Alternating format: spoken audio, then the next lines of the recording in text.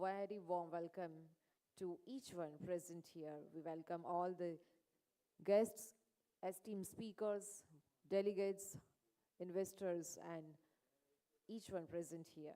Very shortly, we are going to start the inaugural session for today. Requesting all of you to kindly keep your mobile phones on a silent mode. Thank you.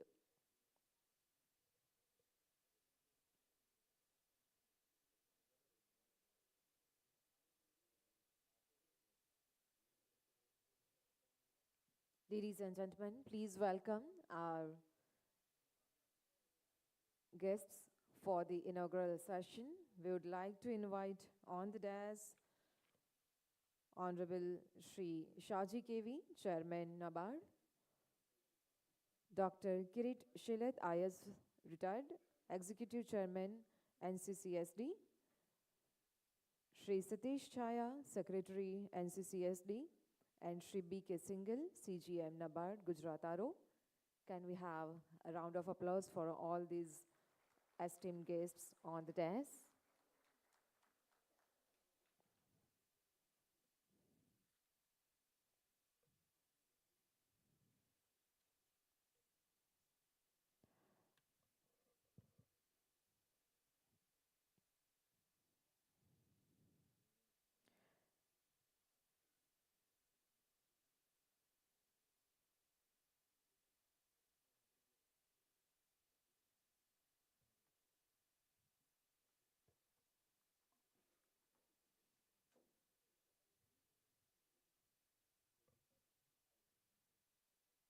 So this series is jointly organized by IEMAI and NABARD.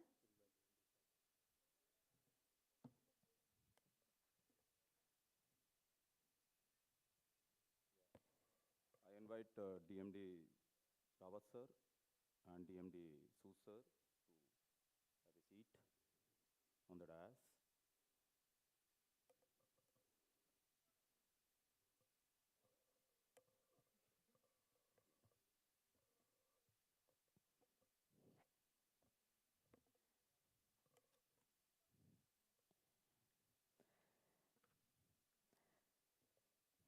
So the theme for this year's summit, as we all know, it is empowering rural innovation for global change.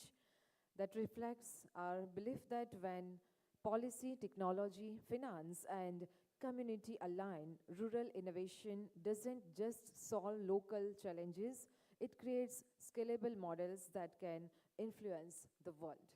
With this note, let us kick off this inaugural session.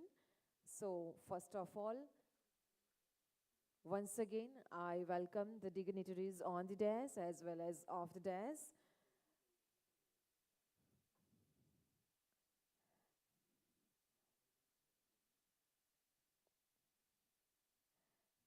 So this initiative,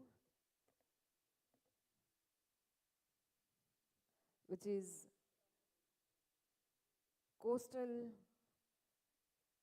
this initiative program on seaweed development in the coastal areas. So as we all know, Gujarat has a rich coastal line, and this initiative is especially crucial as we explore the immense potential of seaweed farming, a blue revolution that is waiting to be happen, and to boost coastal livelihoods, promote sustainable aquaculture, and enhance the ecological balance of Gujarat's vast coastline. With this note, we are gathered here today for the inaugural as well as to launch something very important to this title.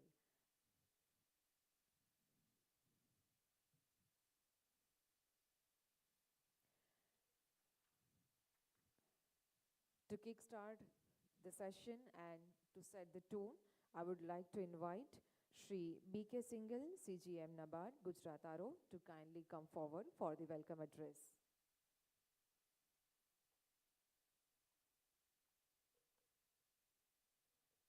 Good morning to all. Please, good morning to all from last, because my energy, I'm drawing energy from you. So once again, good morning to all. Yeah, good. Now my energy is high. Respected Chairman, sir. Respected Dr. Creech Shalet, Chairman NCSSD. He is retired Principal Secretary, Government of Gujarat, and he was the architect of Kirsi Mahotsav program from 2003 to 2005, and it was very successful. And because of this initiative, Gujarat agriculture is progressing very well. That foundation this Kirsi Mahotsav gave to Gujarat agriculture is tremendous. So, and Shri Rabaji, DMD NABARD, Dr. A.K. Sood,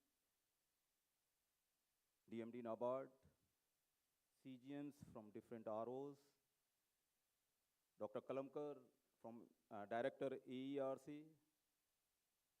Dr. Pathak, ex-Vice Chancellor, and CGMs, my colleagues and participants. So it's my privilege to welcome you all at the land of Mahatma Gandhi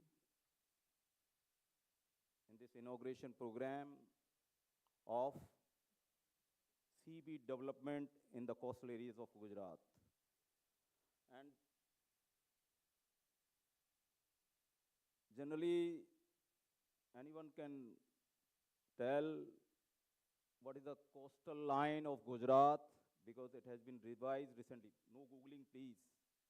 General impression is it is 1600 kilometers.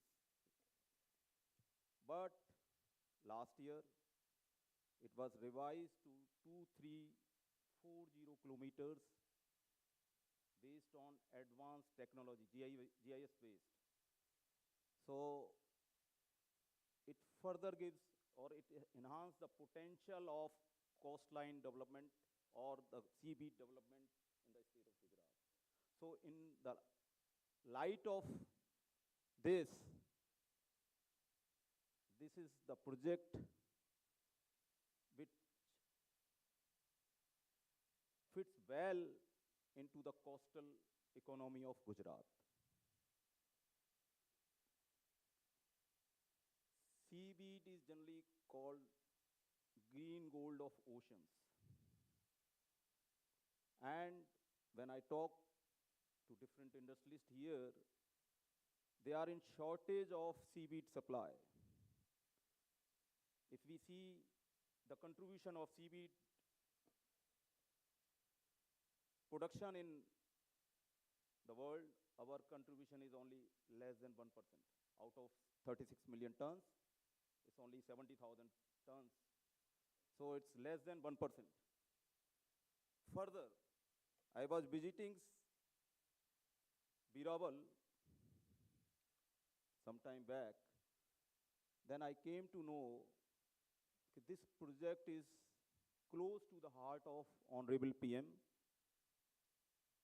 And it is its development, seaweed development on the coastal line of Gujarat. It is being monitored by PMO, Principal Secretary to PMO, Dr. P.K. Mishra ji. He is continuously monitoring the development in the seaweed sector. And it's a nutritional powerhouse. If you see the nutritional value of seaweed, you will come to know what are the nutrients. It's the second, it is the industrial powerhouse. If it is a thickener, it is gelling agent in different products. Even toothpaste we do in the morning, seaweed is the crucial element in that. And textiles also, in dyes. So, third is, this is carbon absorption powerhouse. So these three powerhouses, seaweed is, and because of this, there is a, especially coastal lines and oceans, they are suffering from acidification. So it will stop acidification. So I'm not going deep further because uh, time is short. So it will stitch from Biraval to Mandvi, this coastal line together if we take up this project. And this thread will ensure coastal jobs, women's enterprise, and climate resilient or resilience together. This program is not about just farming, seaweed farming.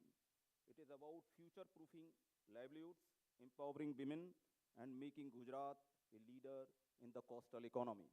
Thank you, and Jai Hind. Thank you very much.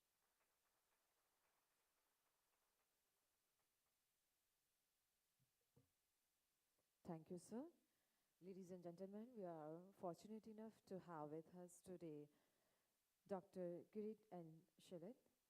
Sir is a retired IS officer and now he is Executive Chairman NCCDST. Sir, requesting you to kindly come and share your important remarks with us.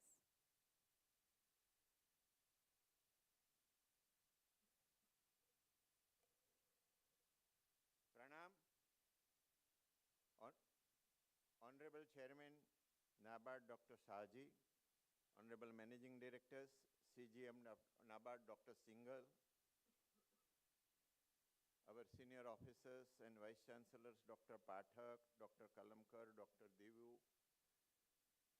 Kamdhenu University Director Patel, Shri Kharadi from Fisheries Department, and all distinguished guests who are here on this very important program. And I would like to thank NABARD, Dr. Singhal and Chairman for organizing this and getting us all here together for this very important program for the country. Seaweed, what it is?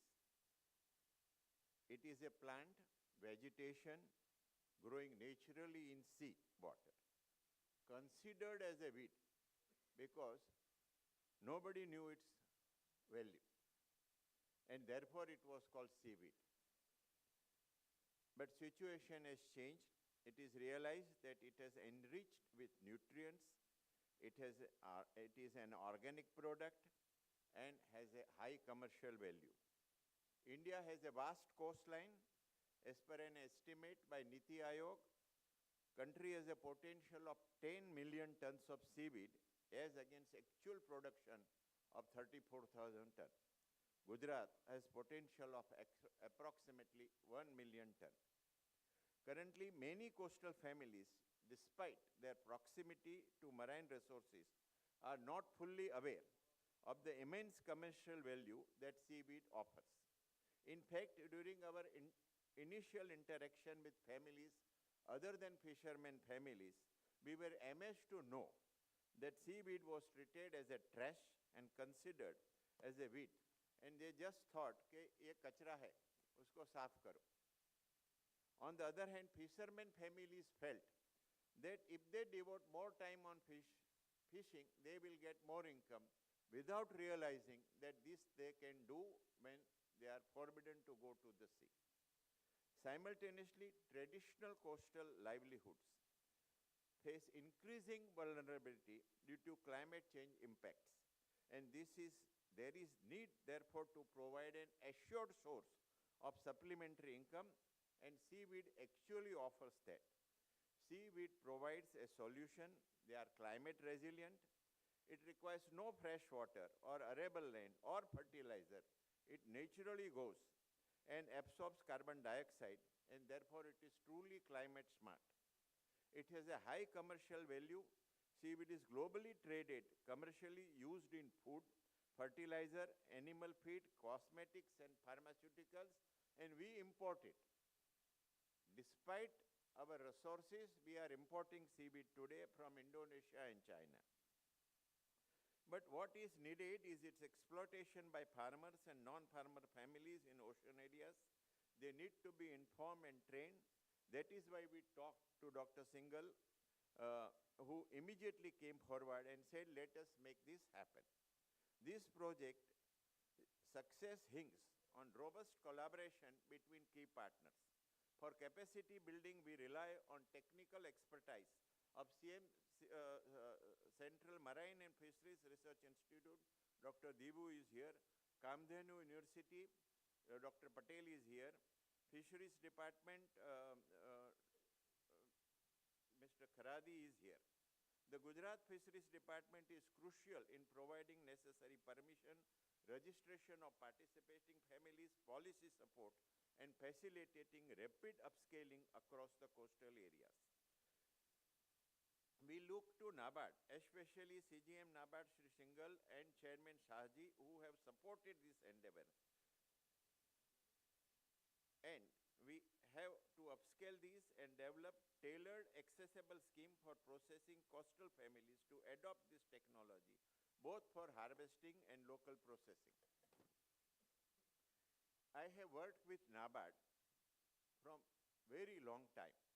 From early 70s, we launched water harvesting program known as Watershed.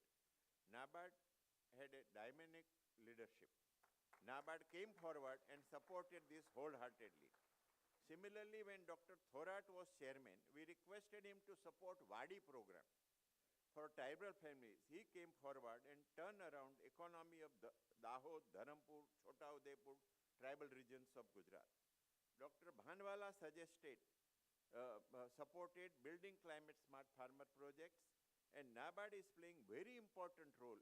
Let us realize very important role in transforming rural economy and sustainable livelihood. We are sure that current project will ignite similar economic development of ocean areas under dynamic leadership of Honorable Chairman NABARD, Dr. Shahji, and Shri CGM NABARD. Let us give them standing applause. Please.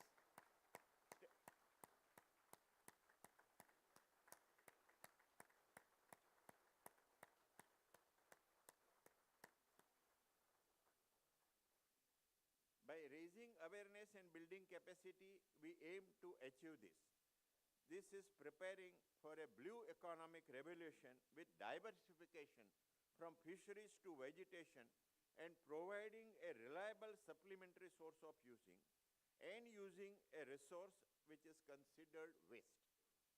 It has a huge employment opportunity not only in cultivation and harvesting but its local processing. In Okha, Mohammed and Ajit Bhai are here. It is partly processed and partly oil is procured. They are using small machine, dried seaweeds, and then crush it, and getting 45 rupees per kg from Bombay industry. The animal husbandry industry from Bombay is procuring from them. Promoting blue carbon activity helps to combat ocean acidification and restores marine health and ecology, along with providing sustainable livelihood. It is transitioning of communities toward a more robust, climate-proof, high-value blue economy. India can emerge as a major supplier of seaweed processed items to the world, which is the vision of our Honorable Prime Minister Shri Narendra Modi for Viksit Bharat. In fact, Dr. P.K. Mishra, Honorable Prime Minister's Principal Secretary, has visited Verawal and Kutch, and we had requested him to speak also today, but because of his occupation, it has not been possible to get him here. We are deeply grateful for the foundational support and guidance from Gujarat Fisheries Department, Kamdeh University, SIMPRI, and NABARD leadership. At local level, deputy directors of NABARD are very active, and we congratulate them for doing very many projects. We look forward for all of you for valuable involvement in making this success, because this is a new idea. And before I conclude, let me share a very brief story. How a waste product is converted into igniting local economy, and it is story from Kutch. In Kutch, in 60s, 70s, Kutch is a desert arid area and vast land of stretches of land. One plant which survived those Prosopis julifera, everybody knows it as a bawal. What we did in Rural Development Department at that time, we used a small aircraft, used cow dung to put seeds inside and sprayed it in, especially in the what is known as the Bani region and rest part of Kutch. And then Prosopis julifera flourished. And it provided, people who are from Kutch know, coal. Domestic coal came from Kutch and rural families got income, but more precisely, Prosopis jula or bawal adds nitrogen to the soil. It changed the texture of the Kutch soil and brought rainfall, and Kutch today has a different rainfall pattern. It is no longer a desert area. It is exporting mangoes. It is exporting so many other things. So we look forward for similar revolution in coastal economy, and all of you have to play a very important role because people not think that this is useful. So let us make together this happen. Jai Hind.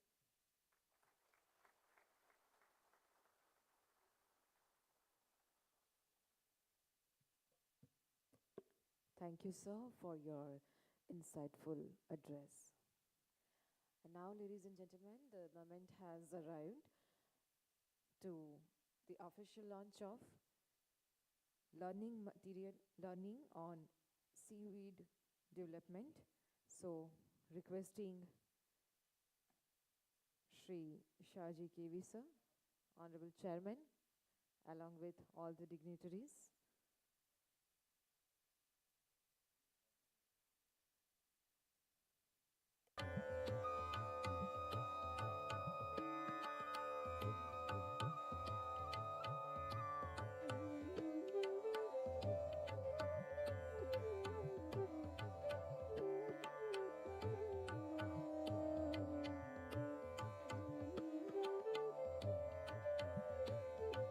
The learning material for seaweed development.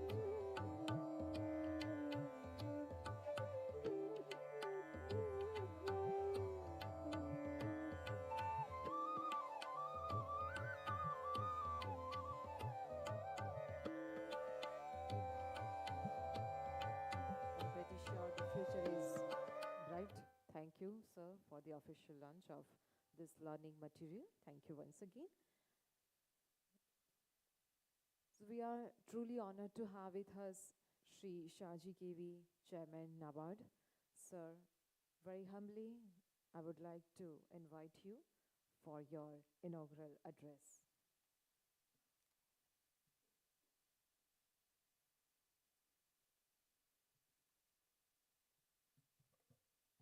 Good morning to all, and I think most of you would have joined yesterday also for the inaugural session of this Health Summit, which is being conducted here. This is the second edition, as you all are aware. Dr. Kirit Sellat, whom I met briefly in Delhi when he mentioned about this project, and my colleagues from NABARD, ladies and gentlemen over here. When I took charge as Chairman NABARD, in one of my first visits to the Prime Minister's office, one of the points of discussions was the seaweed. At that point, I didn't also recognize that seaweed holds that much importance in many of the aspects. Some of the aspects Dr. Kirit Sellat has told here already. When we deal with agriculture or any economic activity, the factors of production, the basics, economics 101 is land, labor, and capital. So these three things are necessary: land, labor, and capital.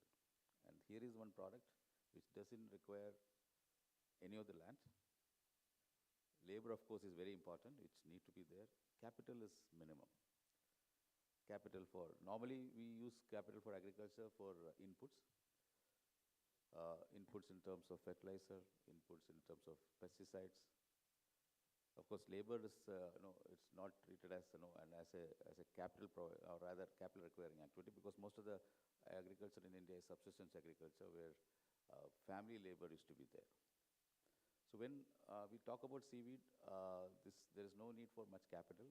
There is absolutely no need for any land because it's grown in water, which is otherwise not used, grown in not fresh water, so freshwater requirement, water requirement is not there, fertilizer requirement is not there, and at the same time, as told, that it absorbs a lot of atmospheric carbon. This is an important activity which Dr. Uh, P.K. Misraji himself told this, that no, this need to be taken on priority. And they were mentioning about some initiatives in Tamil Nadu actually. Because when Prime Minister was Chief Minister over here, he did a lot of initiatives on seaweed. But then other states, mostly these coastal states, didn't take it that seriously. So he was insisting that Tamil Nadu, where the east coast, a lot of shallow waters are there, and it's calm. It's very, very much suitable for seaweed cultivation. So we were actually dealing with, or rather, discussing with Tamil Nadu government for uh, taking up seaweed in a large activity. And in fact, one of the budget announcements in the Government of India budget itself was large allocation to Tamil Nadu for seaweed cultivation. But then, due to various reasons, it got delayed. And last month, I got an opportunity to visit, Gudalur, that area, the eastern, seacoast in Tamil Nadu, where we were doing interventions in seaweed with women FPOs over there. And I could see, there our intervention not on cultivation aspects, our intervention was on processing activities of seaweed. And that count, no, I found that, the women in the coastal areas getting involved not only in harvesting but also in the processing of seaweed and then branding it. And even they are now trying to export that, because there was a mention that we are importing a lot of seaweed products into India, normally mostly for cosmetic and also pharmaceutical activities. So now I told about that three factors, of which labor. Labor is very important in terms of providing employment. Our economy is growing fast, and it has to produce enough opportunities for engaging our people meaningfully and also providing livelihood to the people. So we need to have more of labor-intensive activities, and seaweed is a perfect recipe for that. And that's why Honorable Prime Minister himself is focused on that, because he is concerned about providing more job to people, and it should be very productive. In services industry, of course, India being a services-led economy, a lot of activities are there. But then how far we can go? We need to be there in the manufacturing aspect of our economy. On that count, seaweed with less capital requirement and practically no land and no water requirement is perfect suit for providing improved livelihood, especially in the impoverished areas of the coastline.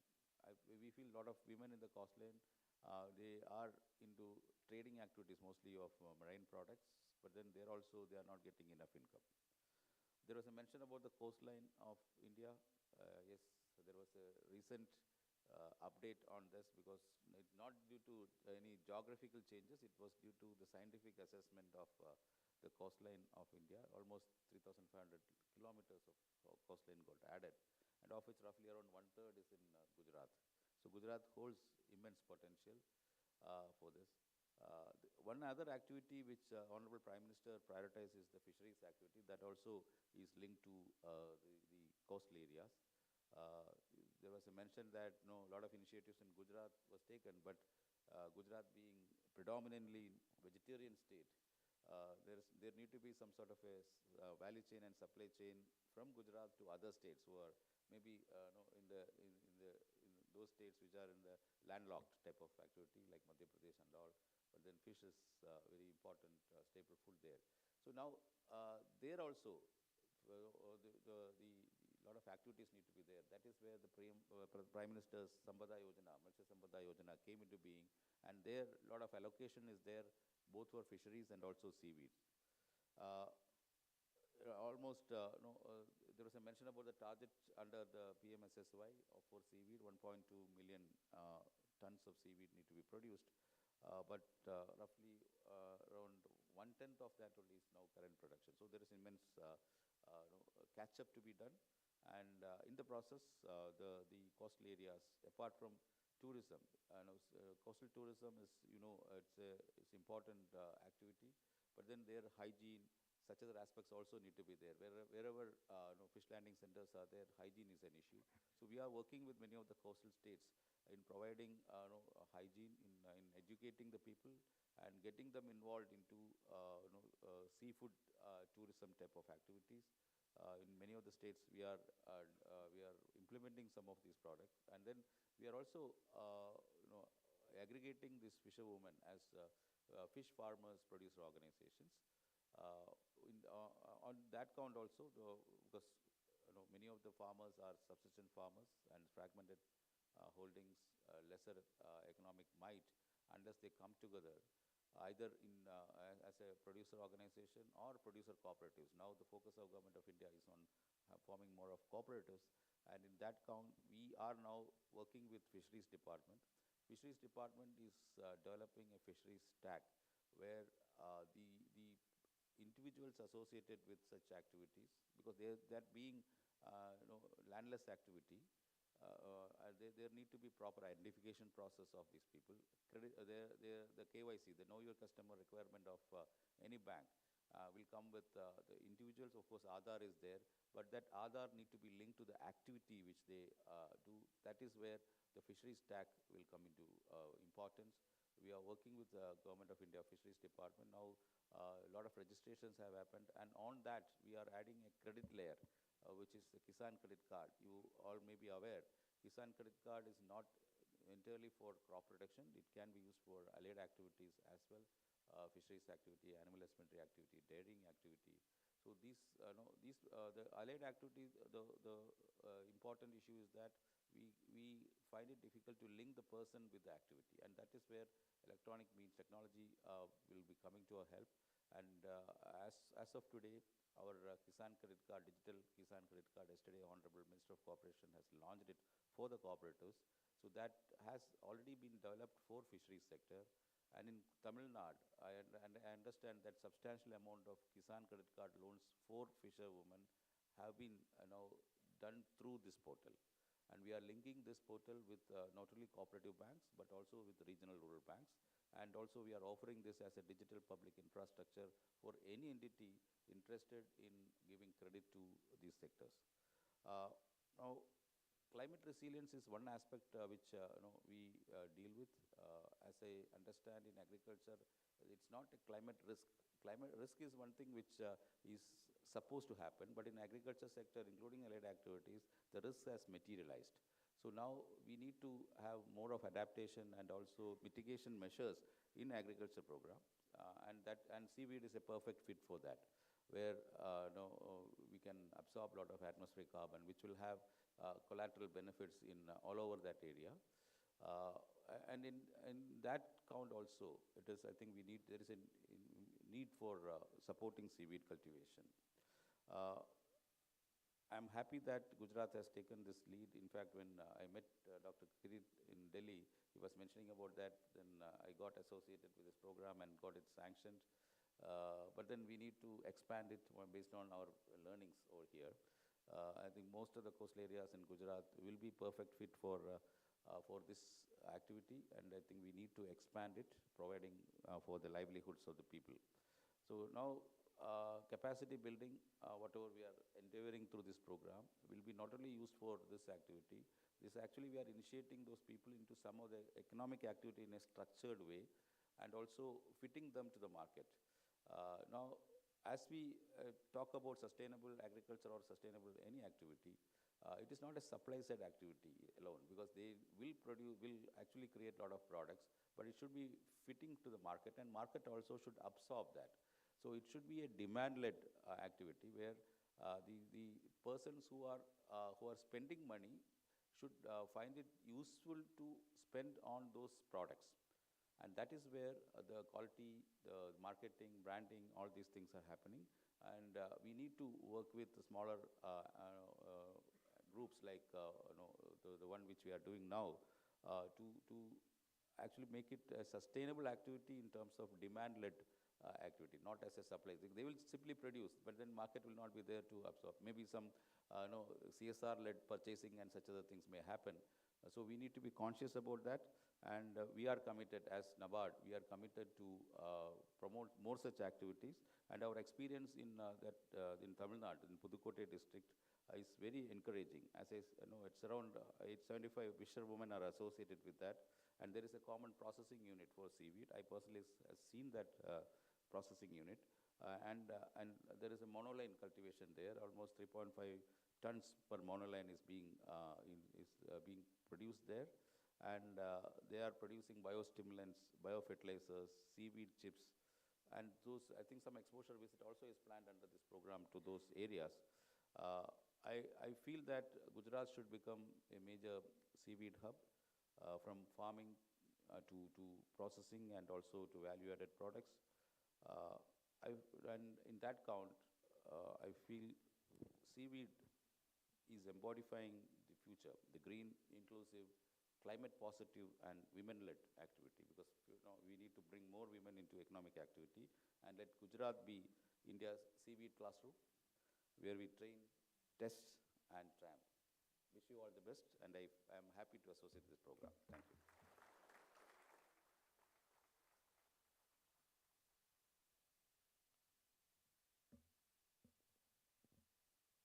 Thank you, sir, for your inspiring address. Your vision strengthens our commitment to this endeavor. Thank you once again.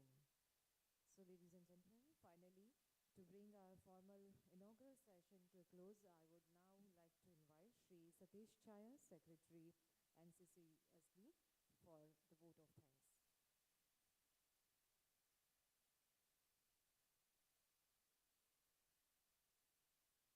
Namaskar, Pranam.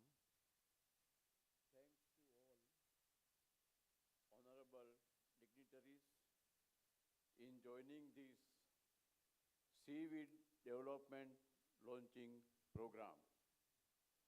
We appreciate the valuable insight shared in the by speakers. Thank you. Thank you again. Thank you, NABARD.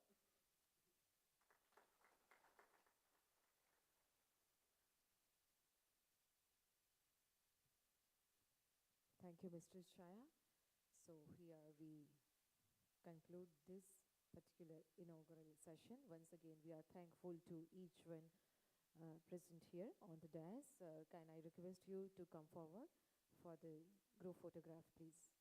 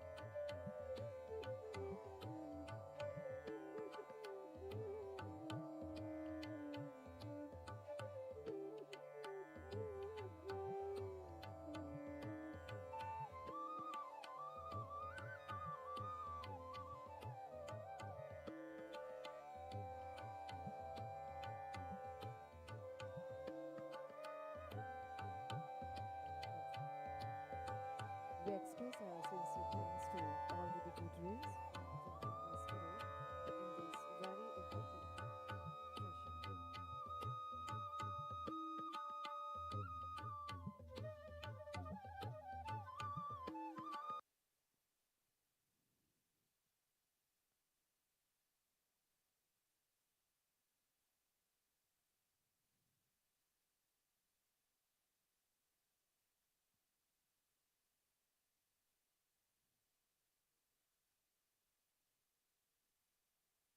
As a part of this Art Summit 2025-26,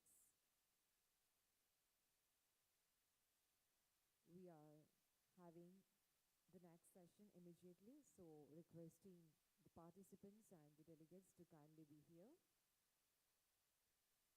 So this summit is a collective effort, and we would like to extend our sincere thanks to Ministry of Electronics and Information Technology, Ministry of Environment, Forest and Climate Change, Skill India, Ministry of Panchayati Raj, Office of the Principal Scientific Advisor to the Government of India, Reserve Bank Innovation Hub, Pusa Krishi ICAR IARI.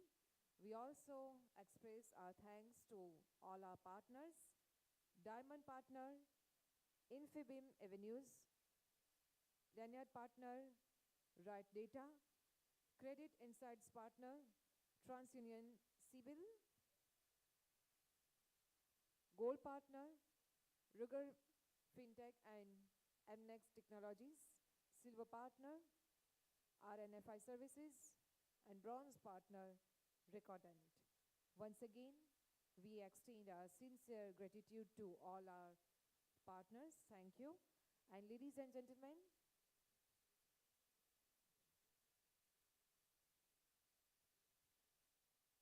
we'll have workshops, hackathons, investment pitches, product showcases, and insightful panel discussions here in this seminar hall 1, as well as we'll have discussions and other engagements over seminar hall 2 and 3 also. And of course, our expo area is buzzing with an exciting and innovative exhibition you definitely don't want to miss. So quickly, a humble request, please get settled down as we are opening the session.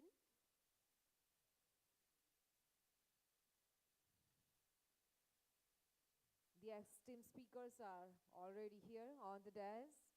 I would like to introduce them. So the topic for this panel discussion is Green Tech and Circular Economy, Rural Innovation for Climate Resilience. And we have with us on the desk Mr. Vivek Adia, Global Climate Expert. Can we have a round of applause for all these speakers, please? Mr. Vivek Adia, Dr. Kirit Shilat,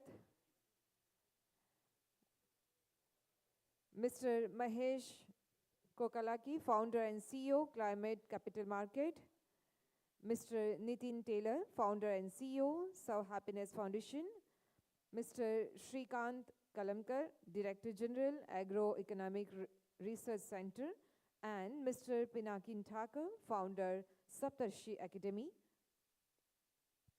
We are happy to have you all here.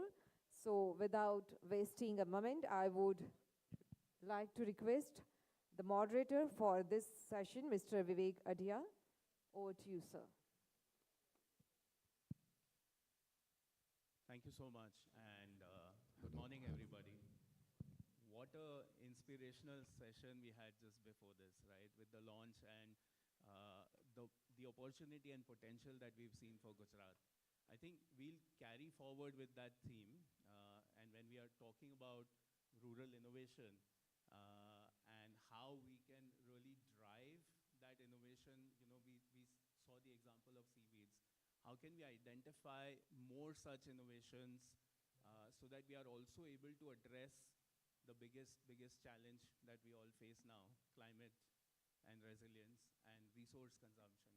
We keep thinking and talking about, is India's agriculture system more water intensive? But at the same time, we've seen enough innovations in this space that makes it, we've seen precision water technologies and stuff. We keep talking about agro residue and agro waste, but this is the biggest wealth now that's being created in terms of biofuels and bio-based inputs that are coming in. So I'm very happy with a very diverse, accomplished panel that I have with me. And since we have a short time, I'll quickly get started. Maybe Dr. Shelat, if I can, invite you to share the first set of remarks. Gujarat has been amongst the most transformative state when it comes to rural development, agriculture growth. Can you share your journey, your experience and vision about how this has come through? So we have about 40 minutes for each one of us, so maybe we can do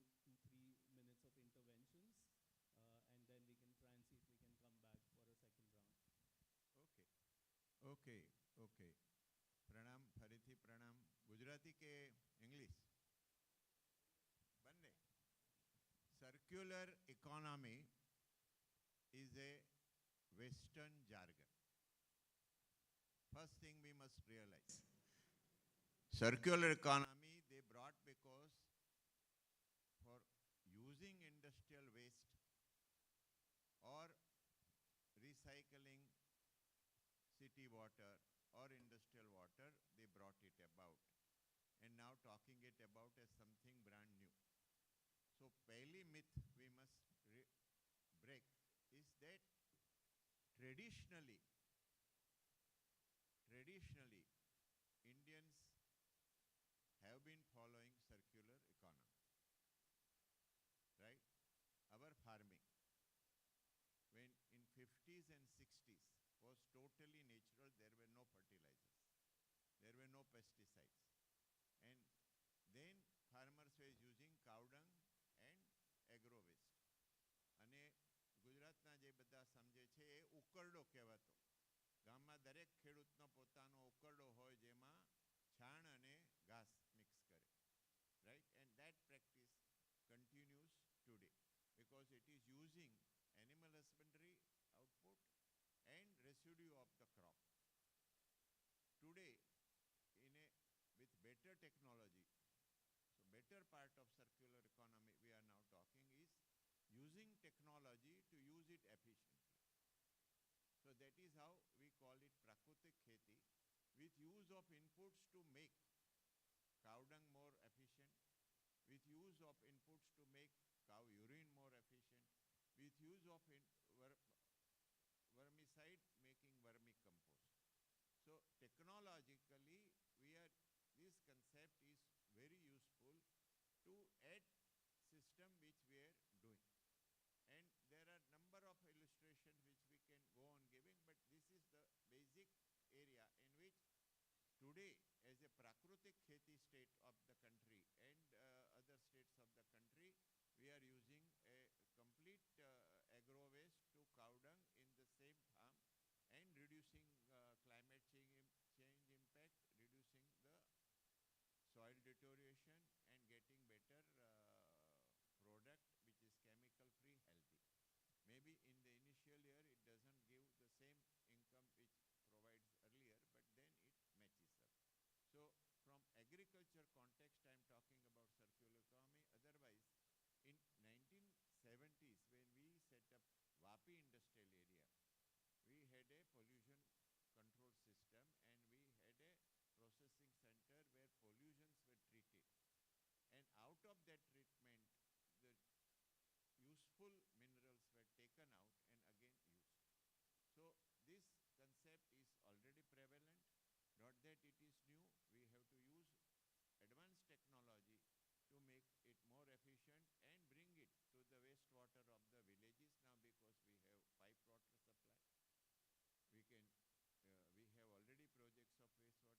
because we have piped water supply. We have already projects of wastewater. In Gujarat, we have briquettes. We are using agro waste to we have 200 units of briquettes, which is used as a fuel. So that can expand to solve the problems of the rest of the area's countries. And I can go on giving endless examples, but I will stop here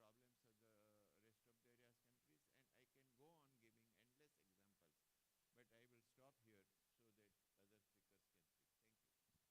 Thank you. Thank you Shailaj સાહેબ અને બહુ મસ્ત આપણું journey રહી છે ગુજરાતની so I think we should congratulate what the state has done. Thank you so much. I'll now come to Dr. Kalamkar. You've done some amazing research, you and your team, in terms of resource economics, agriculture transformation, organic farming, circular economy. What, according to you, sir, are 3 or 4 key levers that farmers can apply so that we can increase farm incomes, non-farm incomes? We can also make agriculture more resilient and sustainable. If you could share your thoughts and share some evidence from your research as well. Thank you, Vivekji. So, good morning to one and all. At the outset, outset, let me thank the NABARD for giving me an opportunity to share the dais with such as the dignitary personals over here. Uh, before answering to the question, I'll take a half a minute to brief about the Agroeconomic Research Center at Sardar Patel University in Vallabh which is the part of the Ministry of Agriculture, Government of India, and working together with the Department of Economics and put forth many such useful findings and helpful in policy making at the national and international levels. Now coming back to the question, how the farmers will opt for going for making the farming more profitable, that too in a conservative manner in terms of looking for the circular economy as such. As respected Shailesh sir had mentioned, Indian agriculture is so interconnected that cannot get separated along separately as we have been seen in the developed countries. We have been using the animal husbandry, which is being interconnected with the agriculture as such. And when we talk about going back to that phase, we need to go by the phase wise of that. Today, agriculture is the crossroad. We have been facing the problem of climate change. We are already in the water scarcity region. And that too, we are having the problem of making the farmers to get the renewable prices. Now, having said this, the farming system in India has trying to develop now in a way of a collective nature. So the farmers collectives, maybe it is called the FPOs, I would say more in collectives in the sense that it should not be the group which look forward to be registration interns. They work together in order to pool the resources together, in order to pool the responsibility together, and to fetch the better market prices for the produce they have along with the value addition which they have been having. For example, one of the such of the farmers collectives is there in Nagpur, in a district where we have visited, and that concept note which we have shared with the PMO office also. I think farmers should go with producing the produce which they can go for the value addition rather than depending on the market. Having a group together, producing the crop produce and going to the APMC market will not get the benefit of as such their collectivization. And second, they should not focus on the input market as such. They should be post-harvest logistics, which will make them to stand on with their own alone, along with the segregation of the produce as per the need of the consumer, branding it, trying to store it, and maybe the export is also there. So this area, our FPOs and NABARD has really done a fantastic job in the beginning of supporting the FPO, and recently also they have been doing. Along with that, I feel our farmers should go for a training aspect, which KVK and State Agriculture Universities and also like NCCSD has also been doing the training programs, which Professor Kirish Shailesh Sahab has started with Krishim also. I think they should get participated in order to now capture the global market to making the value addition in their projects. So I'll get back to the other one round also. Thank you. Thank you, Professor Kalamkar. And I think, as we hear, the power of collectives, FPOs, networks, cooperatives has always helped India and helped our rural economy prosper. What we are now increasingly seeing is also the presence of agri-entrepreneurs and rural entrepreneurs. And maybe Nitin, if I can come to you, very interesting attire, and maybe you could share a little more about that as well. But you've been running the Narmada Prerna Yatra. You've been talking to a lot of entrepreneurs, and you've been engaging at the grassroots level. What are these real-world examples that you are seeing, and where is the passion coming in from? If you could share some thoughts.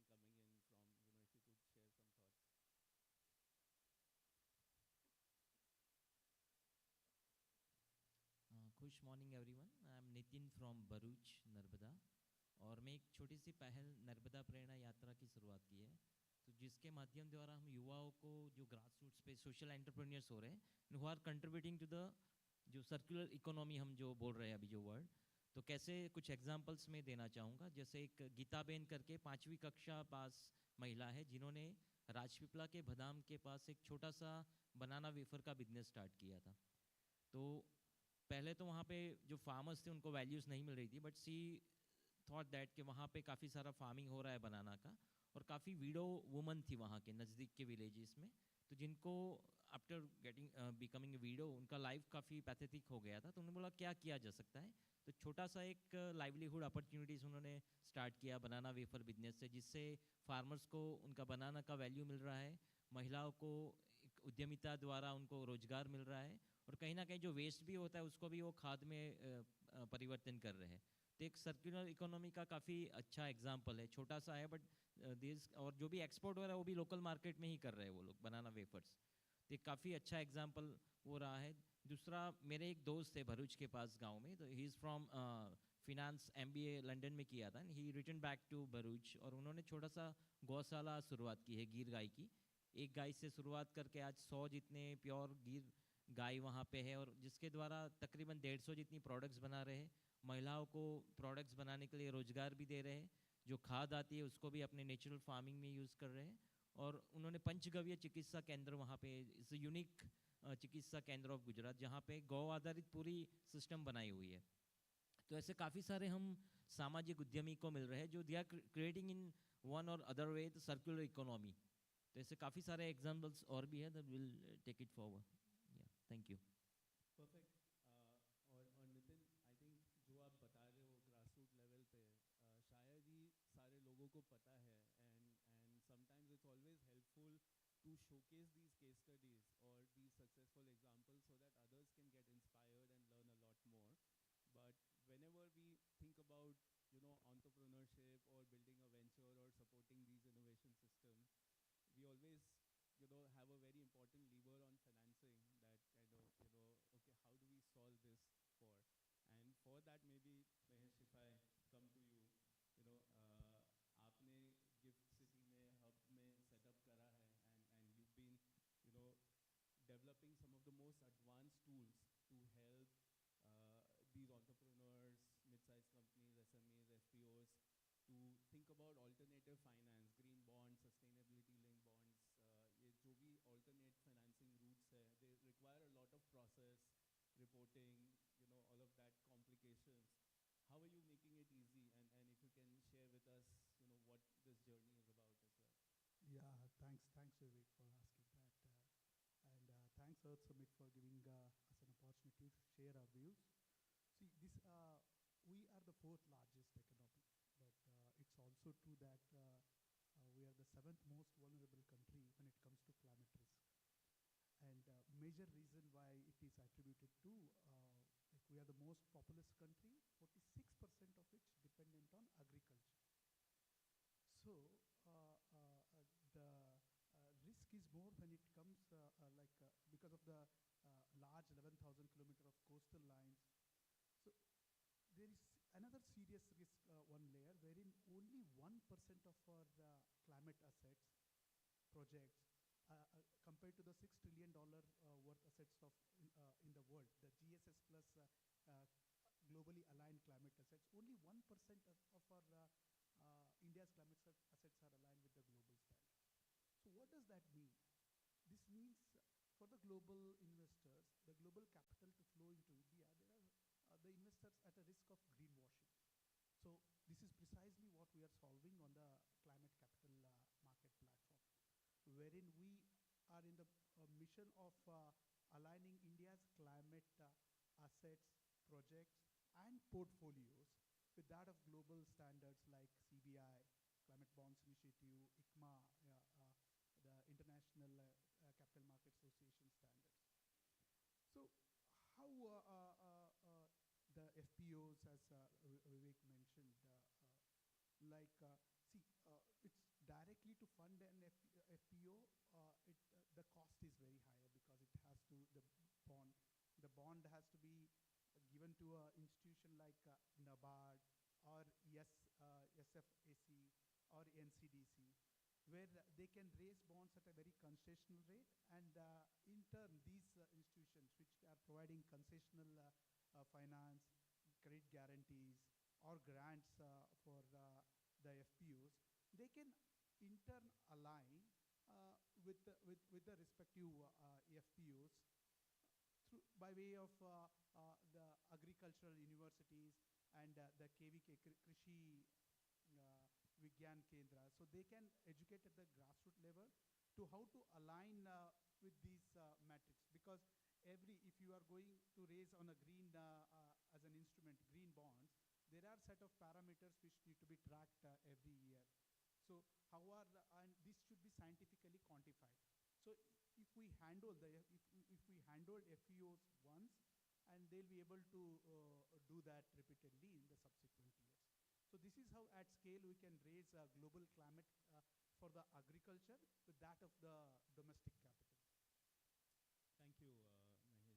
And I think with finance possibly solved, the entrepreneur and the FPO ecosystem kind of taken care of, the next big thing is about technology, staffing, resources, capabilities.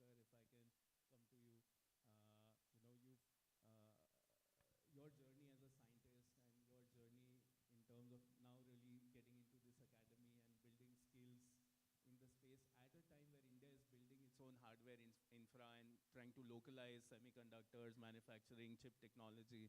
If I can talk to you about, how do we bring this new age chip semiconductor, these technology interventions to farming, and what kind of capabilities build that we are able to, transform our people around. If you could share your thoughts. Thank you, Vivek, for the most relevant questions you asked for the today national building. And thank you, first of all, NABARD and the organizer to give the chance to be a participant in this event where really the India needs in this situation the rural economy. So I think circular economy and the climate and all experts, they have talked. So I will be more focusing on the innovation of the word. That's seen my journey of 38 years in ISRO. We have done a lot of projects for the agriculture, for the rural, for the animal husbandry and all. But the question which Vivekji asked, that how we can develop through innovation the rural economy. So our main interest, I think, whatever I will be talking here, that I have demonstrated as a startup, we have put one project here, that is village on chip. So what village needs, smart village needs. Now we have focus on the smart cities, but what is our project is more focus on the how we can make the village smart. So that is one thing is irrigation. See, in a renewable energy, we cannot produce. The law of energy conservation says that we can't produce the energy. It's a transformation of energy one form to another. So what we need to do is the saving. ગુજરાતીમાં આપણે કહેતા હતા કે ત્રેવડ ત્રીજો ભાઈ છે. એટલે we cannot produce, but we need to save the water, we need to save the energy. So how we can save that, that's what we have demonstrated. First thing is we have made the one system where we can measure the humidity of the soil, we can measure the temperature of the soil, we can measure the TDS of the water of the agriculture, and if humidity of the soil goes beyond 30%, automatically system will get on, it will start the pump, and the irrigation system will start. So this is where we can save the 30 to 40% of the electricity as well as the water. That's what is needed of the hour for the agriculture. Same time, we have developed through satellite, this program we have developed during, I think, when our beloved Prime Minister Narendra Modi ji has taken up in 2014. Then all the department of the government, central government, were asked to use the ISRO technology. In that process, we have developed one mobile one, which was having a hybrid communication, terrestrial as well as satellite. So in the remote villages like Dag and all, still they don't have a landline or that BSNL connectivity. So we used to go there and connect with the APMC locally through satellite. We used to give them the data. So this kind of a project we have done that time. So I think using this kind of a technology, we can definitely, and there are many other things we can do for the village, like animal. Today the problem is manpower, and how we can manage that manpower with using IoT, our AI, then semiconductor and space technology. the whole demonstration, I think I request everyone to just see that demonstrated, that whole village, how we can put it on the single chip and that becomes a smart. So we have demonstrated lively. So I think action speaks louder than the words. Thank you. Lovely, and again, big round of applause here, and we'd love to see the demonstration. So thank you for sharing that. Dr. Sheilad, if I come back to you for a second round, you've heard what's happening across the network of FPOs, entrepreneurs on the financing and on the technology side. What is your vision now going forward? How do we bring all of this together, and how do we make this like a model state and show rest of the world કે આપણે આ કરી શકીએ છીએ અને we can do that in a most sustainable manner but also increase income for our farmers and our entire ecosystem? હું એ વાત કરું પહેલાં એસએફટીમાંથી ગિરીશભાઈ છે, શ્રોફ ફાઉન્ડેશન ટ્રસ્ટમાંથી નથી. Anyway,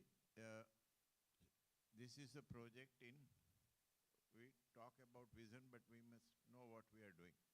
This is project near Chota Udeipur, where dolomite mines were there. A mines થઈ ગયા પછી એ ખડા હતા. Now, Srop Foundation Trust used accumulated water there, tested it, found it normal, and irrigated from one mine 40 hectares of land. Now question is, this happened due to local initiative. So when you are talking about vision, across the country, we have 100,000 hectares of land under mines. So if we use, because water is already getting accumulated there, and they are khaddas. So that kind of vision, this group has to develop. Each one of you can think like that. Another small example is rivers for the housewife. ઘરની અંદર you are getting fruits, vegetables, and when you cut, residues are there. When you clean it up, residues there. My wife, what he does is kept matlu. You understand matlu? With a chakli.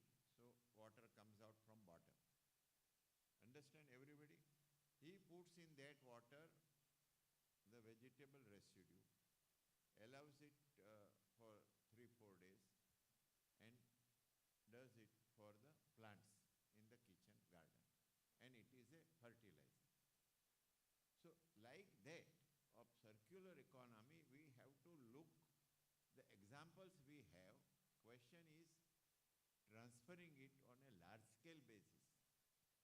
How do we use the modern technology of AI and social media together to multiply such examples which are across? You can give, again we are talking about seaweed, but I'm not repeating, he can share. Okay, seaweed is treated as a trash, and Dwarka coast બહાર કચરો આવે તો મ્યુનિસિપાલિટીને એને માટે truck રાખવું પડે કે આ સીવીડનો કચરો લઈ જાય.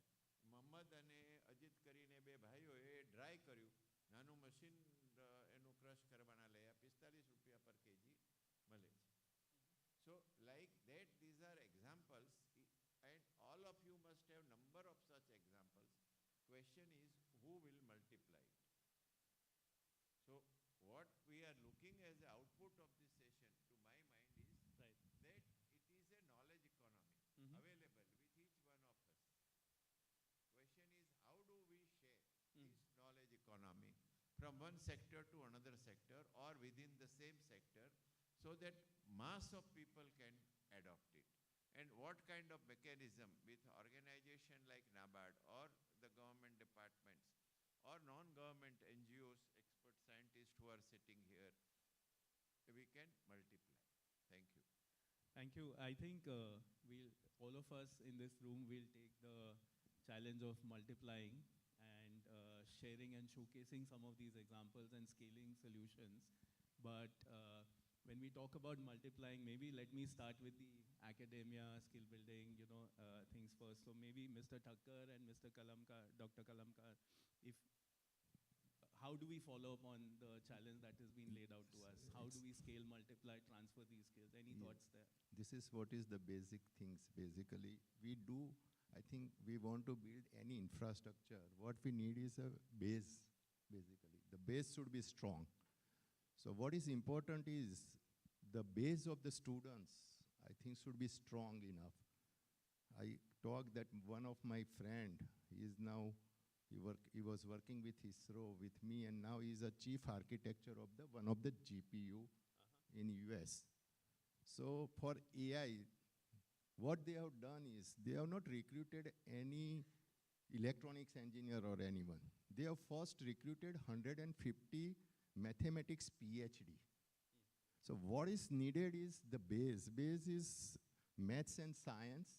On that, like Vivek, on the basis of that, the main semiconductor and now deep technology needs the more investment towards the manpower. Because whole game, whole war in the world is now intellectual. See, any war is not going to be on ground. It will be through satellite. If you see last few wars or even our Sindoor operation. So what we need is our indigenous technology, and for that we need to develop the manpower. So with 38 years of my experience in ISRO and 1.5 years with private Sarabhai's firm, what I thought is, I think Gujarat needs a lot of development, skill development for the semiconductor, for the space, and for the advanced technology. Got it. So my objective to foundation of Saptarshi Advanced Technology Private Limited was two. One was to develop the students, and mainly my focus is on the rural. Got it. Okay, now, so that I need to develop them for the advanced technology, and they don't need much of a knowledge for that. They need an intention for that. And second, they should have that empathy for the village and rural. I think now rural students also wants to go to the corporate sector only. So we need to develop, I think socially also we need to develop that. And skill-wise, we are there. We are putting our best. We have started 17 various courses in semiconductor, and one of the course, semiconductor for space, is the first time in world. We are starting. Got it. So now that has to be utilized properly, and intellectual property. Nowadays, if we see the Taiwan or China's economy, see now Tata is coming, Tata Foundry is coming here. But what we need is, we need a feed for that foundry. So around that, we need to have at least 100 fabless design houses. And they need the manpower, and Saptarshi Advanced Technology, we are very much focused and we are putting very hard efforts, but unfortunately, we are not getting that much response. So So I understand. So maybe availability of design houses, access to advanced technologies, passion that can be generated within the workforce, and I think some of that we'll take, and we'll continue on these conversations. So my one sentence, last conclusion. Yes. The statement what Vivekanand ji made, okay, give me 100 energetic young men, I can transform the India. Yeah. The same sentence with 1-2 modification, give us 100 energetic for the advanced technology intention. I think we can change the India at least, and we can be the global player. Lovely, lovely. And Dr. Kalamkar, quickly, if I come to you on your thoughts about how do we scale, transform. Sir, we are now looking forward to be the develop India by 2047. Right. Now we have to now track down the issues which need to be addressed at present, because our food production and food consumption system is not in sustainable manner.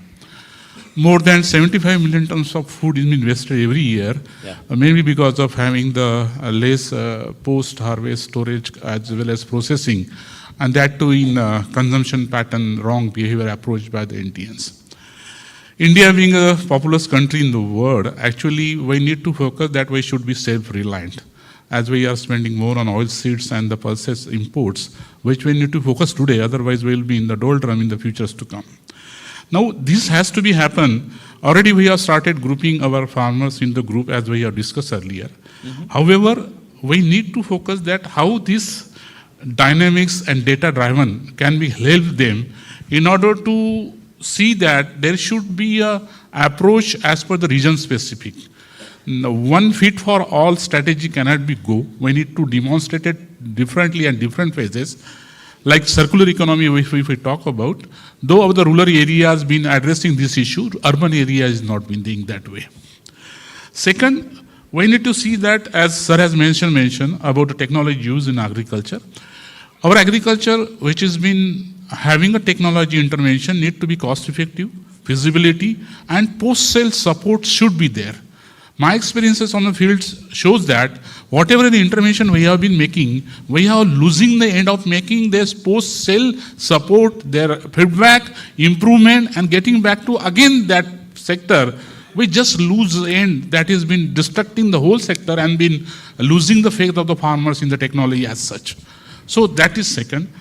Data analytics is the most important part. We need R&D, we need a data analysis. Unless we go for getting the stakeholder consultation, our circular economy and making the waste reduction will not happen.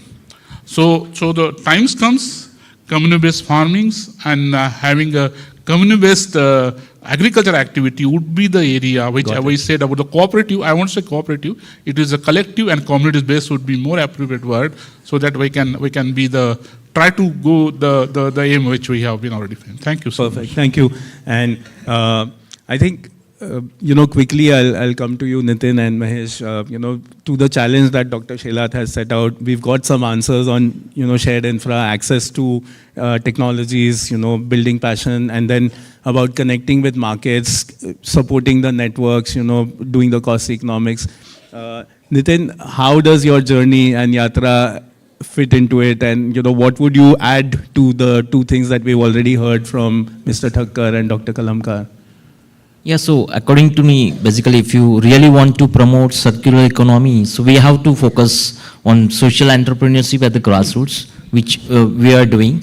तो ऐसे काफ़ी सारी चीज़ें apart from farming also, like we work with the artisans at the grassroots.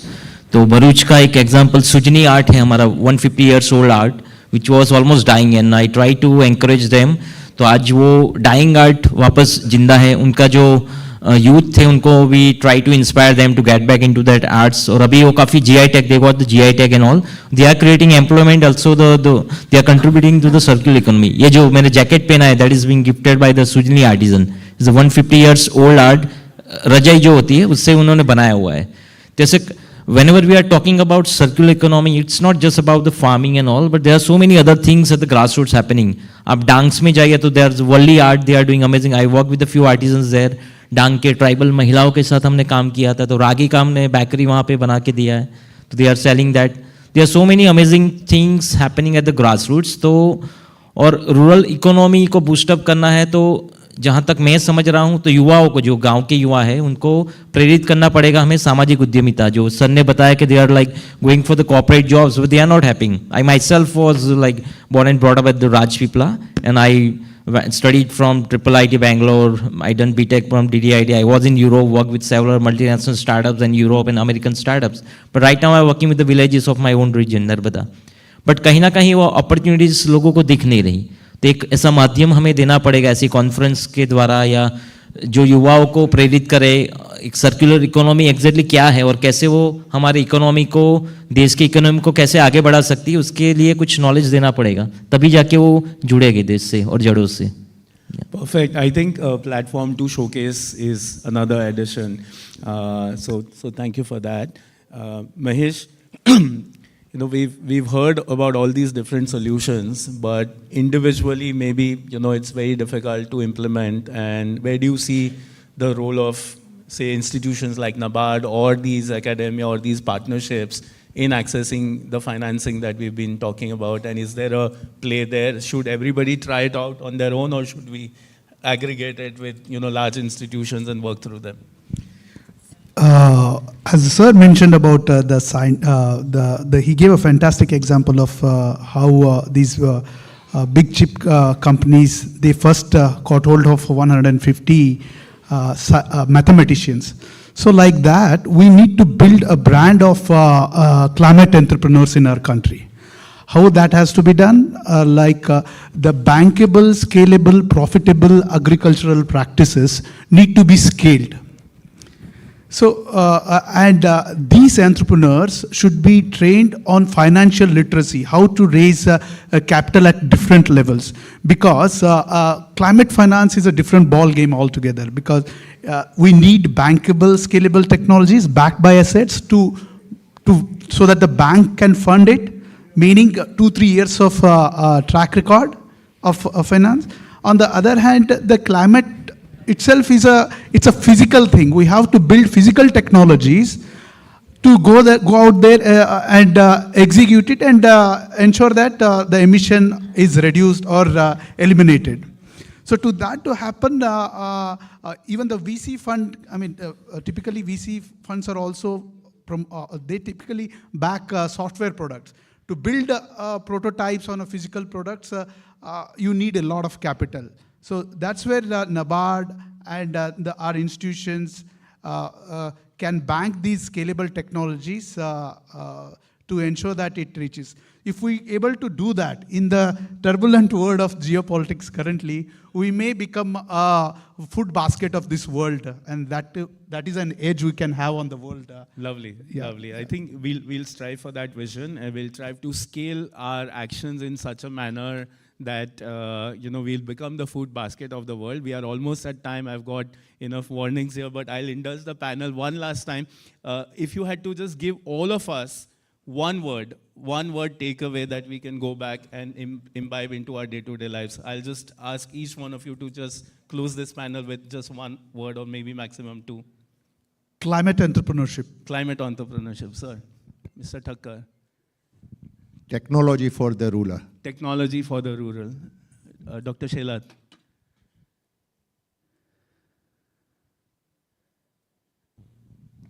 I simply say, let us request all our TV channels and FM radios. Okay. आप advertisement सबकी करते हैं तो वेस्ट कैसे रिड्यूस कराया जाए उसका आप मैसेज दीजिए free of charge. Perfect. So that will be great transformation, because that is what we need, because people listen to radios, people listen to the TV, people listen to the YouTube. So whether we can give such examples free of charge and motivate them to do it, it will be a great task. Perfect. Right communication. Dr. Kalamkar. Yeah, only 2 points. Yes. One or two words very quickly. I know we have to close the One, panel. like having... Yeah. Yes. Integrated policy mix. We need to go for integrated policy mix. Integrated policy mix. Nitin. And last one, Okay. we need education, as sir said, regarding the consumption and the disposal of a waste. Perfect. Yeah, social entrepreneurship and minimalism. Perfect. Thank you so much. Ladies and gentlemen, please join me in giving a big round of applause for all our wonderful panel. I'm sure we've learned amazing things, and please be in touch with them during the breaks to interact more. Thank you again. Mr. Adia, for very good conducting session, and thank you NABARD for organizing this.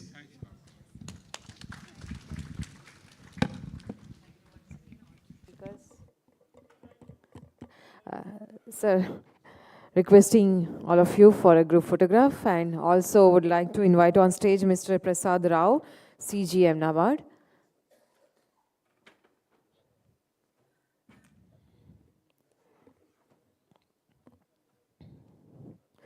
As a token of our gratitude, requesting Mr. Rao to kindly present a memento to all our speakers.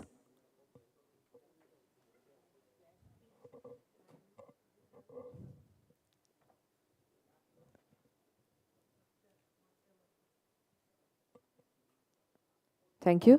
Requesting Mr. Rao to kindly present a memento to all the speakers.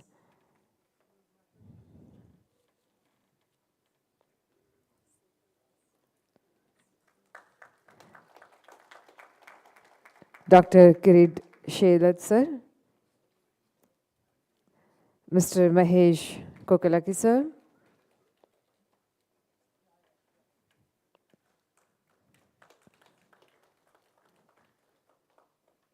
Mr. Shrikant Kalamkar, Shri Vivek Adhia, and Mr. Pinakin Thakur.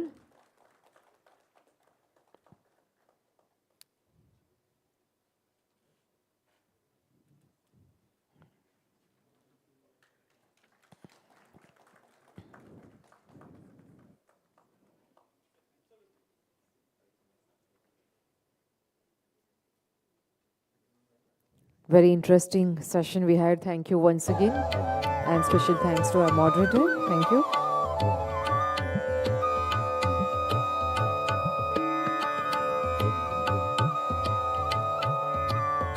So I'd like to draw our attention that after this session, we'll have one very important far side chat very quickly.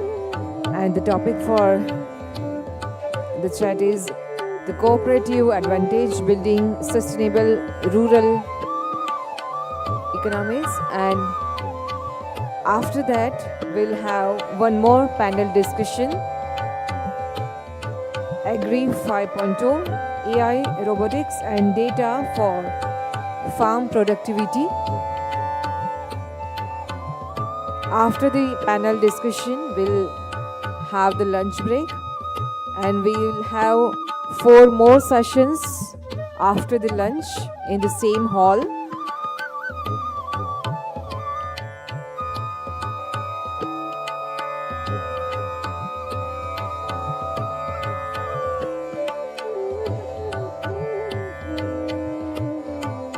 So while you enjoy today's sessions here in this Seminar Hall 1, we encourage you to explore the many interactive and enriching experiences across the Earth Summit. There are workshops, hackathons, investment pitches and product showcases and insightful panel discussions taking place in Seminar Hall 2 and 3 as well. And also our expo area is buzzing with exciting and innovative exhibition that you must visit.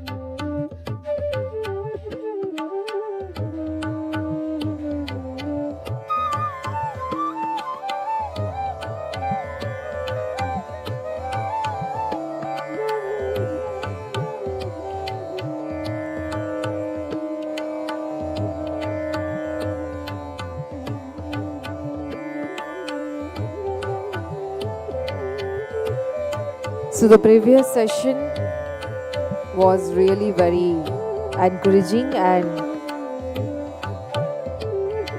we have so many thoughts in our minds. We'll have the lunchtime when we can engage networking. So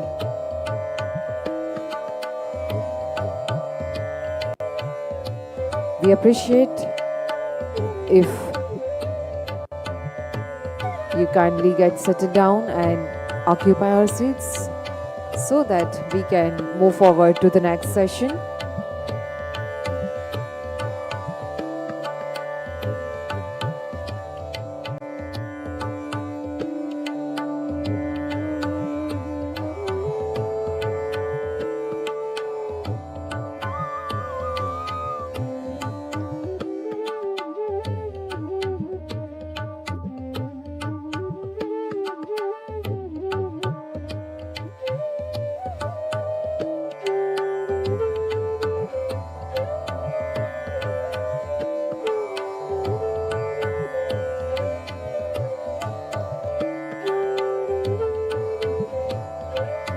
So we had a very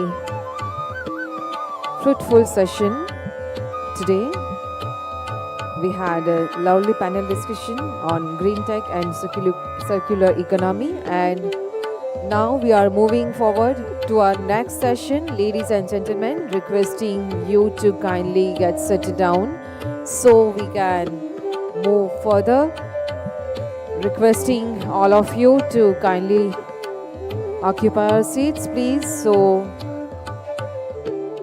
as we have also many more sessions to conduct and we are running a little bit late, so kindly cooperate.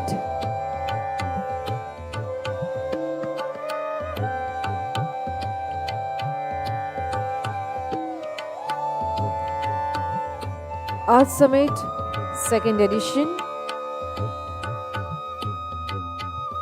The theme is clear and we are having many more interaction sessions here throughout the day in different seminar halls.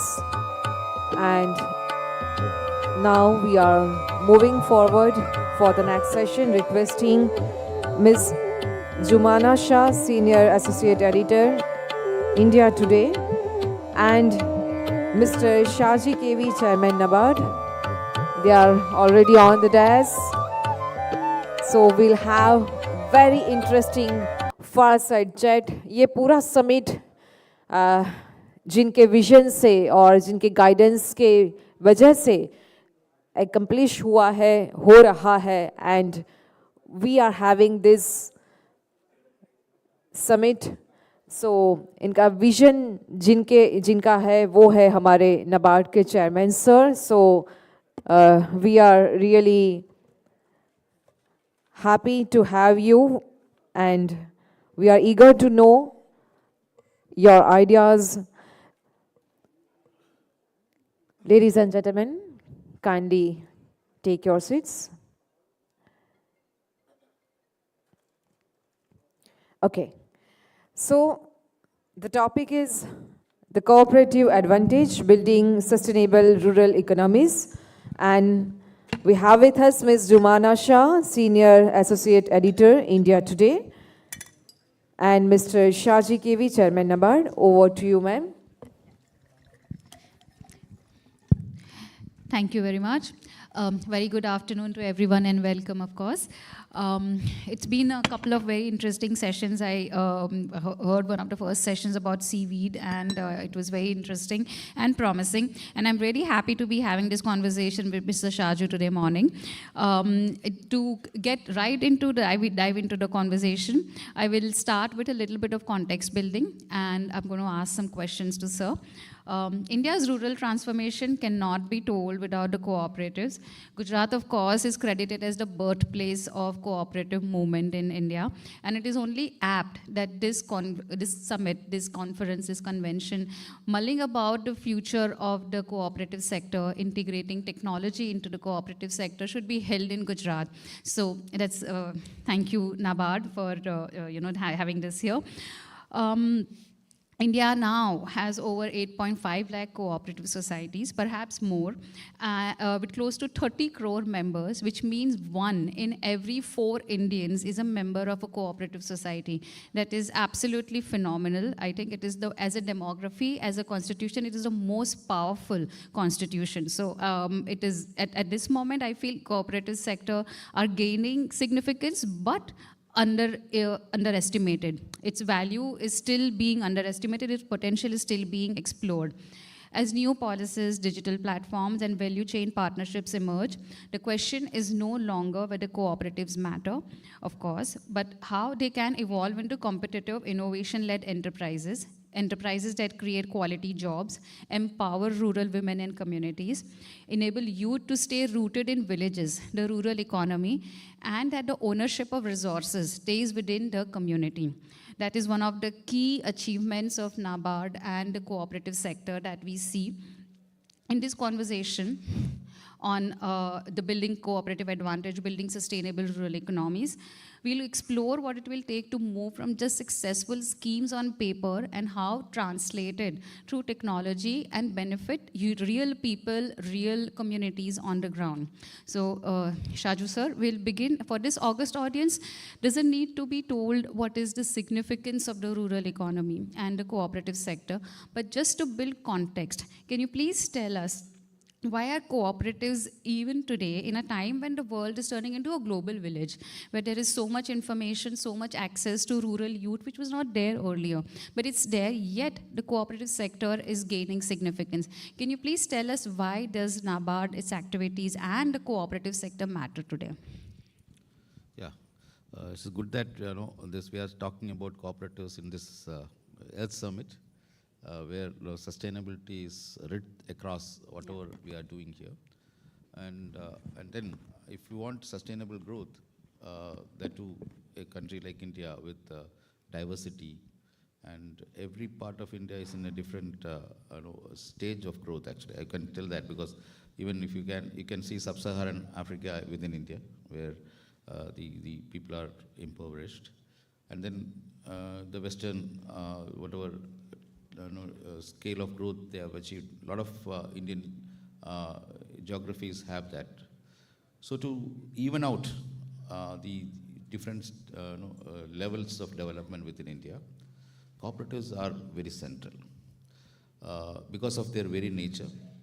In fact, the cooperatives in India came as a response to crisis.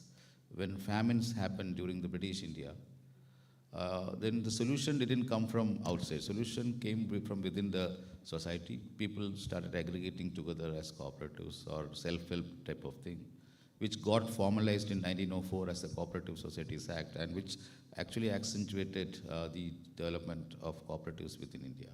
But it was a worldwide phenomenon. Wherever, in whichever economies you see, for sustainable growth, cooperatives, that is near the neighborhoods come together for finding solutions. You told about that India 1 in 4 is a cooperative member, but then that is not sufficient enough. If you compare the memberships across the country, even the US, you tell about credit unions. Credit unions are necessarily cooperatives. So they are the largest in terms of banking. Mostly, as the word it denotes, it is a credit union. They came together for dispensing credit because they gather the household resources or some from resources from outside, and then give loans within them. And that exactly is the nature, because any activity, any economic activity needs loan or credit, which can be sourced from those who have surplus money or borrowed from outside. In that context, if you see, in European countries also, if you see the banking sector in those countries, they are predominated by cooperative banking. Whereas in India, it's not so. So you told about 8.5 lakh cooperatives, of which around 2 lakh can be called as credit cooperatives, but then their share in the total credit is less, and it is diminishing as well, which is worrying, because in a rural area, if a private entity comes in and try to do some business activity, whatever welfare is created out of those activities will be taken out as profits. Whereas if it is as a group of their own people coming together, pooling resources and helping them, helping one another, then whatever profits created out of that will be recycled or distributed, recycled for further business activity or distributed as dividends among those. And that very nature will denote that it's a sustainable activity, and then it will find its own equilibrium. And every time that virtuous cycle happens, it will go to a higher orbit of growth, and which will push those part of the country with higher growth and higher incomes. We are talking from Gujarat. You mentioned about Gujarat as a state which actually shown the white revolution, which was driven by cooperatives. I am coming from Kerala, where it's another type of cooperative, that is credit cooperatives, are very active, which in data also it is not shown, but then from Kerala, coming from Kerala, I can tell that in those part of the country, it is most of credit activities happening, But in Gujarat, it is business activity which is happening. So there, it is a money lending, which by definition may not improve welfare.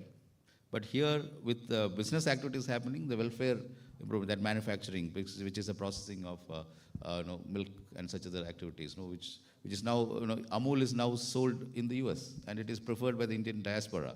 And that itself shows that some sort of a manufacturing activity can be done at the world scale by the cooperatives, that is the village women coming together and doing this. So that itself shows the importance of cooperatives in Indian economy.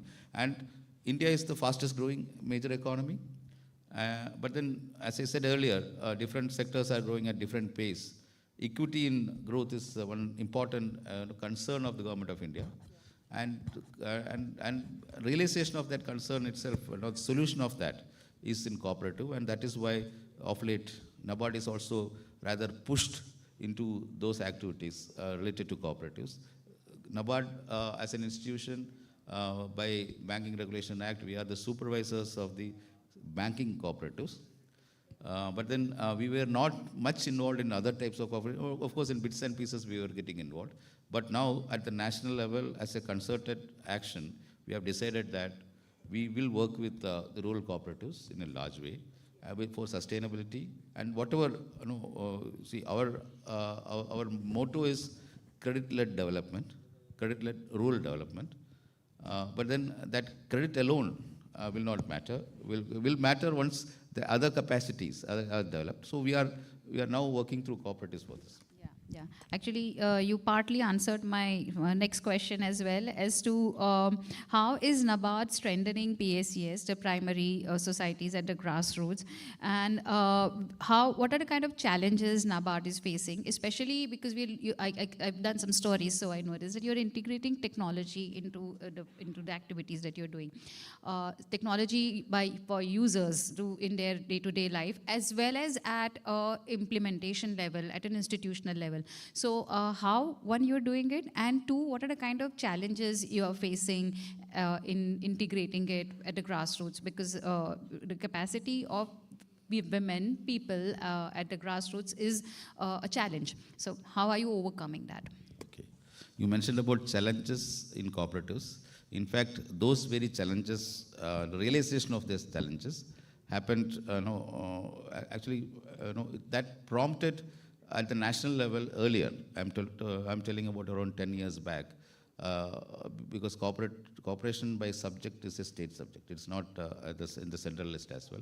So states can devise their own policy, and that led to different states having different levels of activities. Some states took up very seriously about that, and then half-hearted attempts were there, and some states didn't bother about these things. And NABARD being involved in many of the rural areas, they realized that working with cooperatives is an important thing. Cooperatives are essentially formal entities which are registered entities at the grassroots level. But then initial activities didn't bear fruit. So we started working with informal entities. That is where the self-help group came into being. Small group of women primarily. They came around 10 to 20 will come together and have an informal group. And then the RBI came out with a regulation that these informal groups can open accounts. So normally, for opening an account, know your customer guidelines are there. KYC. But then informal groups doesn't have any register or certificate that they are a group. So RBI told that, okay, for self-help groups under the NABARD model can open accounts, and that opened a lot of opportunities for flowing, or rather opening accounts and then accessing financial whatever wealth they can, because household savings are there. And then later, from 2015 onwards, because you mentioned about 8.5 lakh or around that much cooperatives are there.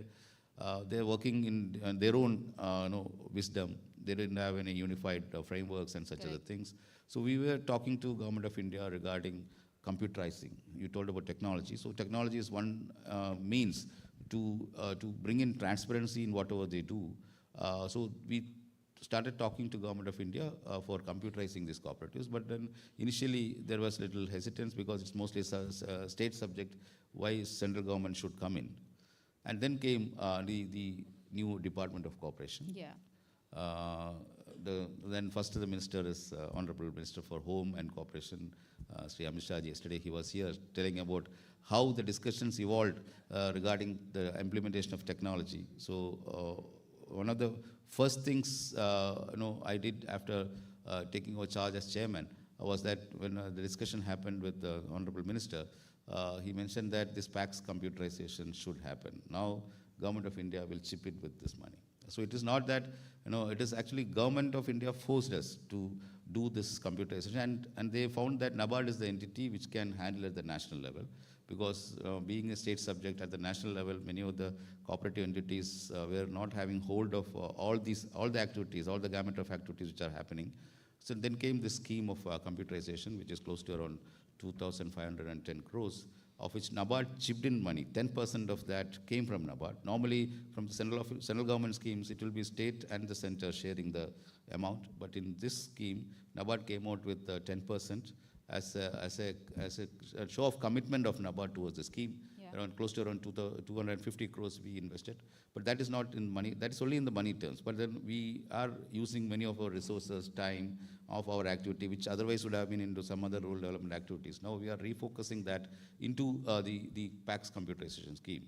And then this being a grassroots level activity where we are infusing technology into people who are not used to. So even they are not literate, forget about digital literacy.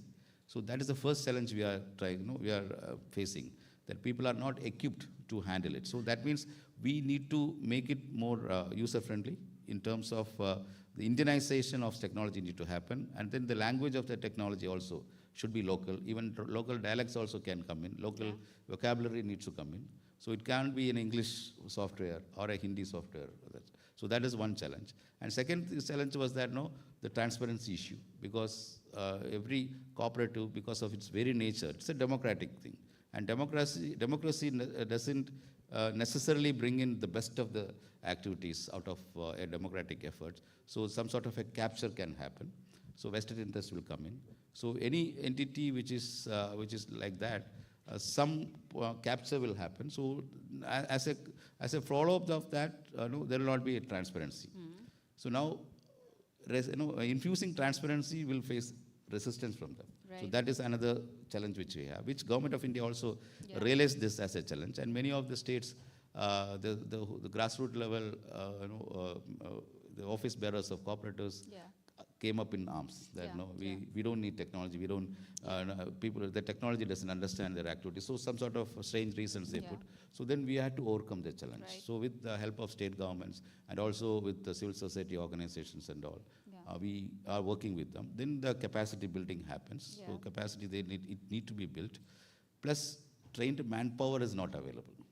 So that realization came, and in fact, I also didn't realize the magnitude of that activity. In one of the discussions in the PAX computerization in the early stages, the Honorable Minister was talking about the computerization and all. Then the straight question from him was that, where will you find trained people? What is the mechanism NABARD has or any other entity has to provide trained manpower for handling this technology? And then he asked the other question, that we are now targeting at say around 3 lakhs or 4 lakhs of societies. At least if you see 2 per society is the trained manpower, we need a massive number, at least 8 to 10 lakh number. Wow. So who is handling this? That the solution of that came in. Then he found that there need to be a central entity to handle this, and that was the precursor to establishing the Central Cooperative University in Anand, which he inaugurated some few months back. But then there need to be a lot of regional centers. There need to be certification courses. It's not a degree course which they are looking at. So this, one important thing about all these activities is that it is headed by a person who understands the grassroots level that cooperative. So before any policy or a bureaucrat telling him the issue, he will point out this issue and ask the bureaucrats to find solution. Right. And then he will find the solution also. That's another thing, because it's very, very energizing to feel that a lot of ideas come from himself. And then this training center, which we also have a training center that is Bankers Institute of Rural Development involved in cooperative training. We have a center of excellence there as well.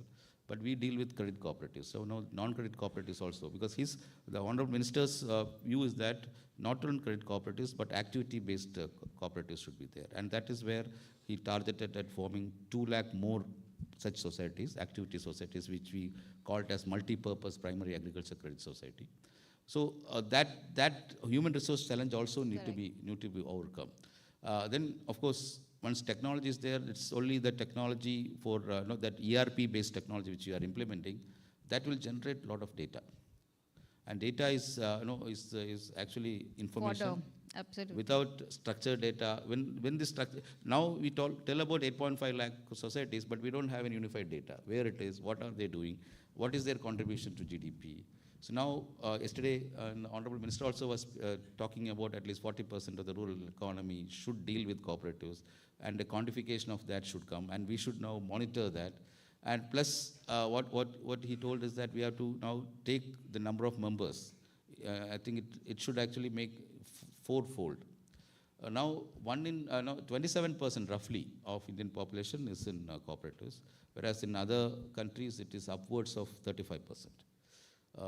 So we need to push our levels to that level first. For that, a membership campaign, and then comes other challenge of reducing the influence of vested interests in these societies. So that is depoliticization. I will not tell that it is a bad word. Politicization is in fact, it is an empowering one. Yeah. But then the people who manage these societies, their interests should be aligned with the institution's interests. Right. That realigning of that also, that means we need to work with these leaders of the cooperatives. So that itself is a mammoth task, because they themselves have very very opinionated behaviors. They feel that whatever they say is correct. So we have to we have to actually work with them to change the behaviors, or a new set of people need to come in. And that is where women-led, because if you see that around 90% of cooperative members are male. Yeah. That means 50% of the population we are now, we're not within that. So, but then that 50%, as I said, self-help group is there.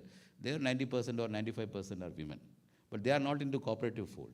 So now another challenge is that how we can push them into cooperative fold, which we are working in. Yeah, you're making very concrete efforts and also progress in that direction, because I do know of cooperation among cooperatives, which is completely directed for women, empowering women, making them members, and the money goes into their accounts. So one may obviously always argue that when the money goes into a woman's account, does she actually have autonomy over how to utilize it?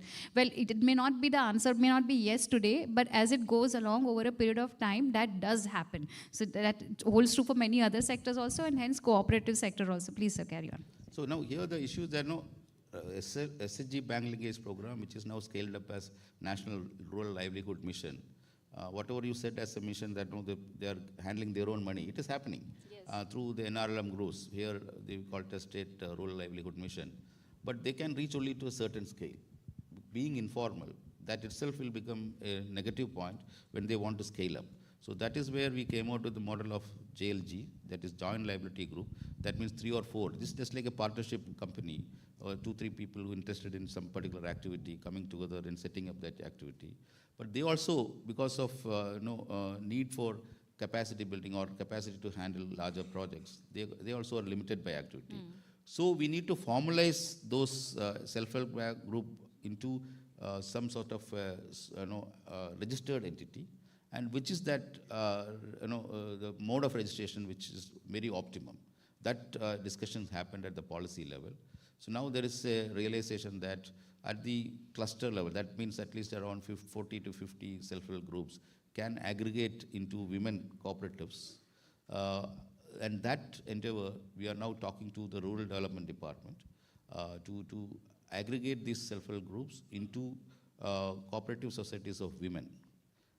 which will be a counterpart of the existing 8.5 lakh cooperatives. Yes. Of course, dairy cooperatives have women participation. Yeah. Other than dairy cooperatives, not much Yeah. women participation Yeah, is there. that's true. So we have to bring these self-help groups graduate into. So now there is a if you see that the credit flow to self-help groups, the per capita, the per group loan is now increasing, but it is not compensated, or rather parallelly their economic activity is not sufficient enough to service the interest and also to repay the principal, because they are mostly used for consumption purposes. Of course, at the initial stages of any person, the consumption needs need to be addressed, and beyond that, the economic activity should come in to pay for whatever he or she has taken as loan for consumption thing. But that part, no, it's not happening. Now this is the right stage that the SRLMs should graduate into economic activity. So that is where now we are working with the NRLM to have enterprises out of these SHGs, and mostly in the cooperative sector. So Yeah. that will be the way forward. So the strengthening of the existing cooperatives through technology, transparency, and aggregating them with proper data, governance, and such other things. And then at the national level, we need to have a holistic view rather than states having different directions in cooperative development. Of course, at the national level, we'll give the framework where the states will adopt. That is where we have come out with a lot of common guidelines, including the model bylaws, then the HR policies now in the offing, and then the computerization. Yeah. So those things will actually unify the activities whole of the country into a common framework. So it can be understood at the national level, and various departments, line departments, what we call agriculture, fisheries, this dairy department, animal husbandry department. So when we target at the grassroots level, the beneficiaries are the same. So whether there can be an unifying force there, where the cooperatives can come in, and they will talk to various departments at the state level and at the national level. But then the convergence at the grassroots level will happen at the cooperatives. That is the way in which we are now going to strengthen the packs. Technology, of course, is an enabler, which right now, as we speak, we are reaching around crossing 60,000 of the packs now be getting computerized. By computerization, we mean our data is available. So now we have to do the business process re-engineering. Yeah. That process we are now doing, and also identifying activities which they can take up. Right. The Government of India has now come out with a bouquet of activities, a lot of convergence, thanks to the efforts of the Honorable Minister. Now various departments at the Government of India is now converging to cooperatives, including the Food Corporation of India, which is now engaging with the primary agriculture credit societies for procurement. And he's ensuring that at least a 10-year, because the procurement needs a lot of initial investments. Right. The investments, it means now there should be a proper amortization way. There's some sort of a plan should be there, which is an assured income flow for these packs. That he's assuring through tie-ups with the Food Corporation of India in terms of setting up godowns. There was a mention about yesterday about world's largest grain storage structure, which is coming up in the cooperatives, distributed grain storage structures, which is coming. So such convergence are happening. So it's not merely technology what we are trying to do. We are engaging with the Government of India and also the state governments, but through convergence, lot of economic activities. Plus, as I said earlier, the capacity building of the people to handle these activities also are happening. Yeah. As a journalist in India, sir, and in Gujarat to be precise, I have covered cooperatives for the last 20 years. In Gujarat, the Amul movement, the dairy movement has been very significant, and any reporter in Gujarat invariably know much more about the cooperative sector than any other state, even Delhi, if I may say. It is only now in the last 2 to 3 years that I'm seeing a formal and a concentrated movement toward developing and untapping the potential of this industry, of this sector, and of course, hence untapping the potential of the rural economy. And which is why the urbanization and this rapid, massive urbanization has been happening, because the opportunities and potential only existed in urban India. Now, to rural India had no option but to migrate. So that is one of the key achievements, I will say, and it is right now still the beginning. I think we are literally at the proverbial tip of the iceberg. There is a lot more that, remains to be done.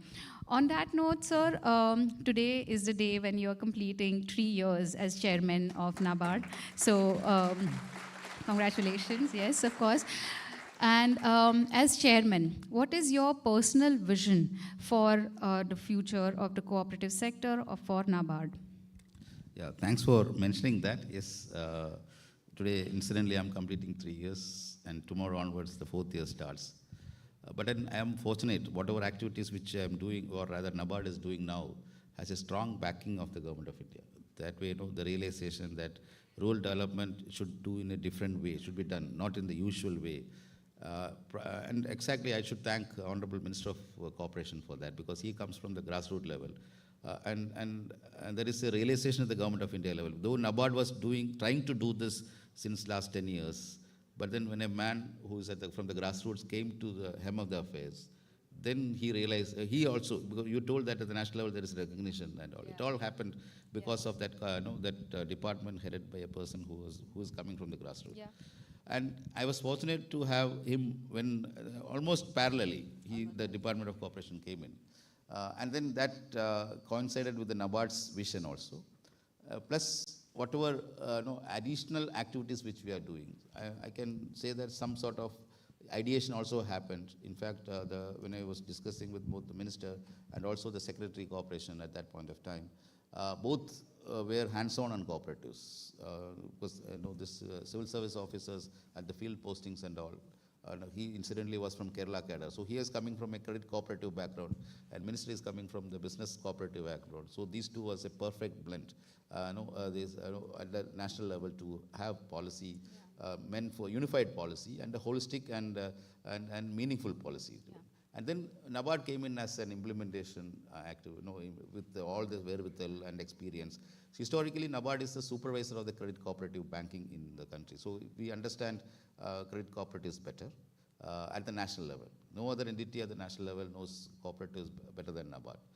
Plus, now the policies which jointly, I can tell you that all the policies, the convergences which are happening at the national level has evolved as part of joint discussions which are happening between NABARD, the Cooperation Department, and the Minister himself getting involved on almost on a fortnightly basis. Plus, the issue is that once the policy and the procedure has been given, monitoring happens. He's in charge of home and cooperation, both. Home is an important department. Yeah.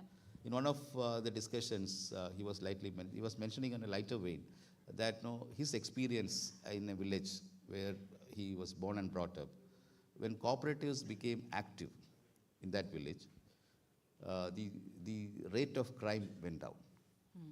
Because people got involved into a lot of economic activities, yeah, and then their income increased.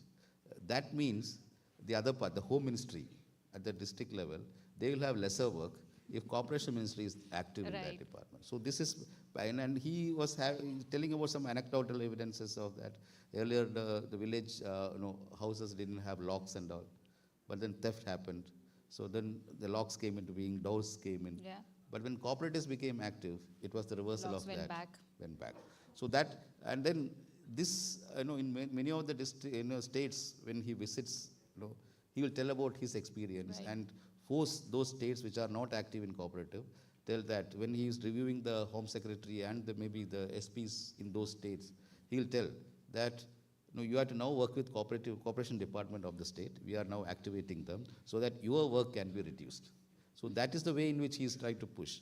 So now, based on that, whatever whatever we are doing the last 2 years in cooperative, we are adding value to the policies which are given by the government, based on our experience as a grassroots level innovator in rural development.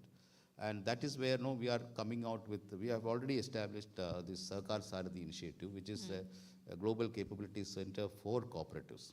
It is not only it's initially meant for cooperative banking, but then we will be graduating that into, for all cooperatives, it will be a global capability center. Which is also a brainchild of Honorable Minister. So then government has chipped in with 1/3 of the share capital for that. We have given 1/3, the 1,000 crore company, and 1/3 we are actually garnering from the cooperative banks of the country. Good response is there. And yesterday we saw some of this 14 initiatives in credit cooperative, mostly on the credit cooperatives which we have launched, and launching of Sahakar Sarathi also happened yesterday. So that will be one of the priorities which we will want to take it to the next level. Maybe in another 1 year, we want to have a disruptive intervention in the rural prosperity. Yeah. Positive, by disruptive intervention, it can be both negative and positive, but I meant positive intervention, course, yeah. which will actually, now Government of India is coming out with the Rural Prosperity, Rural Resilience Yeah. Program, which is, which is from the Rural Development Department. Now, we want to converge it through the cooperatives, and have to make it really beneficial for member-driven institutions where welfare will remain, and the resilience and prosperity which you are talking about will happen will happen through cooperatives. Once it happens, then the augmentation of the growth rate will be faster. So that is one area which priority which we will have. And then, as I said earlier, transforming this self-help group into women cooperatives. Yes. And we have seen a potential of around 30,000 such groups across the country should come in. And then they will be digitized properly. So right now, their data also is in a very dispersed manner is available. So over and above this, a data layer will be coming in. So we are talking about artificial intelligence these days, Yeah. but the basis of that is that we need to have data. Data. Without data, artificial intelligence will not have any meaning. Correct. So now with this computerization happening, we are getting close to around 13 crore member data from the primary agriculture credit societies. So that data need to be warehoused properly. Correct. So we are coming out with a data warehouse for cooperatives where all this data will be stored in a way that it can be accessed by any entity. So this will be developed as a digital public good. Yeah. So by this means, any private entity coming in and setting up this data warehouse would have incurred a lot of cost, which they will try to try to even it out through some costing, or rather providing actually charging for any of the use cases. So with a sovereign entity like NABARD getting involved, Yeah. I think cost of providing such services will be reduced, and we will actually intend, or rather ask those entities which are working on this data to pass on this cost benefit to the end user, Yes. so that Yeah. the rural people can access or better services using this data. And once this data warehouse or a data lake which we are bringing, which will be the natural progression of this PRAX computerization program, plus the banking data which is available now in the cooperative banking, that also in a dispersed manner. They are also, though in core banking solution, they don't have proper data warehouse. These two will merge. That means a wealth of data will be available, and over that, we'll put AI models and all, which we'll invite. And this Earth Summit is meant for that. Actually, now we are at a mature stage where data is now increasingly being available from the Yes. cooperative and the rural sector. Rural sector is having deficiency of data, though data exists in papers and maybe in Excel sheets and such other things. So we will be warehousing the rural sector data, cooperative sector data, and now we are at a stage where we can showcase this data to the tech companies, fintech or agri-tech or rural tech, climate tech. All these use cases will be there. We are also as we build this data lake, it is a climate resilient data lake also. We have partnered with many entities, national and international, including the UNDP, to develop a data in climate resilient agriculture, which is a climate data warehouse, which will be integrated with these data warehouse which I am talking about. And then we'll invite, as a first step, this Earth Summit is there. We'll be intending this to, making it an annual event. Maybe more regional events, smaller events also may happen next year onwards, a national and culminating in the national event. And then we'll have, we'll also engage with global players in this field, so that the best of the technology should come in this sector, the AI, ML modeling, all these things. So if we are not doing this, then a private entity will be doing in a dispersed manner, but it will be costlier also. And it will be another case for extracting welfare from the rural area. So we want to prevent that. So we want to democratize AI and ML activities in rural areas by showcasing this as a digital public good. And that will be one of the priorities of NABARD. And that is a huge priority which we need to have. And then related to that is the climate resilience programs. We are coming out with taxonomy. We are actually coming out with green taxonomy for agriculture sector, which at the national level, sector-specific green taxonomies are being evolved by the Government of India. We are partnering with the Department of Economic Affairs for that. So as a corollary to that, we are now working for building climate database plus a green lending facility we are having. Then impact funds we have set up where we will build capacities in rural economies for climate resilience, and followed up with some impact fund also, where reduction of the cost of accessing credit will also will be there. So this will be another priority which we have. Yeah. So going forward, we want to push this rural area into the growth movement which is happening elsewhere in the world or within, and we want to make it cost effective. Yeah. But for that, NABARD only can be the entity to do that. So that will be the way forward. Maybe in the next 2 years, it will be very, very hectic for NABARD in these activities, and that will actually define the real rural prosperity and resilience for the country. Yeah. Fascinating how data, its availability and its archiving and channelizing, a simple, well, it's not so simple, of course, it's so massive, can have so many ripple effects, like, you know, from empowering these communities to climate sustainability to agricultural planning and so much more in the future.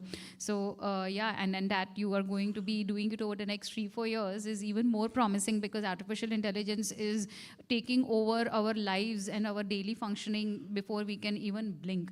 So the problem here is that without adequate data, if AI is getting implemented in rural areas, it will come out with some solution which will be funny. And if somebody believes in the solution, go in that direction, they'll go every. It will be difficult for them. So now this is right time that one probability is that without data, some funny solutions will come which may not be optimum solutions, or with adequate data coming in, with democratizing that also, cost of AI implementation will be reduced, and they also will come up, because we are in the early stages of AI/ML. Now they are telling about quantum computing also. There are talks, because of course quantum computing is still in the labs, but it may disrupt again. Before artificial intelligence reach a certain level, it may get replaced by quantum computing, which will have, for all these things, data is the base. And urban India may have adequate data, but then if you are not doing this now, then rural India will be left out. There will be actually, there will be earlier we talked about digital divide, maybe AI divide or some sort of that. They will be absolutely out of this. And government, problem with the government getting, especially state governments, getting into data is very difficult now. But they are also now realizing, and that is where Government of India, AgriStack, which is a digital public good in agriculture, where they are capturing data from the agriculture sector. But there, we actually are involved with that, and to actually give proper framework for AgriStack with credit layer plus other activities also. For example, a farmer. A farmer means a person who is doing agriculture, and he's producing something. But then his personal information is available in terms of Aadhaar. But whether he's linked to agriculture, there is no digital means of linking. So that is one area where he owns the land or he may rent land. He's a lease farmer. So that also need to be digitized. Unless we do that, so there is a farm layer, there is a land layer which is coming in, and then there is a crop. Which crop he's growing? That right now, whatever agricultural loan schemes which we have at the branch level, because I myself was a commercial banker handling a loan, agricultural loan. There, once we do give a loan, appraise a loan, it's all at the last stage, at the cutting edge level, it is only a declaration that he is growing this crop. So that is a document upon which a loan officer is giving a loan. So it is there itself, the data is lost. So therefore, capturing that, we need to have some sort of high-end activities like remote sensing and such other things, which now through AgriStack, which is coming.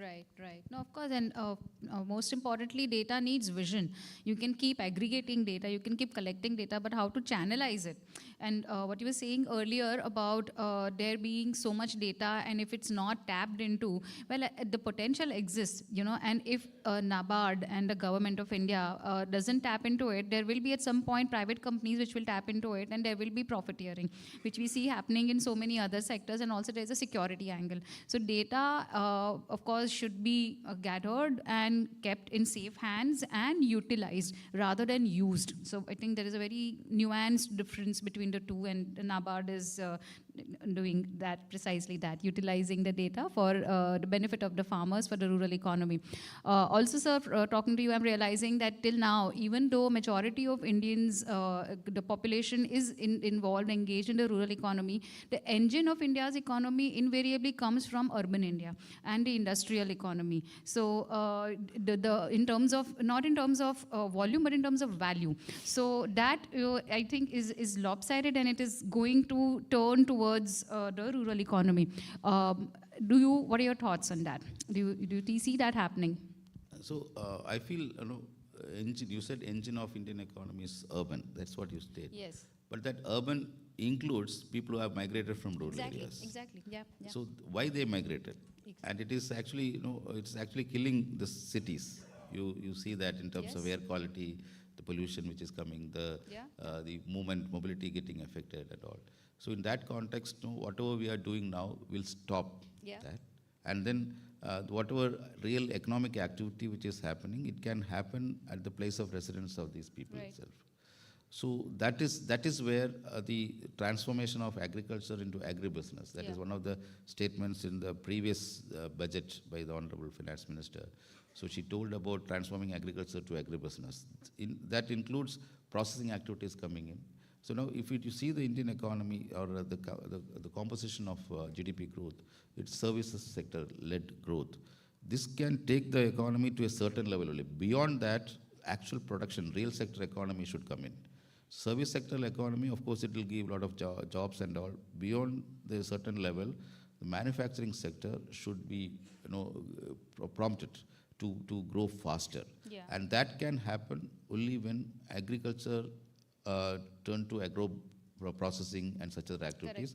And there also, if a private company is coming in, then the equity exploitation, the equity in development, those things. And that was the basis of aggregating the farmers into farmer-producer organizations. So NABARD started that in 2012, 2013, and then we experimented with that. And Government of India now scaled up into 10,000 FPO program. But scaling up was a little faster with the adequate capacity not built into this organization, because these are all organic growth which need to happen. So we need to parallelly build capacities to handle these things. So that is where the CEOs of the farm producer organization, they should be properly trained. They should handle a business. It's actually a CEO of a private company handling an agro-business entity at the grassroots level. Without adequate training, he will look always to government for support in terms of grants and all, which by definition itself is not sustainable. So now we are, as a party, as a part of that, if you see the original 1904 when cooperatives started, formalized into cooperative societies, they are the original farm producer organizations. But then over a time, because of various reasons, lack of even including lack of administrative empathy, they would have not developed in that direction. So now we are reinventing these societies as farm producer organizations. Now at the apt time, the realization came at the Government of India level that this is the right time to reinvigorate this cooperative movement as a parallel to FPO movement. So FPO movement will stay, but then cooperative movement will take up these production activities. And these are all essentially MSME activities. And NABARD also is now trying to support this into, we have developed sort of policies for accentuating this growth. We, in fact, set up a specialized department. Earlier it was an off-farm sector department. Now it has been focused on SME, so we call it as Rural MSME Department. And if you see the balance sheet also of NABARD, almost 60-65% of the balance sheet is meant for SME support. It's not agriculture. By name, we recognize ourselves as National Bank for Agriculture. But then we are now becoming a National Bank for SME, agro-SME, of course. Sure. And then we also realize that rural development can happen by increasing the production activities at the rural level, and that too happening through agro-business. And then the urban-led development, which you have told, will be gradually transforming into semi-urban-led development and then rural-led development. And when that happens, yesterday also Minister was telling about equity in growth, real growth, the fruits of India's growth will be reaching to the rural areas through such activities. Right. If you see the per capita income divide, which is there in the urban-rural divide, 60% of the population may cater to around 30-35% of the GDP, whereas remaining 40% cater to the double of that, or rather close to around 70% of GDP. That itself means that the per capita income of urban India is 3 times that of rural India. So that divide needs to be bridged. And once you bridge the divide, pressure on cities also will thin. Will reduce. And that is where Government of India now is coming out with having some cities also around the existing cities, smaller cities around that. They're also planning which will be manufacturing hubs of that. So in that direction also planning happens. Right. So future it will be a semi-urban led development or rural led development to reduce the pressure on the cities. Right. Which will overall improve the quality of life in India. Great. Thank you very much, sir. And that note, better lives for everyone, rural, urban, all of us, and empowering rural economies. We bring the session to an end. Thank you very much, everyone. Thanks. Thank you, sir. Next talk.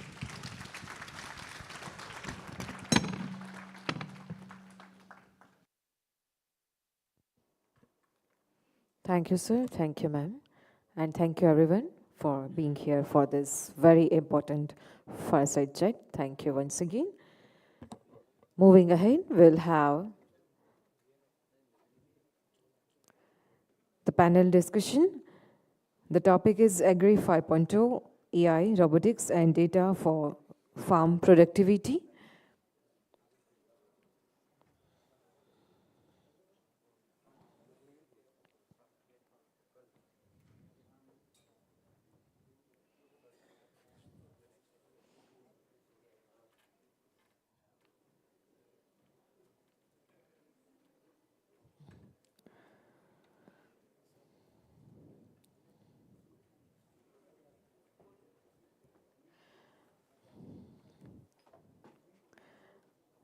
As we are running late, I would directly call upon the stage our panelists for the next session.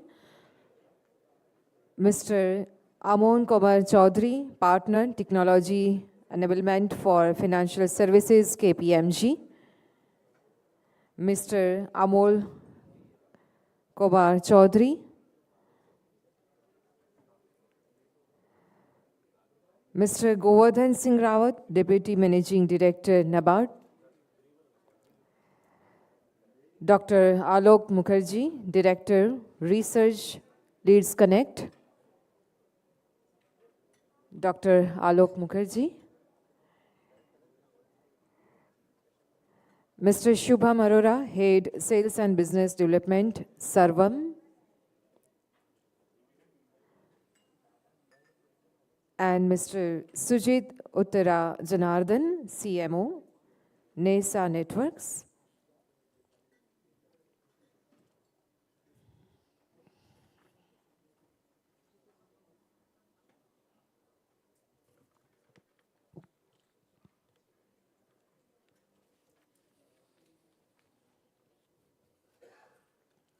Ladies and gentlemen, this session will be moderated by Mr.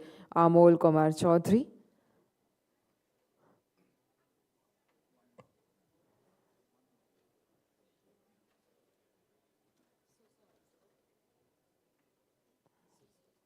Okay. Welcome to all. Over to you, sir.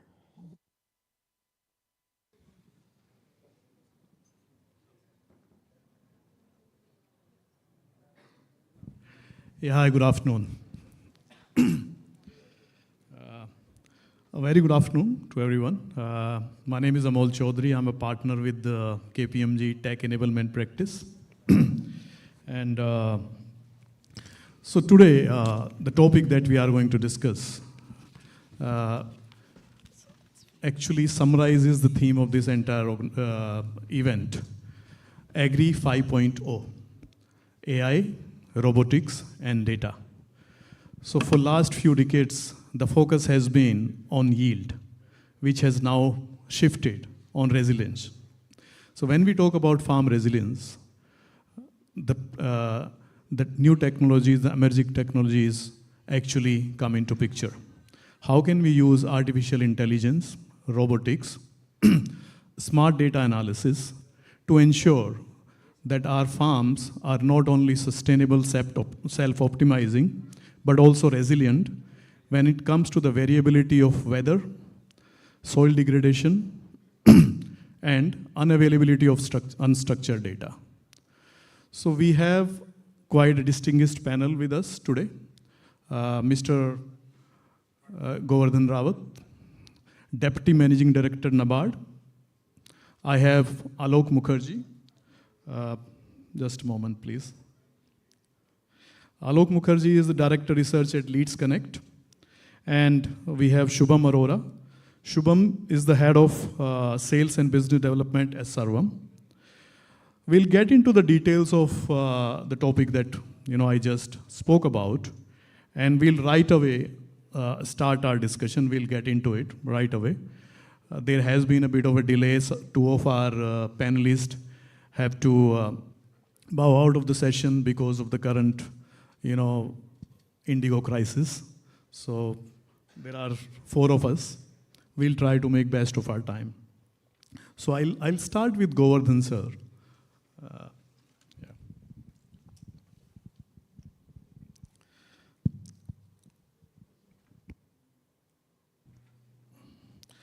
So, sir, since you have been driving the policy, the financing, and tech enablement from NABARD side, I have a question for you, that how is NABARD envisioning the transition from smart farming to resilient farming in the Agri 5.0 era?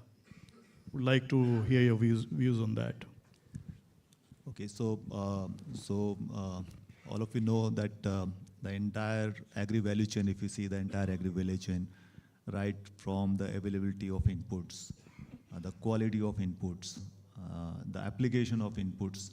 And when I talk about inputs, it's not only the agri inputs, I'm also talking about the credit as an input. So what are the challenges there? And then if you see the production system, entire production system, and the post-production system, right up to the marketing. So we all know what are the inefficiencies in this entire agri-value chain.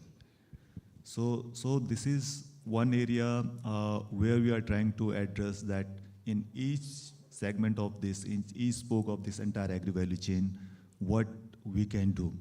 So as a development finance institution, one area that we are actually looking at is the credit part of it. That credit as an input, how we can provide credit in a very seamless way. And while credit for landholders is easy to come by because we have a very formal structure in terms of KCCs. So it's a well-defined structure. But then there is a huge segment because of the migration to urban areas. There are a lot of absentee landlords, a lot of tenant farmers, those who are practicing agriculture, but they don't have access to credit, the formal credit. Whereas the formal credit today, if you see, it's available at around 7% for normal farmers. But these farmers, those who actually practice agriculture, but they don't have access to credit. So this is one area where we are trying to address through use of technology, through use of the data that is available, and some of the innovative way, like the central bank digital currency that is there. So we are trying to address that, how it can be addressed. So that is one area that we are working on. The second area is in terms of the entire agri-value chain.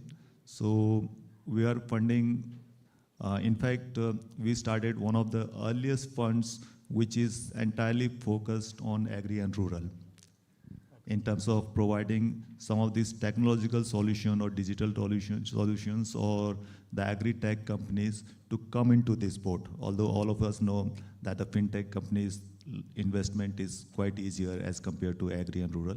So we were one of the first to do that. And apart from that, now one Government of India has also partnered with us along with Ministry of Agriculture. We are launched another fund for that. And as the first fund for Agri Focus Fund gets closed, we are launching another fund. So that is one way of focusing on technological solutions to all these issues around the entire agri value chain. So that is one. And apart from that, we have also set up maybe around 10 incubation centers in various agri universities and IITs. They are also incubating these early stage companies, very early stage companies, by providing them the enabling infrastructure to test the technology, to commercialize the technology. So that is another area through which we are trying to see that how by using technology, bringing in some tech experts, utilizing data, how efficiencies can be brought in the entire agri value chain. That is what we are trying to do. So my follow-up question, since you mentioned that you are actively incubating and onboarding startups, maybe fintech providers, to ensure that not only NABARD, but all the, everybody, entire ecosystem that is connected to NABARD, be it farmers, cooperatives, get the benefit out of that. So what are those programs that NABARD has been specifically running, whether it comes to funding, investing, or co-creating some of these technology solutions, whether it is in AI, robotics, or advanced data analytics. So what are the initiatives NABARD runs?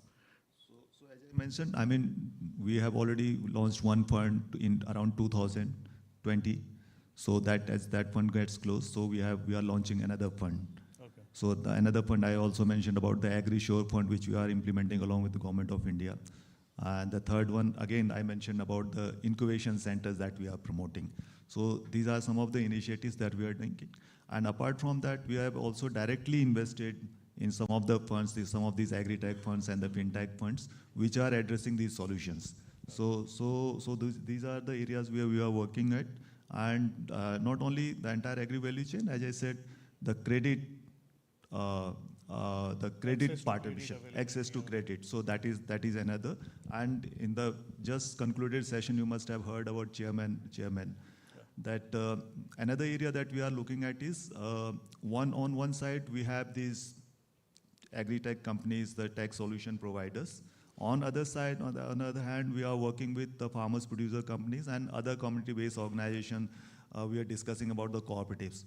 So that is another big area that we are working. So it's not only the technology part for the cooperative credit cooperative societies, but also providing them different type of business opportunities, enterprises opportunities. So that is another area in terms of by providing them concessional finance, for example, for the entire cooperative sector, for having a grain storage, we are providing a concession finance. So similarly, there are many areas where we are through concessional finance, direct investment through our funds. That is what we are working on. Oh, quite remarkable initiatives NABARD has been running. So my second question is to Shubham. See, we have AI is a dominating theme, not only of this event, but every conversation. Now, to do any launch, build, or productionize any AI intervention, you have to have really good quality data, right? So just tell us, what is Sarvam doing to ensure or to build solutions which are very, very relevant for the agri-tech or agri sector, and how are you managing this entire data value chain? How are you sourcing the data? How are you creating alternative sources of data? How are you consuming those? Sure. So first of all, I'll take the two-parter and make it into a three-parter. I think it's important to understand what Sarvam really does first before I address the two-parter. Number one, we are a fundamental research lab. We build LLMs from scratch in India, very deeply focused to India nuances, starting from financial services to governance to agriculture, healthcare, and education, right? So we build all of these large language models from scratch. with a particular nuanced focus on Indian languages, because I don't think anybody is going to build for India if not us. Clearly, nobody else is really building for India, right? So we're about a 2-year-old organization, very deeply grounded on research. What sort of initiatives are we doing already for financial services and agri together? I will take this, combine both of them because I think both of them are very closely related to each other. There are two holy grails of AI. One is how can you speak to many people at once, making them believe it's a absolutely personalized conversation with them. Let's put this in the bucket of conversational AI.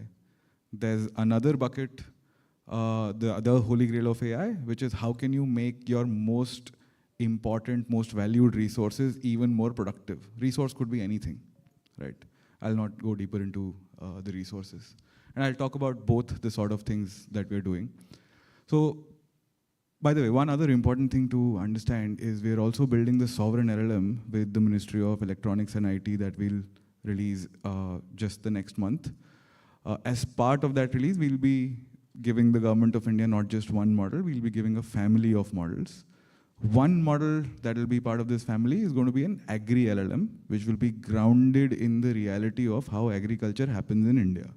So for example, Masoor ki dal is said in 6 different words all across India, at the very minimum, right? Disease is pronounced in 17 different ways. Maybe you move across 100 kilometers, the definition of a disease changes, right?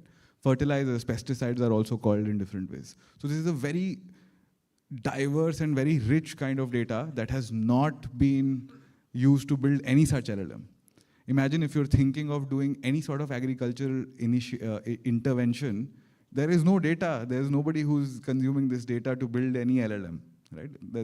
Whatever gets produced out, garbage in, garbage out is going to happen, right? So this is a problem that needs to be solved. Imagine all these large frontier labs have built out, after spending a couple of $100 billion, have built out LLMs that do a fair bit well in terms of, English language, multiple other domains.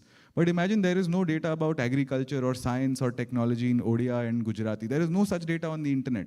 So what we are doing is we are actually curating very high quality data here in India. And the sovereign models that will be released in January will have about 17 trillion tokens of this Indian data that we've curated in-house. And these models are going to be using that data, right? Just for context, some of these frontier labs, like an OpenAI or an Anthropic, also use a similar volume of data, right? This is published information. For again, another context, all of Wikipedia combined is about 250 billion tokens only, right? So not even a trillion. So that's the kind of data that we are talking about. So just so that you understand what does it take to build a model, even to build a model, you need to spend probably about a year and a half or two to build this data set and make this very, very high quality, non-trivial effort, right? Once these LLMs are built out, what sort of interventions and solutions one can think of? Let's start with agriculture, right? Something that we're doing with feature phone providers and NPC, I'll talk about 2 such interventions. With folks like Nokia, we're building a Kisan and Swanidhi focused interface where Kisan and Swanidhi will be able to ask any question pertinent to their domain and get an answer on a feature phone. So you're actually making this very powerful technology that has immense amounts of leverage accessible to the last mile Bharatiya. You don't need even a smartphone. You don't need to know English to do this. You shoot out your problem. What is the crop rate? What is the weather going to look like tomorrow? I've suffered this disease. Help me understand how to get rid of this disease. I want to take some credit. Any question. Something like a ChatGPT, but for Swanidhis and Kisans, right? This is one intervention. Another problem that I discovered that a whole bunch of our cooperative bank friends are facing with is UPI. UPI, again, is a little bit, while it is very inclusive, it's probably the most recognizable technology that India has built out all across the world. It's only limited to about 470 million Indians, which is again limited by smartphone users. There are 500 million smartphone users in India. What if we could make this technology completely available on feature phones so that you could do stuff like Didi ko 1000 rupees bhej dijiye, मेरा ये वाला bill pay कर दीजिए.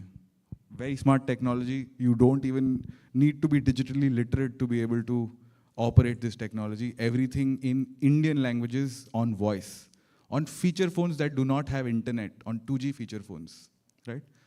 The third sort of thing, again, think of anything that a human can do on a call.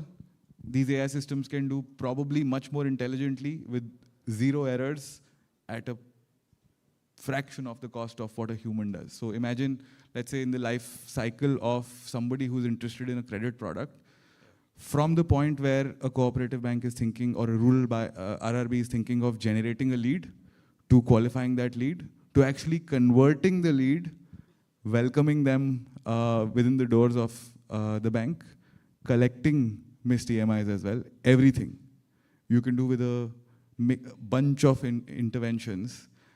And this is, again, whatever I'm saying is not something that is, on a white paper or something like that. Multiple different organizations from commercial banks to NBFCs, and now with the efforts from SSPL, a few cooperative banks are also starting to do this. So this is, let's say in a nutshell, the kind of stuff that we're doing. Yeah.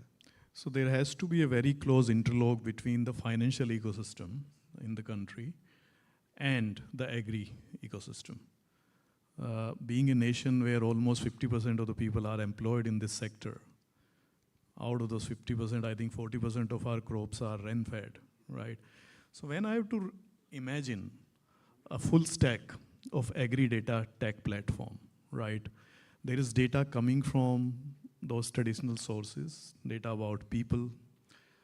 Then there is a lot of data that is emanated by a lot of devices, whether it is sensors, IoT devices, satellite data, all of it, what I'm putting in place to study the entire agri ecosystem. So if I have to imagine this entire full stack data platform for agri-tech, okay, how do you see it? What is your imagined version of the full stack data platform for agri-tech? Perfect. Let me take a shot at defining the data stack, and then I'll take a shot at defining the data and AI stack as well, because all of this data is only useful if there is some sort of intelligence being done on top of this, right? So there is all sorts of data. First of all, first principle needs to be you need to aggregate all of this data at one place, accessible to everybody. Let's take some inspiration where let's say some appreciation is due. So Niti Aayog did this wonderful project about 5 years ago called National Data Access Program, called NDAP. They aggregated data from about 53 ministries at one platform. Relatively simple endeavor to take, but in all of the last 10 years, it's been a little bit of an effort to make this data actually usable, right? Imagine for agriculture, there are going to be many sources, not just 53, probably 5,300 sources of credible high quality data. So number one responsibility, and I'm probably making this ask to the room, there might be some people who might be in a position to influence some of these things as well, right? So first of all, get all of this data at one place, then somebody needs to make all of this data absolutely usable. With generative AI, again, I'm an AI practitioner. I'll probably apply the hammer again of AI to this problem as well. You don't need humans and data engineers and business analysts in that much volume as you would need 5 years ago. AI can do a lot of the data cleaning for you. That's what we do for ourselves as well. We do a lot of synthetic data generation and data cleaning, right? Once this data is there, you need to also segregate them into training sources and inference sources. So what does that mean? Let's say the richness of data about all sorts of crops in India. Well, I'll probably put it in the training source and put it in the inference source as well, right? But let's say there will be some data that may not have any reason to exist in, let's say, the trainings here. Let's say historical prices. There's no reason for it to exist in the training source. So there needs to be some effort put in to segregate this data. And I think some effort is being put in by METI to build these AI coaches of sorts so that multiple people can use this. But I don't think it is going to be a very agri-focused endeavor. Somebody will need to take the mantle to make a agri-focused endeavor for this, right? Once all of this data is there,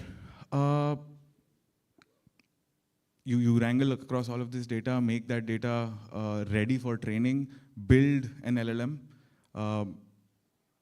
just that one base LLM is not going to be sufficient. You need to run all sorts of supervised fine-tuning, reinforcement learning with verifiable rewards, preference optimization to tailor for a Gujarat farmer versus an Andhra Pradesh farmer. That sort of tuning needs to be done because it is very fancy to imagine, that one weapon that will kill everything. That weapon does not exist, how much ever loud that dream sounds, right? So that preference optimization is also a meaningful exercise to take. Once, let's say, you have established the LLM layer, now these LLMs can open up, let's say, 20–30% of the universe to you. An LLM by itself is, although maybe most of you would have experienced an LLM in some shape or form wherever, it's not the solution. An LLM requires a whole bunch of harness around it to be able to produce meaningful results, right?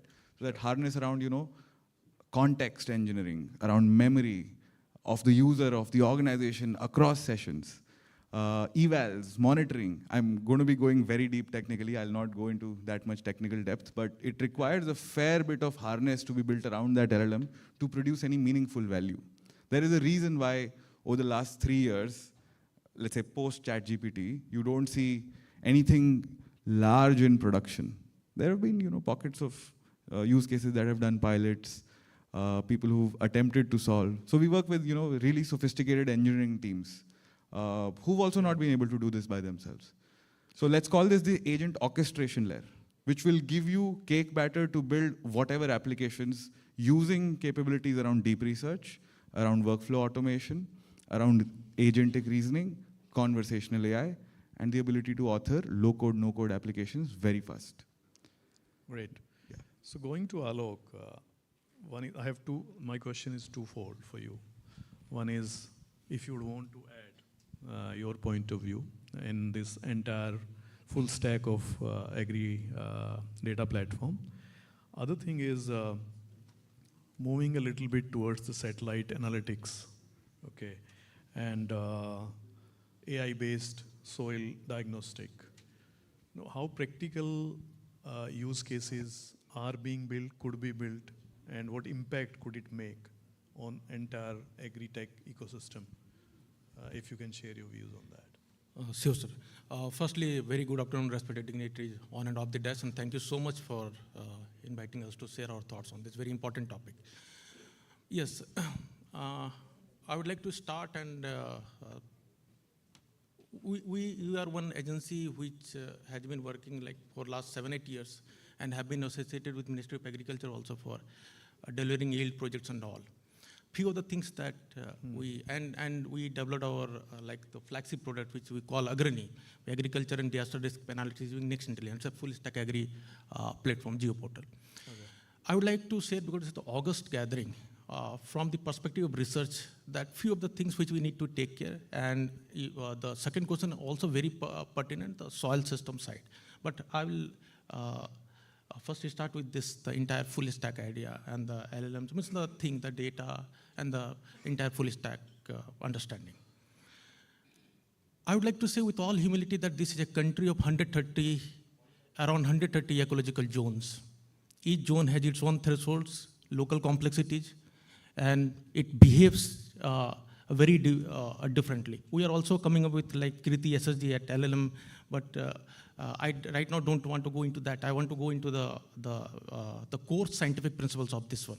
Why? So we understood one thing in this journey, that when we're talking about the full stack understanding, the entire idea of creation of agri-stack at least should not be confined to farms. It should, agriculture itself is an ecological event. An ecological event should not be addressed ignoring the ecological parameters. We should have something, kind of a proxy of the synchronized parameters which should be included in the entire analysis. So it's full stack.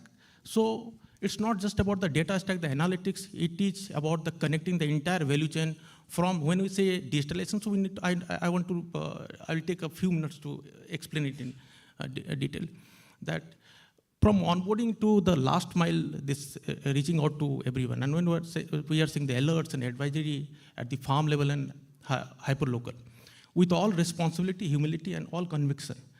Right now, we have a current reach of the farms. I'm not saying that like 100 million. We are around 160 districts currently working for delivering services for different central nodal agencies. In fact, in Karnal, we are also one of the appointed partner by NABARD also for the advisories for the FPOs, and at the hyperlocal level, the farm level and all. When we developed some proprietary algorithms from this, the entire idea of full stack, the proprietary algorithms like agricultural credit scores, the crop fertility scores, the value chain score. Actually, the entire journey started with one very kind of a mother of everything, land utility score. Everything else is subsidiary. Right now, we are talking about data. When we talk about data, it's not just about the unavailability or something. The consistency is an issue. When we delivered a project very successfully to the central nodal agencies and generated more than 500 scenarios for yield, we understood one thing, that when we build intelligent systems, and we also employed generative AI principles and architects and all, but we understood one very basic thing and very important thing, that suppose it's a kind of a Bayesian architecture, the conditional trees and all. Our one parameter is totally dependent on like a multifold parameters and all. I need to have the understanding of entire thing. So on 25th of June, I would like to just share with this August gathering, we launched one very kind of a plugin to our flagship product Agrani that we call Devi, Development Indices Subsati, satellite and photograph analytics, using what? Scores. So 10 proprietary algorithms we built to understand to decipher constitute the dynamics of the entire ecosystem to handle the agricultural event. Second, heuristic, the entire understanding, why it is happening. Association, if it is there, how it is related to the other parameters. And then the transition dynamics. If we say something, if there is any deviation, so what can we do? Now, a very important question considering the soil diagnostic. Remote sensing is and actually has been playing a huge role in this regard also. Why? And I'll again come to this, the data aspect of the intelligent systems also. So under this Devi Sapsati initiative only, we launched one pan-India score which we call SOL, Soil Utility Level Score. I would like to share one thing. The traditional understanding, conventional understanding is that whenever you want to have understanding of the soil dynamics, you go to the field with sensors, get the data, and it's not scalable. It's very much required to build intelligent systems and all.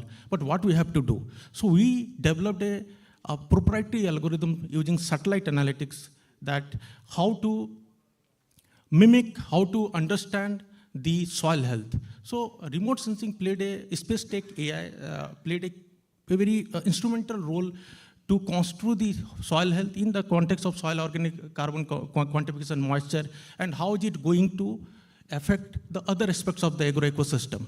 And most importantly, just a while ago I said one thing, scores, heuristic, association, and transition insights. So it means sometimes we may not have the data at that level which is required to build an intelligent system. So we need a proxy architecture. So if the physiological stress is somewhere seen through the satellite derived indices, then it means there can be an issue with the soil side also. So we build an entire very architecture for this association understanding also. So space tech AI is playing a role, and we have developed algorithms and demonstrated on the field also, and shown also that the data that we get through the sensors and through these property algorithms are in sync and positively correlated, and very much required to understand one thing. This is the era of climate change and the weather aberrations. So many gaps are there. The things that we have seen in the last decade, we may not see in the next decade, and the things will change very fast. Yeah. So we need to fill these gaps. So here, space tech AI will be playing a key role, but yes, how are we building these intelligent systems will be the key. AI, how we are going to use AI is the solution. Yeah, so the platform, solutions, models will continue to evolve. Considering the paucity of time, I have a last question to Rawat sir. That what are the gaps that you see in the rural digital infrastructure which could prevent or which could delay the implementation of this Agri 5.0? And what is it that you think should be done or is being done to fill those gaps? Yeah, I think everybody talked about the structured data, the availability of data. So that is, I think, one key area. And if you see what the government is doing to address that is the entire agri stack that we are talking about. That entire agri stack, if we have that data related to the farmer and farming, three data which the agri stack is trying to capture. And if that gets structured, because why I'm saying structured is when we are trying to address some of the issues related to EKCC. So every state has a different unit for measuring a land. So now structuring that. So I mean, just a simple thing like as simple as that. So once this data gets captured, properly structured, I think a lot of solutions can be built on top of that. So that is what I think the government priority on digital agriculture mission last year with the government announced. So that's a huge step towards that, because if that happens, and not only agriculture, similar effort is being made towards fisheries, similar effort is being made for other allied activities like livestock. So if that data gets captured, and then the agri-tech and fintech companies come on top of that, and then bring in the solution, and then on top of that, the investor-friendly or the investment that is required for all those agri-tech companies or the startups to take it forward. Yeah. So there's an enabling environment for funding the agri-startups also. I mean, many Government of India schemes which facilitate this onboarding of technology by the agri-startups. So these are the steps that's being taken by Government of India. And on one hand, all the technologies type aspects where we are talking about how do we bring in technology to bring that transformational change that is required in the agriculture sector. At the same time, when it comes to application at the ground level, another area that is crucial is affordability of that. So whatever solution we are providing, whether it is affordable. Another challenge is how user-friendly is that. So that is another area. So the technology is there, but it may not be user-friendly for that particular. And like both of them mentioned about every region and every season has a different problem and different type of challenge. So you can't have one solution fitting or addressing everything.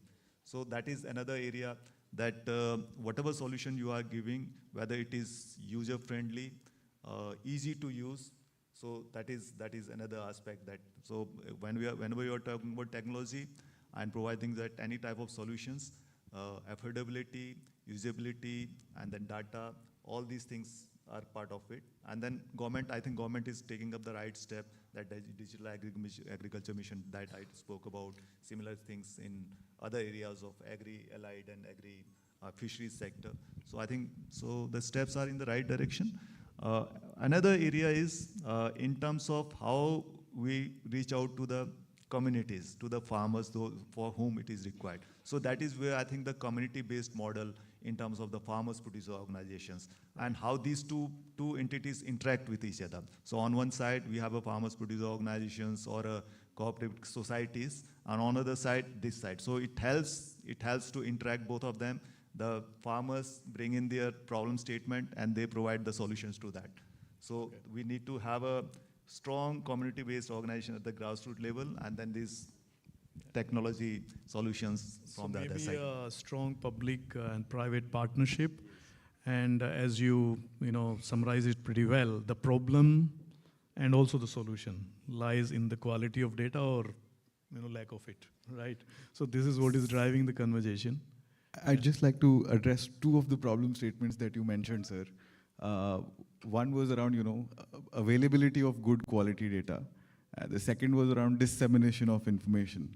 Some things that we are doing, let's say, to gather very high quality farm data. So we are conducting the digital crop survey with about 8 crore farmers as we speak.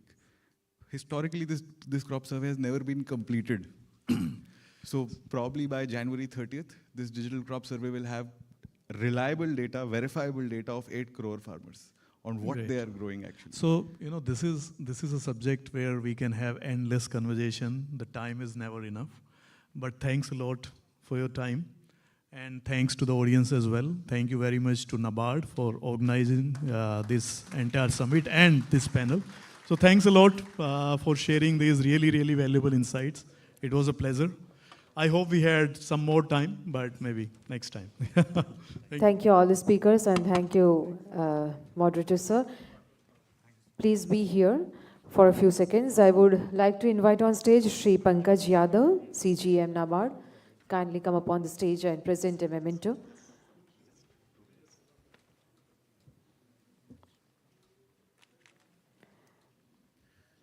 Our moderator, Mr. Amol Kumar Chaudhary, Partner, Technology Enablement for Finance Services, KPMG. Thank you, sir. Dr. Alok B. Mukherjee, Director, Research, Leads Connect.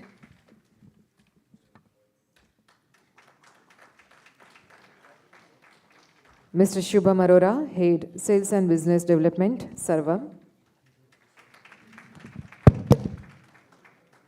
Thank you once again. I think A for Alok and S for Subham, us.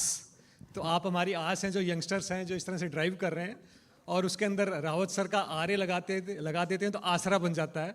Means when us and NABARD combines तो we can depend on that this setup as such. I think will do something very good. Yeah thank you.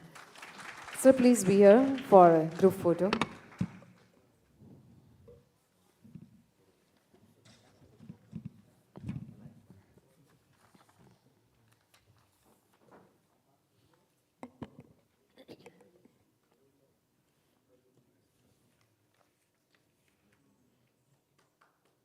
Thank you, everybody, for being here.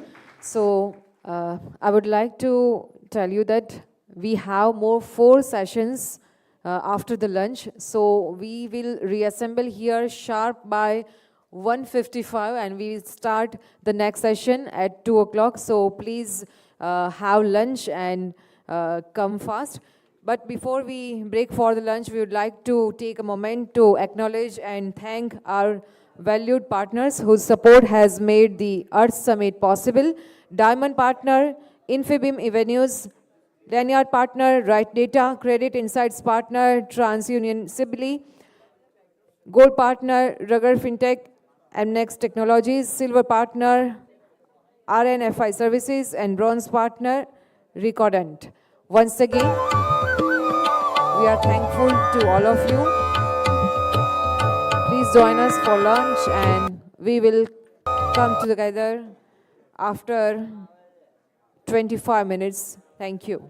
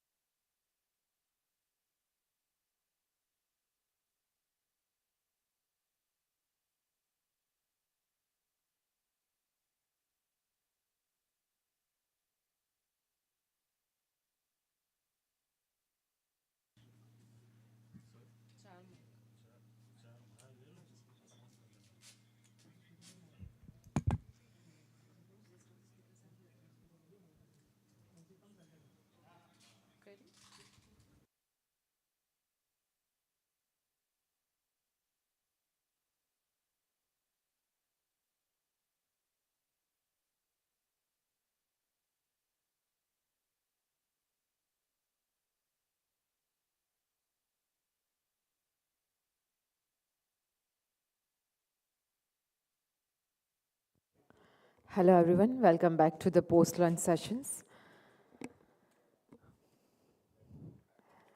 So we'll start the session in a few minutes, but before we start our next panel discussion, we would like to once again acknowledge our esteemed partners for their support, our diamond partner, Infibeam Avenues, Lanyard partner, Right Data, Credit Insights partner, TransUnion Sibyl, Gold partner, Rugger Fintech and MNEX Technologies, Silver partner, RNFIS Services, Bronze partner, Recordant. Once again, we are thankful to all our partners for their support, and we extend a very warm welcome to all of you for the post-lunch sessions. Without wasting time, I would like to now call upon stage our panelists for the next session. The topic for the next session is Rural Startups and Deep Tech, the Next Frontier. And for this session, I would like to call upon stage Mr. Dheeraj Bhojwani, IIMA Ventures के Vice President, Mr. Dheeraj Bhojwani, Vice President, IIMA Ventures. Please come upon the stage, sir. Mr. Balaji Lakshman, Co-founder and CEO, Dwara E-Dairy. Mr. Pratik Shailesh Mehta, Vice President, Program Management, MNEX Info Technologies. And Mr. Yash Padhiyar, CEO, STAU, RBIC.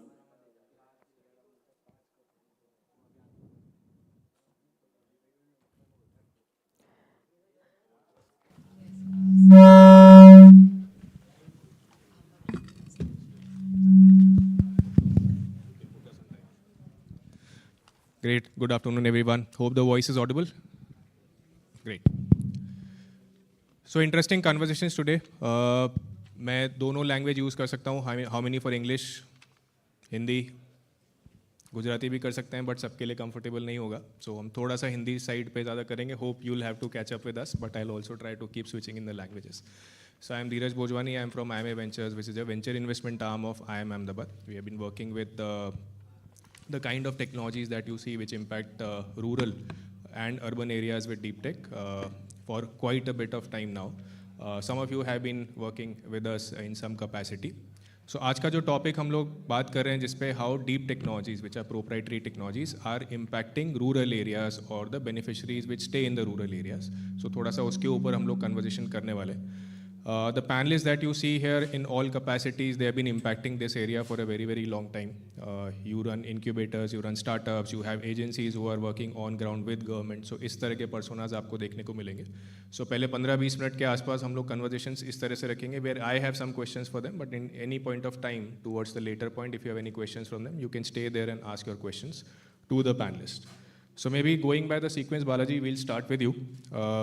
Maybe take about a minute about what Dwara E-Dairy does, then I'll have a question for you. Yeah, hi all, I'm Balaji Lakshmanan, co-founder and CEO of Dwara E-Dairy. We are a dairy accelerator where we take 2+ cattle owner and make them a 20 cattle owner. That is our goal. And for this, we provide loan, insurance, and cattle management services.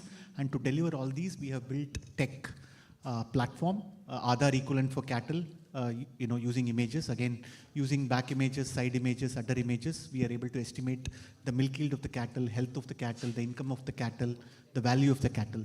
The larger goal is to make cattle as an asset. जैसे हम two-wheeler को एक asset जैसे देखते हैं, वैसे cattle को भी देखना चाहिए, मगर अब वो it is not happening, right? So our goal is to sort of make the dairy farmer like an MSME, where cattle is an asset and the milk is an OPEX income that is coming, so that he or she gets more access to capital, insurance and cattle management services. That is our goal. Thank you. Great, Balaji. Impressed by your Hindi. So far, historically, we haven't conversed in Hindi anytime, so I was not aware about your language acquaintance. But help us understand that how different is it developing deep technologies or core technologies for the rural beneficiaries or rural geographies? Is geography important? Is customer persona important?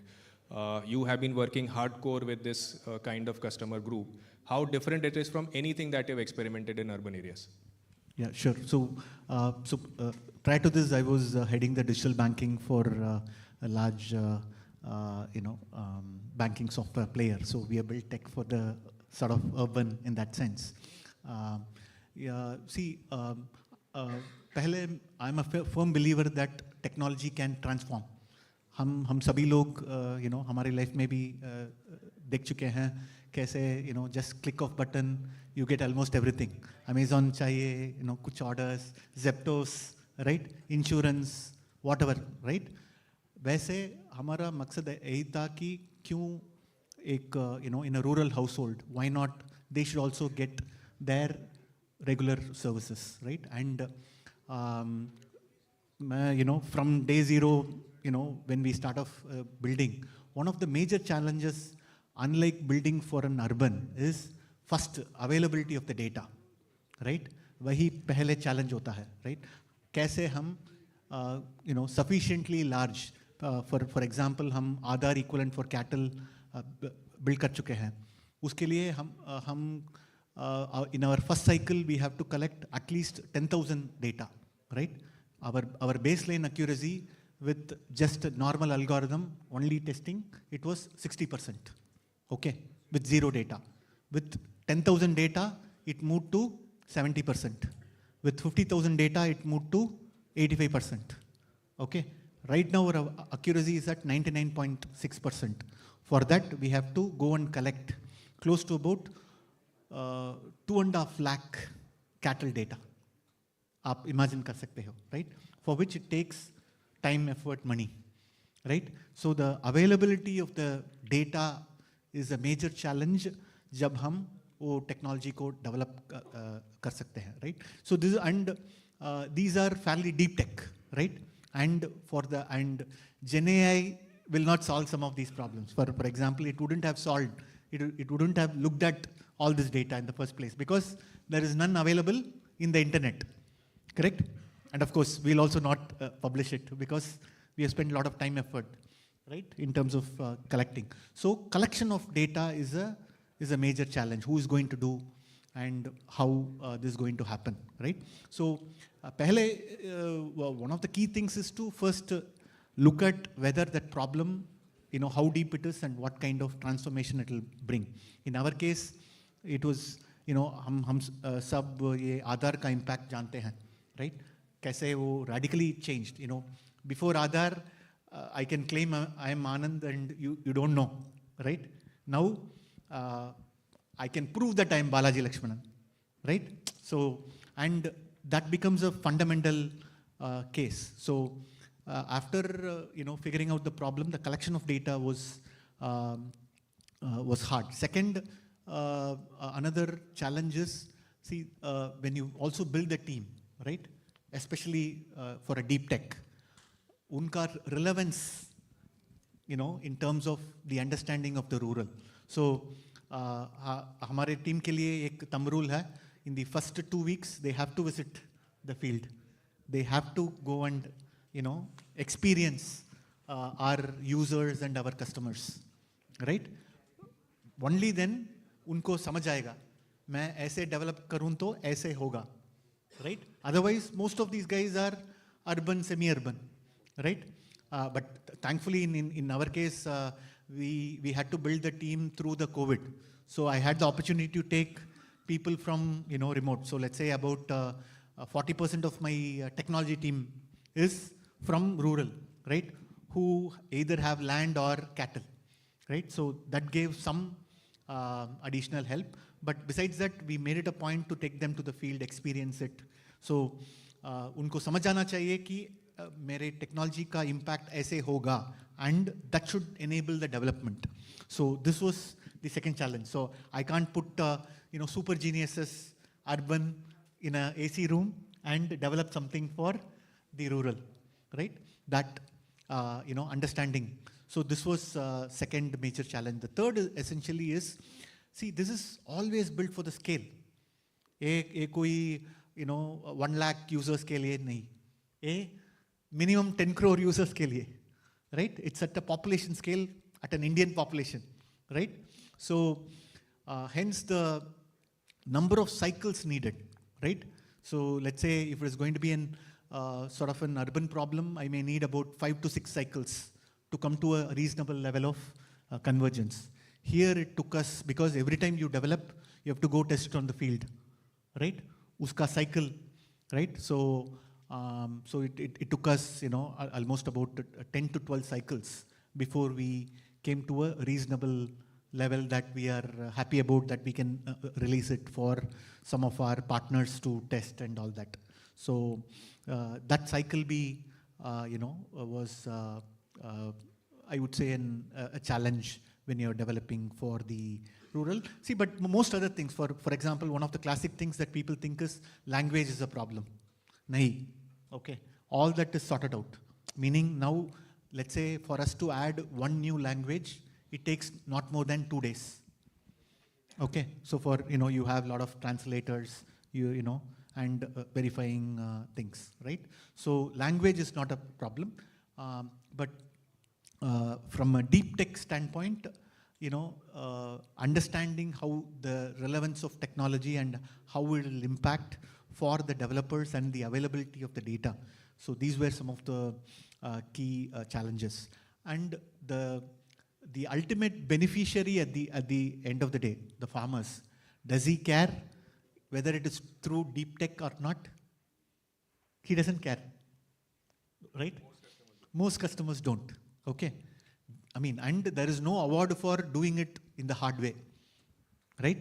You do deep tech because there's no other way, right? So that we were very clear from day one. If something could be done through simple if-else loop, we will solve it.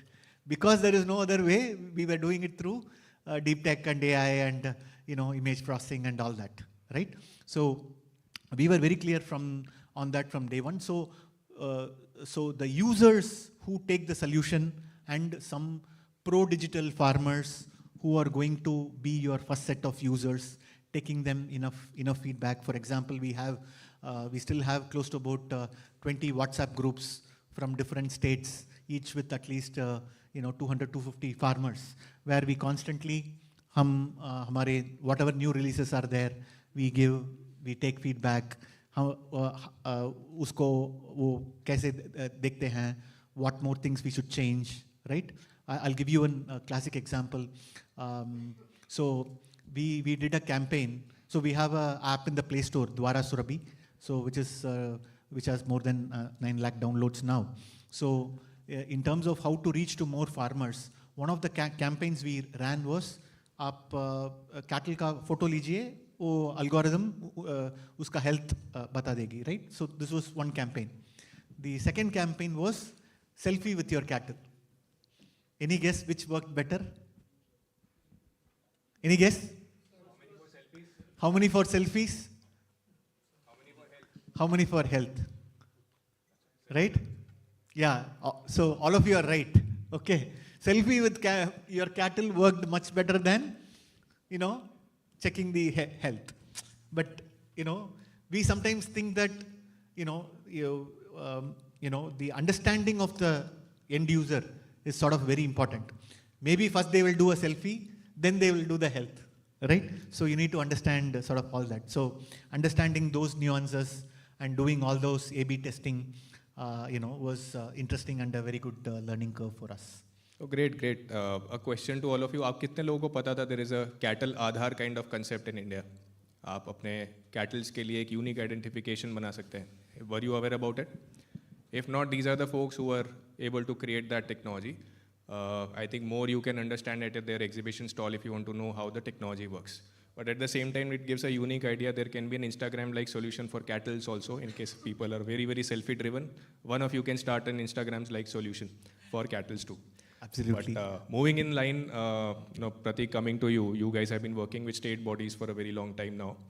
One thing that we need to understand, you have nearly population scale data. आप इतना सारा data monitor कर रहे हैं, observe कर रहे हैं, surveillance हो रहा है. What is the scale of this data? And ultimately, who's the beneficiary and what kind of impact is it generating? Specifically from the rural perspective. Sure. So first of all, thank you. It's my honor to represent Amnex here, right? So I'll start with what Amnex is doing. So Amnex जो है वो Ahmedabad based CMMI level 5 company है and we have been working in the agriculture field from almost 7-8 years.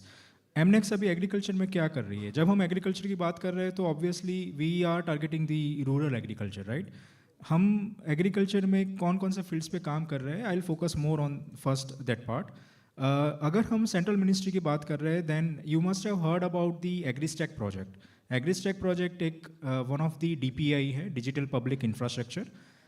उसमें basically 3 registry जो है वो develop की गई है. एक है मैप रजिस्ट्री, मतलब जो भी रेवेन्यू का रिकॉर्ड आ रहा है वो रिकॉर्ड हम एक प्लेटफॉर्म पे रखते हैं जिससे सारे यूजर्स को वो बेनिफिट हो सके. Second one is the crop registry, जिसमें हर एक पार्सल पे क्या क्रॉप है उसका फिजिकल सर्वे होता है एंड सारे क्रॉप की इन्फॉर्मेशन वहाँ पे कलेक्ट करते हैं. Third one is the farmer registry.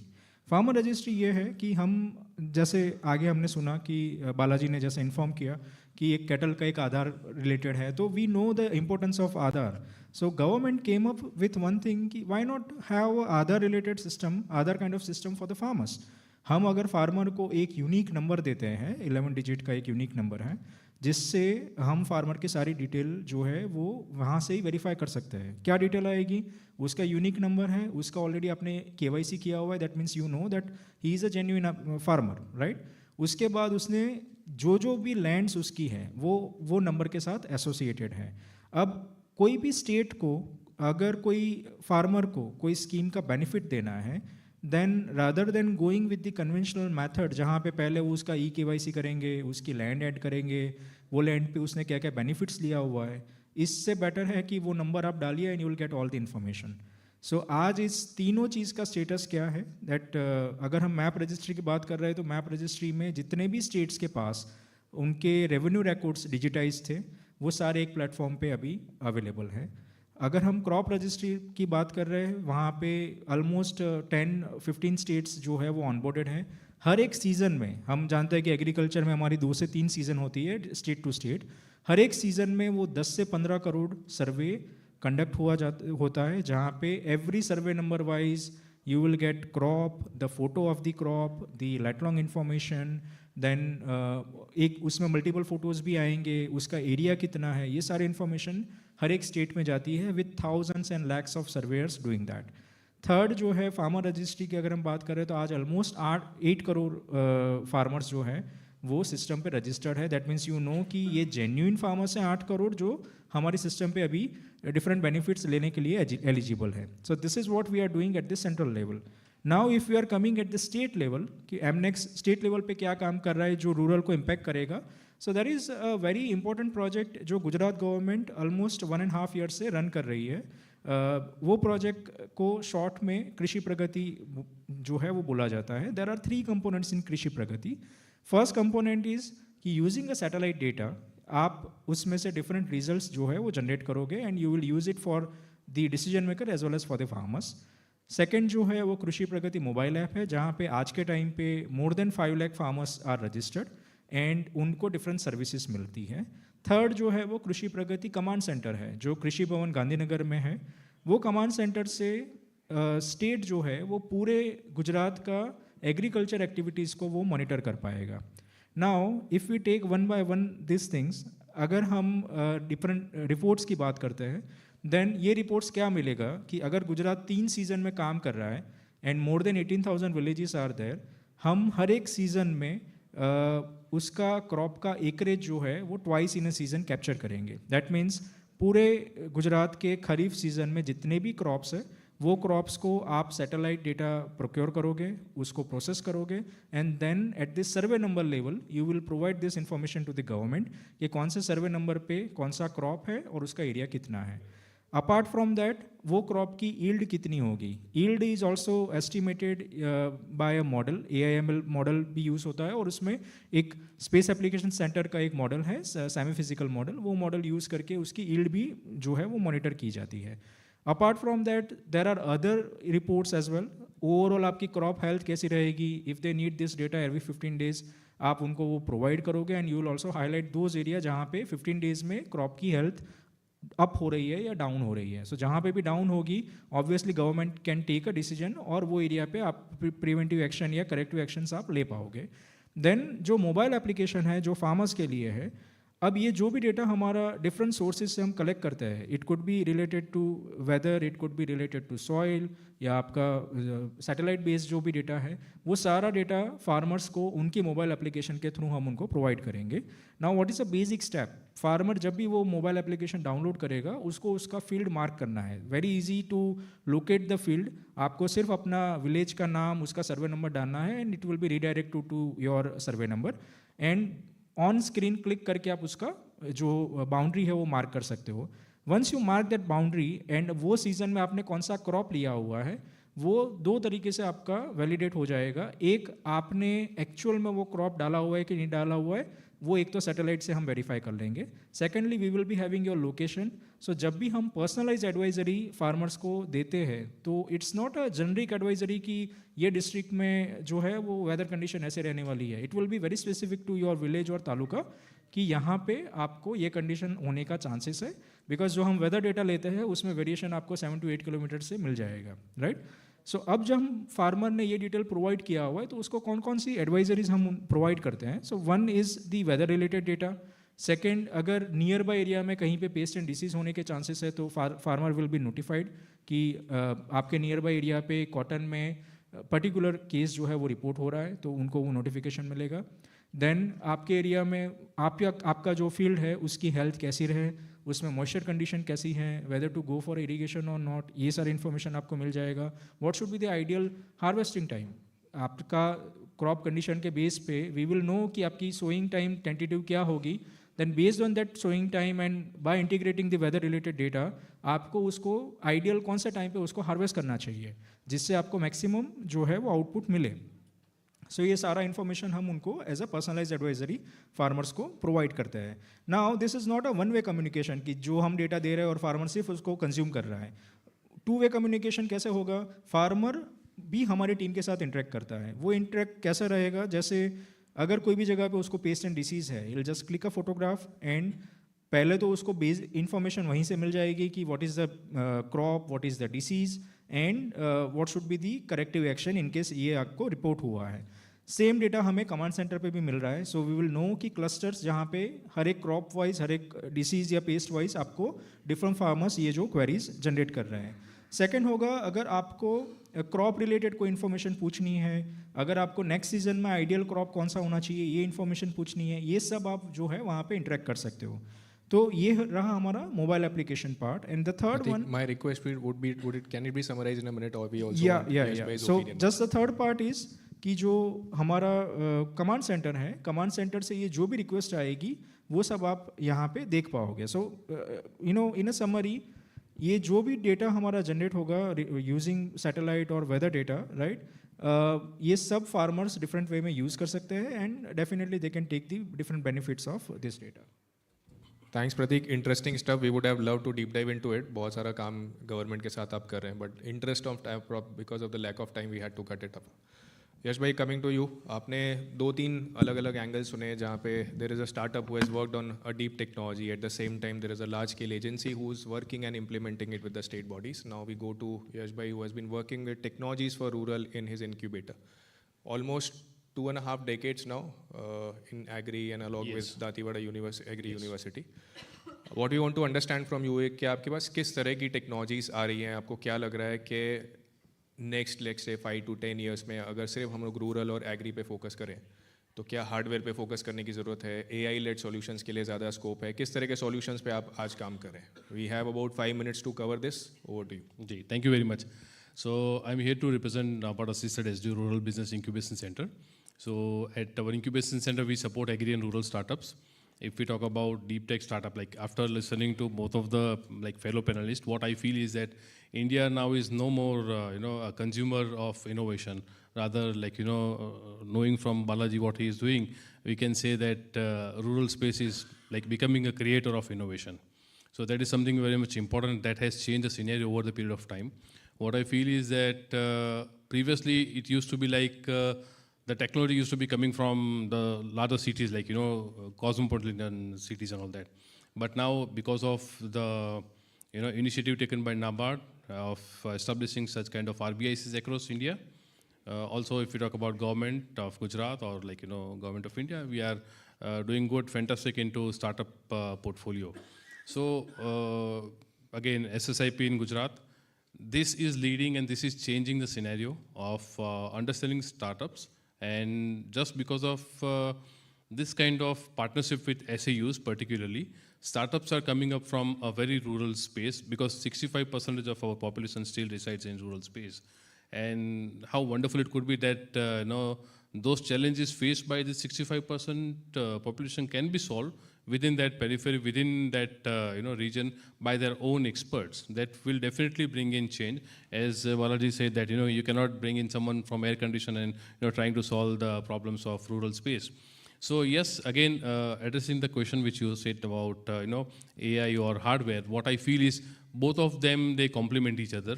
If we see hardware as a kind of, if we see hardware from body perspective, then AI is the brain. That's what I feel. Both of them are important. The important thing is that the convergence part. How wonderful it could be that we can have that kind of technology for those farmers, because ultimately the startups, their end users will be farmers or the FPOs in mass. So how wonderful it could be that these startups can come up with this idea to make farmers export ready, earn foreign revenue from the country as a larger perspective. Apart from that, yes, there are startups for working with us who are into deep tech, agri fintech, whatnot. So that's something which I feel that in present scenario, the problem should be identified from the rural space, and there are efforts by the government, institutes like NABARD, to address queries just from the heart of the India, that's the villages. Thank you. Thanks, Ashbhai, and fantastic work at the university and the incubators, and our congratulations to you. We would have loved to continue, but हमको organizer से 2-3 red signal मिल चुके हैं. Before they cut our challans, I think it is better we conclude it here. So that's it from our side of the panel. अगर आपके किसी भी तरह के कोई questions हैं किसी भी panelist से related, I think you can take it outside after this session gets over. Thank you. Over to the organizers.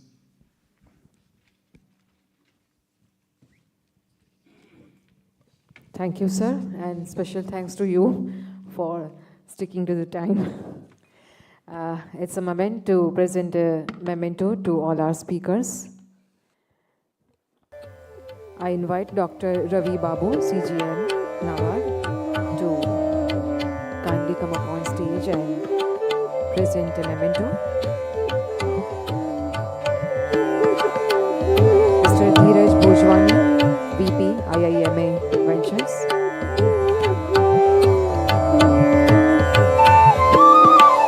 Mr. Balaji Lakshman.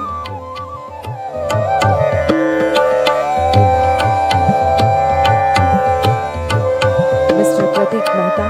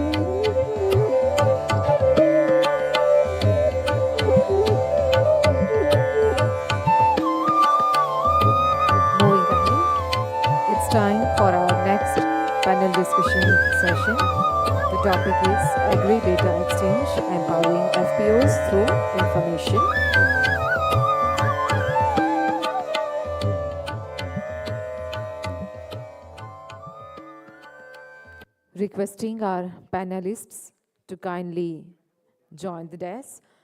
Ms. Aparna Bijapurkar, Managing Director and Partner, BCG. Ms. Aparna.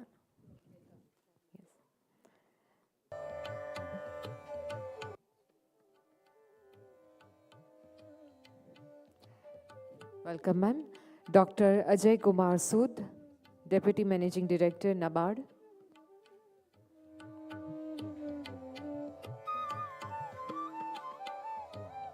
Dr. Rakesh Aravatia, Dean, School of Cooperatives, Banking and Finance, Tribhuvan Sahakari University.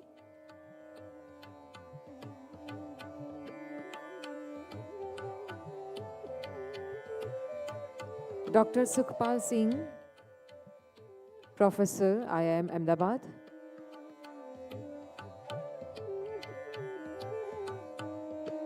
Shri Anand Mohan Tiwari.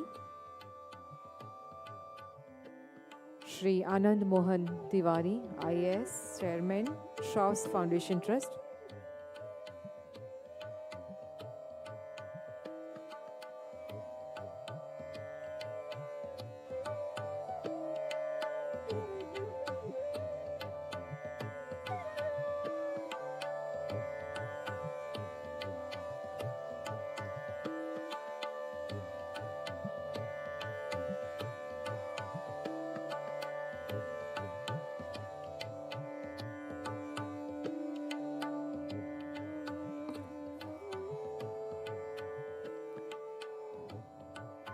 I would like to invite Mr. Sandeep Kondaji, founder and CEO, Krishi Tantra.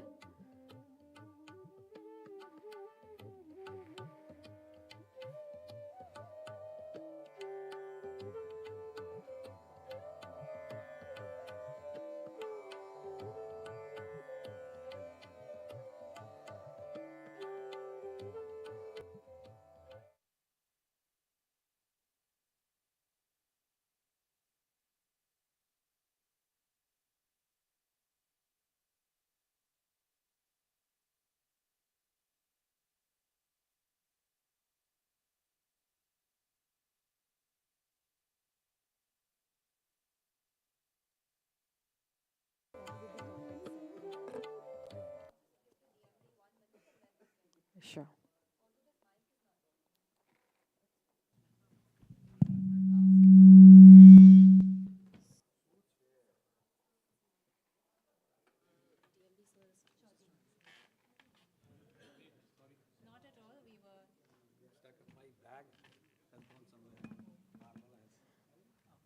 Okay. So over to you, ma'am. Great. Thank you so much, everybody, for being here today. And we have a very distinguished panel to discuss a very, very important topic. As we all know, India has over 85% small and marginal farmers. And one of the core, unlocks to being able to build scale in the agriculture economy is our farmer-producer organizations. And while we have over 40,000, registered FPOs, I think the current scenario is that, many of them need significant institutional strengthening. And I think what we're here to discuss today is to what extent, data and technology can play a role to bridge many of the gaps, that we see in the FPOs.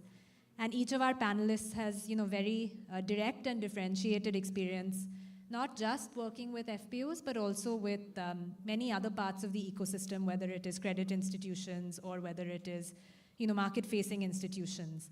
And so the context today will be to really talk about, what we can do to strengthen access to technology and information for FPOs. Before we do that, maybe I can get started with just a very quick 2 minutes of context, which is when we look across the agriculture, value chain.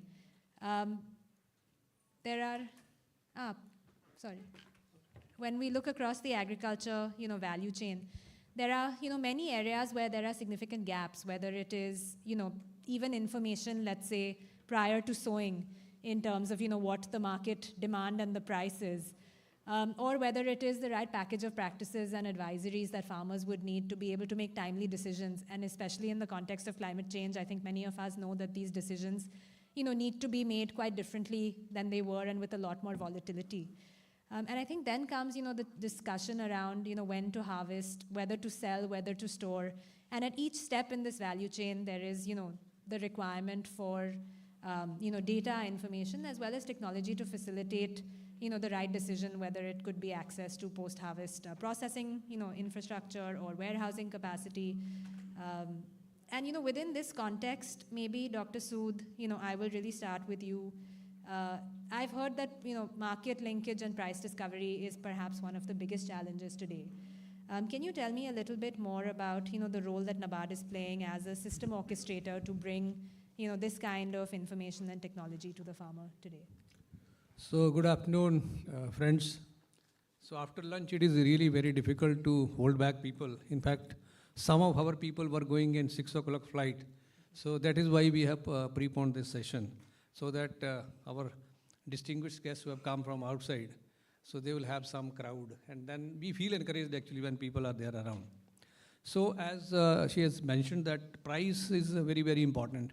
And particularly from the farmers' context, if you compare farmers with some non-farmers or say industrialists, so industrialists have got some control over the fixation of the prices. But farmers are price takers only. And most of the time we feel that they are on the negative side of the price taking. So they always have issues in terms of the price. So therefore this issue is very central to our organization, because we are working for rural areas for fixing the problem. And we have taken, apart from the Government of India, we have taken some issues, some initiatives in terms of resolving this issue. As far as the digital market linkage is there, of the around 7,400 FPOs that we have formed in the country, around 1,700 FPOs we have linked with ONDC and maybe with ENAM also. And but then the initiative does not end at that stage. Linking is one part of it. Then there is an entire process behind that. Preparing catalogs, going through the entire process, and then there are so many other formalities that are there on the ONDC, so as to help them. Then the quality issues are there, value chain issues are there. So the entire things are being taken care of, some standardized processes. So I think that's one of the very, very important issues that we have undertaken. And we have also tried to organize certain exhibitions, bigger exhibitions, so-called Tarang Melas, that we had done in 50 locations across the country, where we had invited, apart from the FPOs, the officials of ONDC and other startups. So there we did this onboarding exercise for FPOs. So that provided them a very, very good platform, as also a kind of platform which is a convergence platform for all of us to come together and think that what is the right way of going ahead. Then we had also undertaken a kind of pilot with NCDEX for supporting farmers for taking up put options. So that initiative is going on, that pilot is going on, and the results are increasing. And it is restricted to on certain commodities like cumin and I think coriander and turmeric. So for these 3 commodities, this pilot is going on, and this is related to FPOs. I think some 71 FPOs, they have benefited out of this. So in terms of the price discovery, if the results are increasing, then this would be scaled up further. So I think this will be a good step. Now we have to see what is the real impact at the ground level in terms of covering more and more number of farmers and covering more and more number of commodities and more geographies. And then this initiative, it provides access not only to the national market but of the global markets also. Because what we have seen in ENAM also, that the linkage has been mainly within the states, mainly. So across the states, the initiatives, the impact has been little limited. So I think Government of India is also aware of this, and they are also trying to see that there is cross-state trade also, which is happening. So if the FPOs are also made part of the ENAM process, and then the issues which are there affecting the cross-state trade, they are taken care of, then I think this will be a very good step, and we would like to be part of this initiative through FPOs and cooperatives and try to help them in whatever way it is possible. Thank you. Thank you so much, Dr. Sood. I think it's, like you said, great to see that the thinking is not just, in terms of more expanding local market access, which I think NABARD has been doing for a long time, but it's international markets, it's newer kind of mechanisms for, price stabilization, like you're saying, through forums like NCDEX. So it's really, really good to see this. I think price discovery and market linkage is one major area, but I think the other, especially for FPOs, is access to capital. And I think while the government has put in place, mechanisms for long-term capital formation, for example, the Agriculture Infrastructure Fund, NABARD has the NAB Sanrakshan guarantee also underpinning that. One of the big areas that both FPOs as well as farmers really struggle is working capital. I've seen, in market, a few products that are using, data and alternate data pipelines, whether it's geospatial data or transaction data, or hopefully over time, more soil health kind of data as well, which are building, innovation for financial access. Dr. Arvatia, you do a lot of work in the space. Want to get your sense of, what's happening from a credit provision point of view, and how are the financial institutions responding, not responding, what support might they need as well to be able to make some of this possible? So before going to this question, I would just want to, compliment NABARD for bringing this scheme where they are asking the FPOs and the cooperatives to take the options on the exchange. I believe that this is an amazing initiative. I run a center at IRMA called as Center of Excellence on Commodity Markets, and we have been closely following this particular options pricing scheme which has been provided to the farmer. I believe this is an amazing scheme because what it does is it takes away the downside of the risk of a farmer and ensures that the upside remains, which means it is technically acting like a market-based MSP. And I believe that if it is something which is taken up and understood by the farmers, in the long run, it can take care of a lot of problems that we, from the policy perspective, are facing. And if the FPOs and farmers start taking position, especially on the options, it is something which can benefit the farmers in a very big way. It will help in price discovery, and at the same time, it will take away the risk to a large extent from the farmer's hand to the market, where both the speculators as well as the hedgers would start working upon. So I believe that it is an amazing initiative. In fact, we have actually submitted a proposal to do the evaluation of this particular program as well. I believe that this initiative can actually go a long way. Now, coming to the FPOs and the excess of credit to the FPOs, I believe that a lot of organizations are coming up with the use of technology for providing credit to the farmers. Now, one of the major problems that we see in excess of credit to farmers and farmer organization is how do you build the history of their data. For example, if you want to give a loan to an individual, you will have the CIBIL score, you will have the history of their bank account and a lot of other such things for giving loans. Now, with the use of technology, I believe with Sehkar Sarthi coming up, and with enterprises who are basically tracking the history of the cooperatives, FPOs, and the other collective forms, I believe it becomes easier for the banking system to give loans to the FPOs. And I see a lot of risk mitigation which happens through other technologies which are coming up. So for example, the participation of the farmers and the FPOs on various platforms for trading, various platforms for selling their produce, collectivization or cooperation amongst cooperative, which is helping the risk being mitigated and transferred to certain form of cooperatives. It is leading to a better way by which the farmer, the FPOs and the cooperatives are able to provide data which allows them to access credit from the markets. And there are startups which are coming up which are bringing in newer technologies. So we were just talking to one startup a few minutes back where the KCC loans could be given seamlessly to the farmers through this particular startup. The name of the startup is What's Loan, which basically helps startups, FPOs and cooperatives to basically get the KCC loan seamlessly for the farmer. And a lot of other such technologies are coming up which would help the farmers, FPOs and other collective forms to basically get loans seamlessly. So, just a follow-up to that. Are you seeing, I mean, we're seeing a lot of fintechs maybe responding, maybe NBFCs. Are you seeing traditional financial institutions also responding in as agile a way, or is there something more that we can do? I believe that the fintechs and the new technology, new innovations are coming up will force the traditional organizations to also adopt them. In the long run, there is no option for the traditional banks and other forms of NBFCs to adopt the technologies which are brought by the fintechs. And I think that is already happening. I think RBI Innovation Hub has brought in some of the technologies on the RBI Innovation Hub platform, which is now available to the scheduled commercial banks, the cooperative banks, and other NBFCs as well.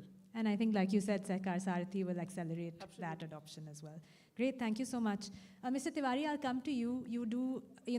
You've had many avatars, I think, and in your latest one, you work very closely, at the last mile through your foundation as well. And I would really like to, understand, we've talked about FPOs getting onto ONDC. We've talked about them, using new platforms for, let's say, options, pricing and hedging. We've talked about, this financial access, providing your data in a, consent-driven manner to be able to get loans.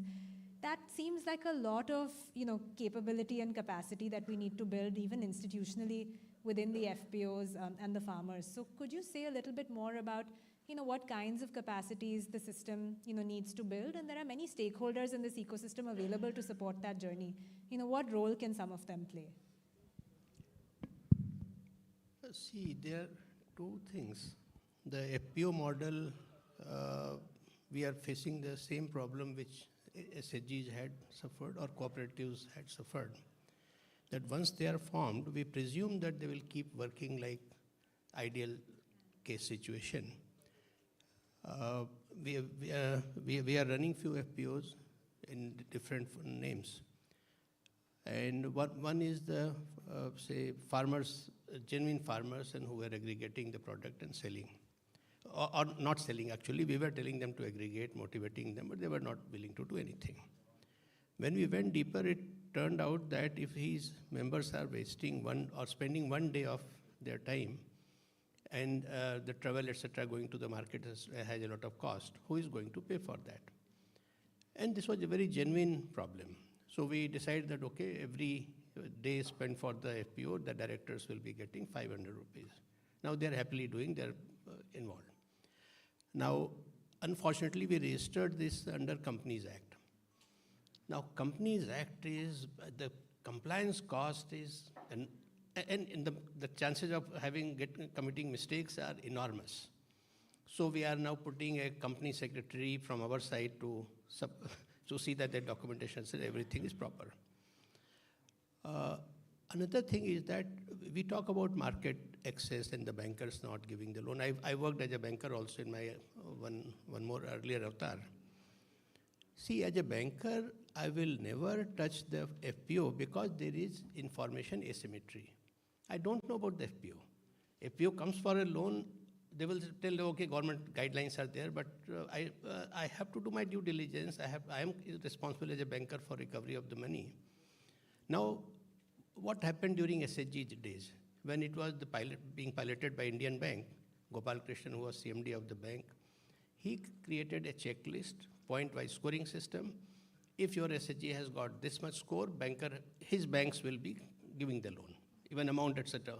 Then Mr. Koteya of NABARD took the same thing, and NABARD also created the same model, and SHGs are getting the loan. Now, if working, now another thing. Now farmers the FPO has to aggregate all the material from the farmers. It requires money for warehousing, there is no money available, nobody is willing to give him the money. Then they have to pay the farmers. They require working capital. There is no provision of working capital, nobody knows. And I'm not blaming bankers because banker is very aloof from the FPO, they don't know the FPO. So somebody has to create a model. In fact, we were debating internally that FPOs need a super app where all these things are available. Now, data also, we talk, there is data, farmers need information. But if you look at the information, number one, that where they require information, that data is not available. Second, if it is available, it is multiple sources are there from which he has to get. When he gets the data, he is unable to interpret. Now, I'll give classic case of this soil cards, soil health cards. It is like your pathology report. What are you going to do with that? When I was in a fertilizer company, we told our people, okay, can you put the, all the recommendations of the local agriculture university and give if farmer tells he has so much land, he wants to do, say, groundnut, then you give him 3 options. One is our product, what is the price? Based on his, and the soil health card is also, the data is segregated at plenty of places. Luckily, we had around 20-30 lakh soil health card data. Sure. Based on that, we'll recommend them that this is our cost, you require only this much. Yeah. This is my competitor's cost, this much. This is another competitor's cost, this much. All the 3 are available, you decide. And we used to give him printout, he will go and take his decision. Now, interpretation is the biggest problem for the farmer. You look at, IMD website is available for weather. But ask any farmer, will he be able to take a call based on IMD website data? Yeah. But this is a very important point that you're making, and which is that, I think one is availability of data, the second is the access to data, but the third is really the capability and capacity to be able to interpret and act on that, right? And I think when you talk about acting on it, even the network needs to be available. And I'll come back to you in a moment, but the reason I pause you is exactly the example that you've shared is I want to bring in Sandeep, who's the founder of Krishi Tantra, and you said soil health, and that's really, I think, what Sandeep is trying to simplify. So Sandeep, I think, just building on what Mr. Tiwari said, tell us a little bit about, your organization and what you're doing to be able to not just help farmers access perhaps one of the most critical pieces of data, which is information about their soil health, but also interpret and act on it. And I think in that context, tell me a little bit about, how you're partnering with others in the ecosystem to be able to close this loop. And then maybe, Tiwari ji, I'll come back to you a little bit later again to build on that. Sure. Thanks, Aparna. So what Krishi Tantra is doing is today to simplify not only the access of information on the soil health, but also to interpret that in a meaningful way, and also to make that access very easily available. So how we are doing it, one, we have developed a technology which does a rapid estimation on the soil testing without compromising on the lab level accuracy. So we have automated the whole journey of soil testing, which a lab chemist would typically take many hours to do. It is the same thing which an unskilled person can be able to do it because of the help of automation. So anyone who is having a very basic level of education will be able to operate that. So the reason we did that is because we have to take this kind of technology at a grassroots level, which is near to the farmer, and finding chemist over there or a skilled labor would be a difficult task. So that is the first challenge or a problem statement that we have solved. And the second thing is we have got that information to the cloud, and we have digitized the scientific information. Let's say, as Dr. Tiwari mentioned just now, that interpretation of pathogen, it is just a pathogen kind of report which is there, a pathology report which is there. So to interpret that into a meaningful way to a farmer is nothing but a fertilizer recommendation and advisory, depending on the crop they choose, so they can interpret it. So this is what we have digitized this whole journey, and the same thing we have, we have made it as a digital platform even for Government of India. The entire soil health card platform which is there, we developed that, and that is being managed by us. So this is in nutshell what Krishi Tantra is all about. Now the partnership is something to do with, now it's not only important for a farmer to have this access to information. So there is many other players in the value chain who are not accessing this information and which could be very useful for them. One thing in the context of the fintech part of it is, if I give an analogy, so a pathology lab of a human is required for providing even insurance and also a health the health insurance sort of thing. Because that is something which will provide you a trend or an idea what kind of risk a financial institution is undertaking. So it is underwriting in general terms what they say. So that is not considered in the soil health. So we have developed a platform where it is where a farmland can be converted into a soil score depending on the kind of parameters that we are addressing. So it will provide a scoring saying that how healthy this soil is and what kind of risk anyone would be taking. It could be a farmer, it could be a financial institution, it could be a supply chain company who are relying to procure the produce, and also for a fertilizer organization or an input organization, that what kind of thing is required there. So that is a sort of thing that so far what we have developed and trying to cross-integrate among the value chain. Thank you. I think that's really great to hear. Dr. Sood, maybe I'll come back to you. You know, we've had such a rich conversation so far, and I think many themes, like we discussed, picked up.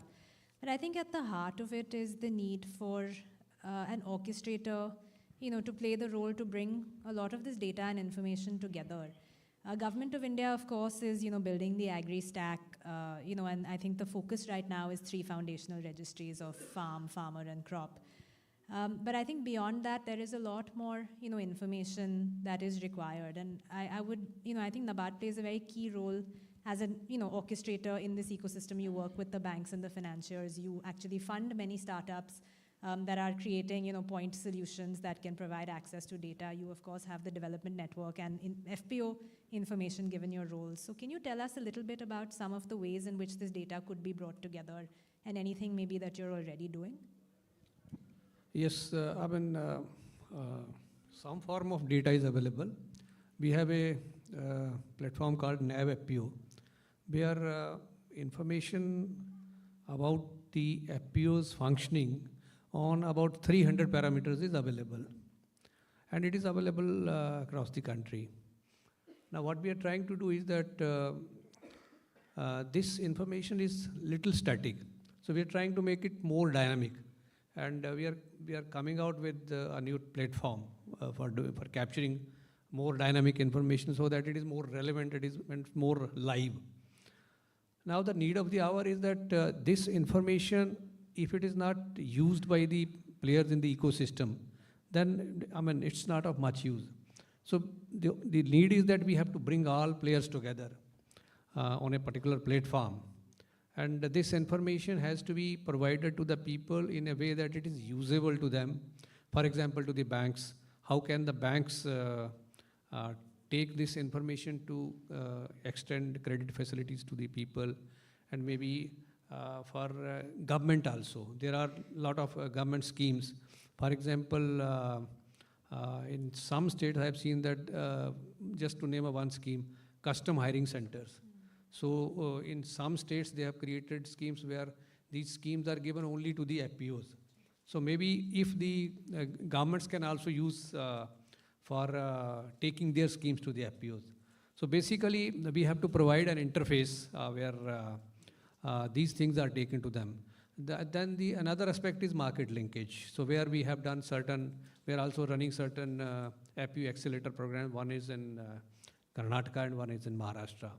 So there are issues, and there are also a lot of data is being captured while we are getting the farmers to connect to the market players. So a lot of data is being captured. That will also be on these platforms. So through this market data, so bankers will also be comfortable. And what is happening, I'll just narrate the experience of Karnataka. It is not only market linkage. It's leading to certain other things. It is leading to diversification also. Now, when the FPOs are linked to the market, say for example, Zomato or Swiggy, then they come to know that there is a demand for other products also. And then they ask their farmer members to grow those crops also. So diversification is also happening at the back end. The problem is that when these programs, FPO accelerator program ends, then by that time the capacity of the FPOs or FPO members would have been built so that this becomes a sustainable model. So that is the scaling up of that initiative.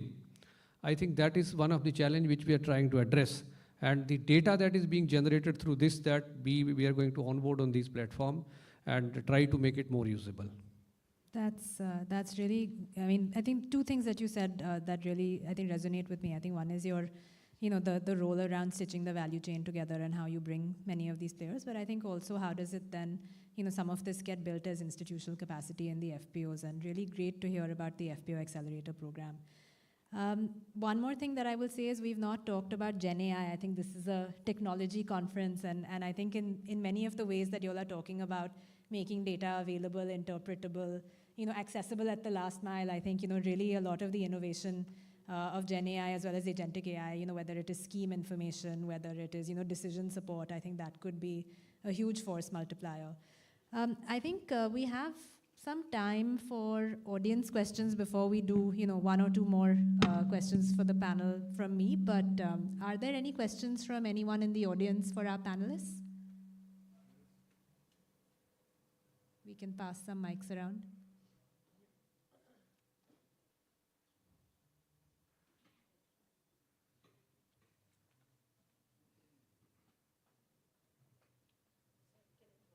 Yeah, you can. Yeah, I'm still looking for hands though. If we don't, then I think we'll continue our conversation. Okay, great. I think, yeah, we'll, think about your questions. If anything, I can still save a few minutes. Ask only easy questions. Dr. Arvatia, I think, given the discussion that we've been having, I think you represent an institution that I think has a very long legacy of, enabling and supporting, grassroots talent also, coming in to lead many of these kind of cooperatives and FPOs, right? So, could you give us any thoughts that you may have on how we can build more institutional capacity, how we can kind of ready, the future leaders to be able to overcome some of the challenges that we've talked about that FPOs and farmers might face in adopting digital technologies? Okay, so one thing, so, the government has recently formed this initiative called as Tribhuvan Sehakari University. Now, I would just want, to speak about the reason why this has been done. We see Amul, which has become a, organization with a turnover of 90,000 crores. And one of the reasons why Amul has been able to do so well is because IRMA has been able to provide professional manpower to Amul for the last 40 years. And if you look at the leadership in the milk cooperatives, you'll see at the top, there's someone from IRMA sitting there. The point I'm trying to make is that if you want to make FPOs, cooperatives scale up, if you want them to grow large, you will need professional manpower, and you need institutions which can support them. And that is where I believe this initiative of Tribhuvan Sehakari Initiative is very, very important. It will actually help, build up the cooperative sector, which is going to support the people at the ground level. I have another role at IRMA, which is I head the incubator there, which is IRMA ICT Foundation. I would just want to add one more thing here. I'm just going a little. There is the startup ecosystem which have been built up in the country over the last n number of years, and I believe that we have been able to support a large number of startups. Agri-techs have been supported by NABARD and other organization, impact funds and a lot of other organizations, and there is some problem which is being seen at this point in time. There is some what do you call it? Funds are suddenly vanishing in this particular domain, and there is some apprehension. Now, I would want to make a statement which might not look very good, but I would say that let's not fund startups. Let's fund their interventions. Okay, so what I mean by that is, instead of giving something to a startup, say for example, Krishi Tantra, rather than giving him money for funding in form of equity, what we can do is we say that, okay, how many farmers can you work with? Okay, how many farmers can you help in increasing their productivity? And we fund the intervention. Okay, in the process we can take equity, in the process we can give him debt, in the process we can actually create a impact fund. Okay, but the idea would be to basically fund the intervention which actually supports the farmer, the FPO, the cooperative. And if you are able to do that, I believe that it will have a huge impact. And it will actually take away the problem that we are seeing, that many of the enterprises, they take money as equity with a potential, with a promise, with an idea, with a scale, but ultimately it might not be reaching where it should. So when you clearly say that we'll be funding an intervention, it changes the whole context of the thing. So that I believe can actually be very helpful. And I'm saying it here because NABARD runs the AgriShore Fund. They actually support a lot of startups. And this is one way by which it can be done. And I would be happy to, maybe if you would want to do an experiment at Tribhuvan Sehakari Institute, would be willing to do that as well.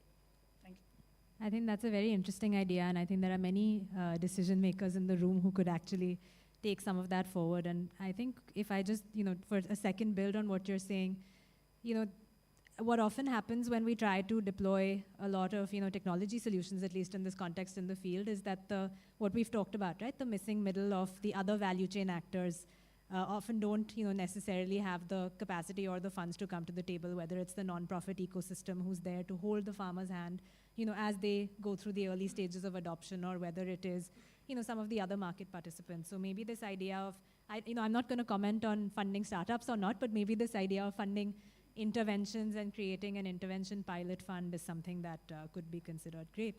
I know that we're, almost at time, so maybe I can, ask one last set of questions, and I'll start, maybe Sandeep, I think with you, which is that, as you look at the next, 10 years, how do you see really the FPO, as an institution, and, what are some of the big unlocks that we actually need, given this conversation, to be able to make them stronger, more resilient, and tech-led?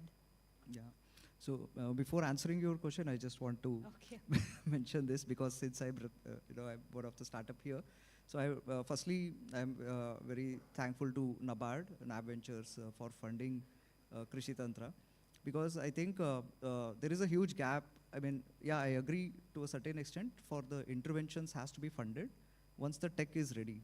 But I agree, tech is still very far away from seeing the daylight in the tech segment when it comes to the context of Indian agri scenario which is there. So I think still the funding which is happening at the research and innovation level is still minuscule, and I think there should be a lot of thing, and very thankful to VCs like NAB Ventures, who are actually doing the funding for the agri-techs in real term. So coming back to the point on the FPO part which is there, so I think the data unlock will happen with adoption, by not only by the farmer, but across the entire value chain, across each and every services that are being provided. I think not only on the soil health, I would say, overall, it may be related to the agronomy, because the research has been so far limited only to a research institution level. We are talking about ICAR, we are talking about universities. So the technologies have been developed, but it has never reached the ground.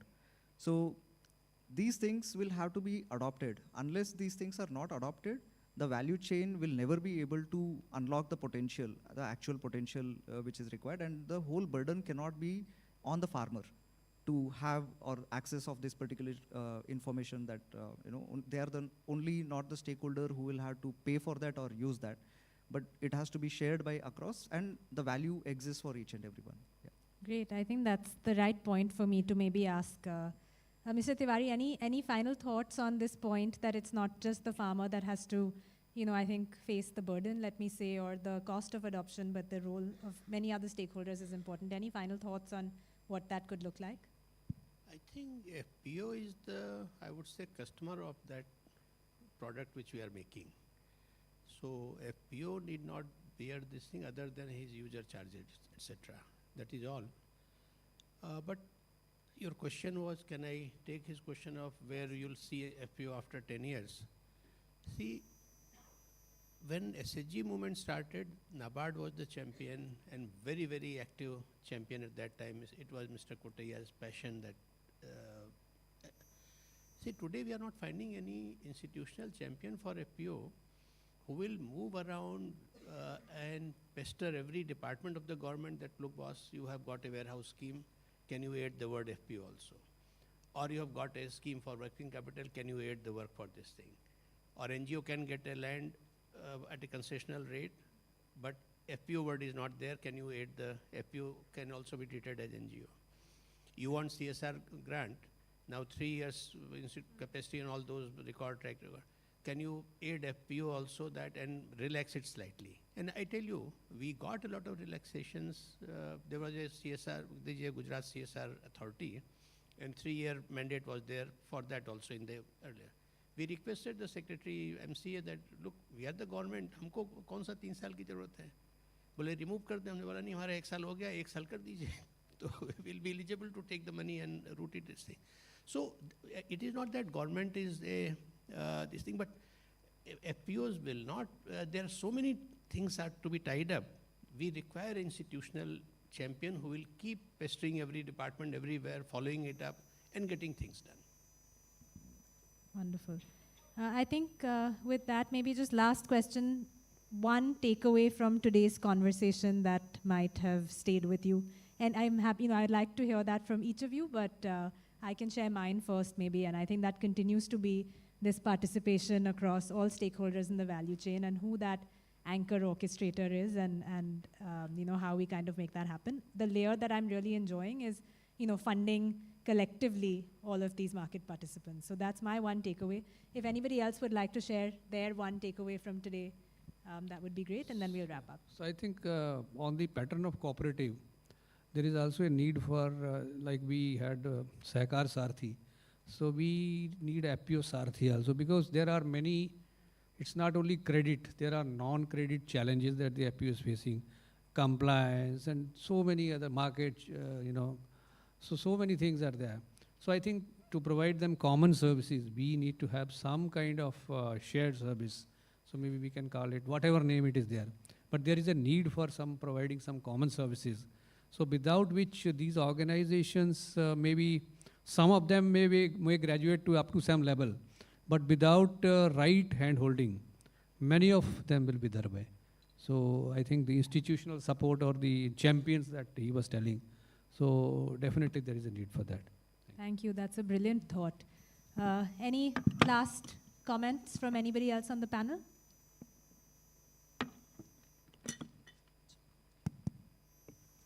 So I think the key takeaway for me would be that, it's the conventional way of agriculture, irrespective of the number of years we are going to talk, maybe 10 years, 20 years, 100 years from now, will not change unless there is a data and a governance coming together into the agri scenario. And I think FPO would be a key player in that, in unlocking. Wonderful. Thank you so much to our brilliant panelists. Could we have a round of applause from everybody, please?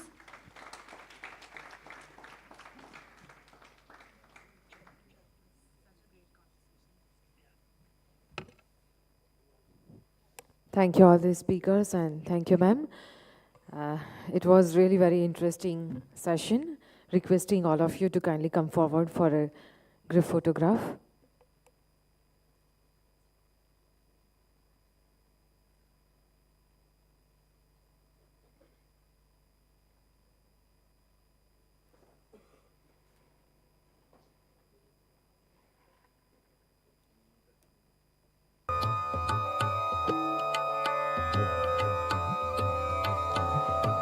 Requesting Mr. Pushpas Pandey, CGM NABARD, to kindly come up on the stage and present a memento.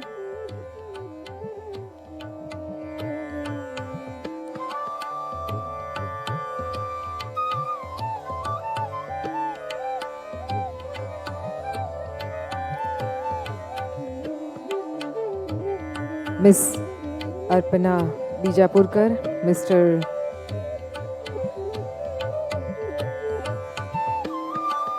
Rakesh Aravatia,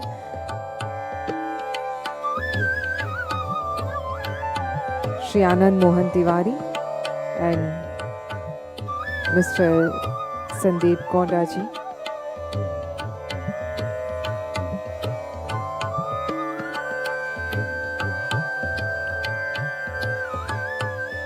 We are thankful to you for being here and sharing your expertise and experience with all of us. Thank you once again.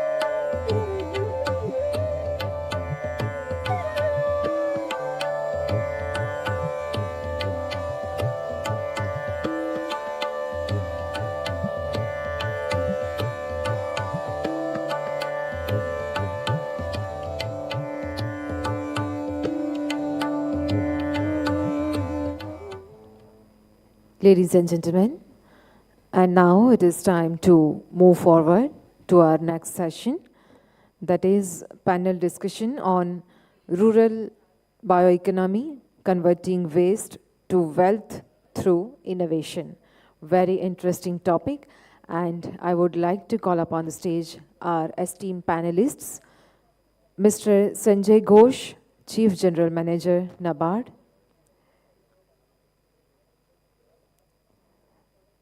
Mr. Anmol Gupta, Founder, Biofuel Power,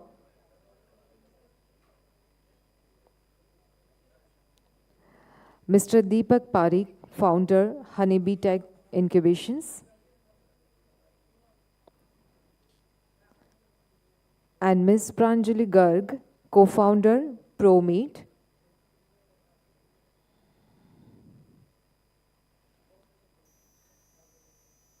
Can we have a big round of applause for all our panelists, please?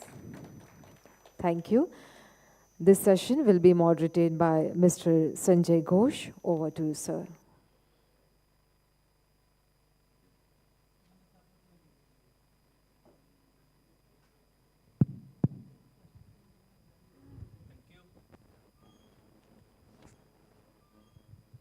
Good afternoon.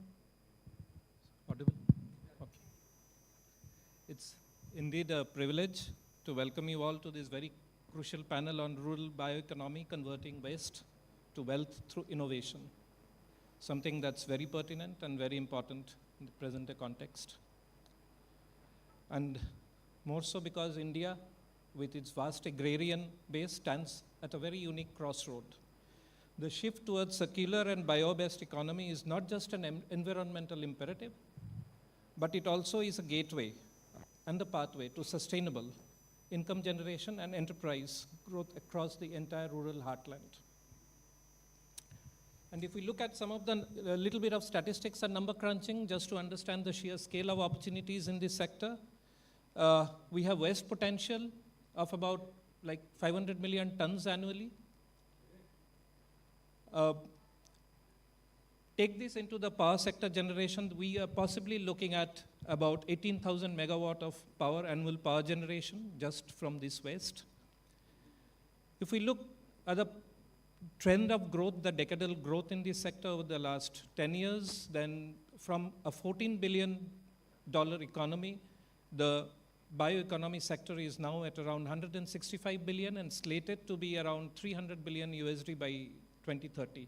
That's some of the reports, citations.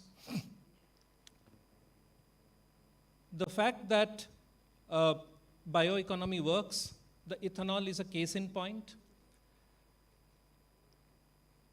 The 20% blending of ethanol,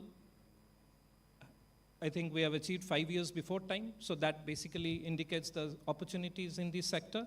And of course, this sector provides a lot of new income opportunities for the farmers in both through the energy that's generated as also through carbon credits. And so we'll introduce the panelists. So today we have very distinguished set of panelists amongst us.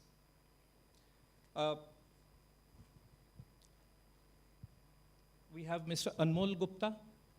A small introduction about Mr. Gupta, like he is the founder of Biofuel Power, a company focused on integrated agricultural and energy solutions. His startup is in collaboration with IIT Roper, right?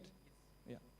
His work is centered on creating dual value systems for farmers, generating clean energy, while also focusing on biomass utilization. So we'll hear more from him as we proceed. Mr. Deepak Parikh is the founder of Honeybee Tech Incubations, an acclaimed technocrat and a World Economic Forum partner. Mr. Parikh is a serial entrepreneur in the agtech and social domain, deploying cutting-edge technologies like AI, blockchain, and IoT to create social and business values with the organizations that he associates. And we also have with us Ms. Pranjali Garg, co-founder ProMeat, which is a smart protein startup focused on creating healthy, high-protein, and preservative-free plant-based meat alternatives, something that I'm sure we'll all be very excited to hear more from her as we move ahead. Her enterprise is an excellent example of high-value product development within the bioeconomy, creating market demand for specific crops and products, thereby offering sustainable means of protein. So together, these panelists provide a perfect blend of policy, of renewable energy, of market creation, grassroots innovation, and it's indeed a pleasure. It's going to be a pleasure, I'm sure, over the next few minutes, or maybe half an hour or so, we'll be looking at different facets of this bioeconomy in terms of the potential, the policy frameworks, the financing challenges, and as we listen to the experts. So maybe we begin with Mr. Deepak Parekh. We'll be basically interested to know from you. There's a specific question, Mr. Parekh, that we have for you. Just, I think I'll reset my phone. Yeah.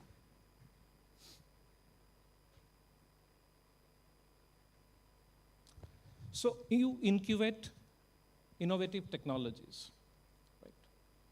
So how can we reduce the technology risk and capital expenditure for grassroots entrepreneurs?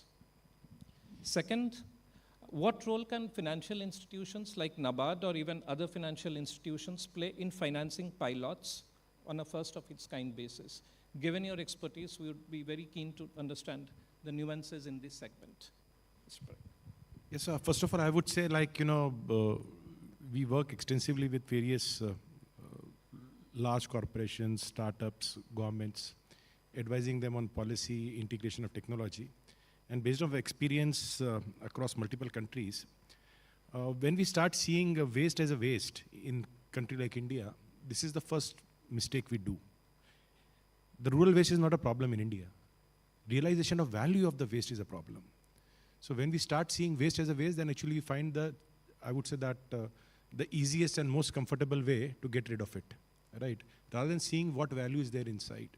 And this is where also the financial institutions, specifically if they are not, I would say that socialist or impact-driven financial institution, they see it as one of a project which then actually lose the shine as soon as the support from the government, support from philanthropic institution dries down, suddenly the project becomes unviable. I believe when you start seeing a waste as something which is having humongous potential, I'll just give you a basic example with the compressed biogas. Now we are having our Prime Minister pushing for it. In fact, the first CBG plant, Varanasi, inaugurated by him, I had opportunity of visiting and engaging with the stakeholders there. CBG gives value, but it leads to a lot of slurry as well. Now then you say that from waste, I've removed one part, now I'm having another waste, right? And that waste becomes a cost because those lagoons, one gets filled, that creates social unrest, problems, mosquitoes, and then the people who are surrounding, they say that get rid of it. And then you start looking for spending money to get rid of it.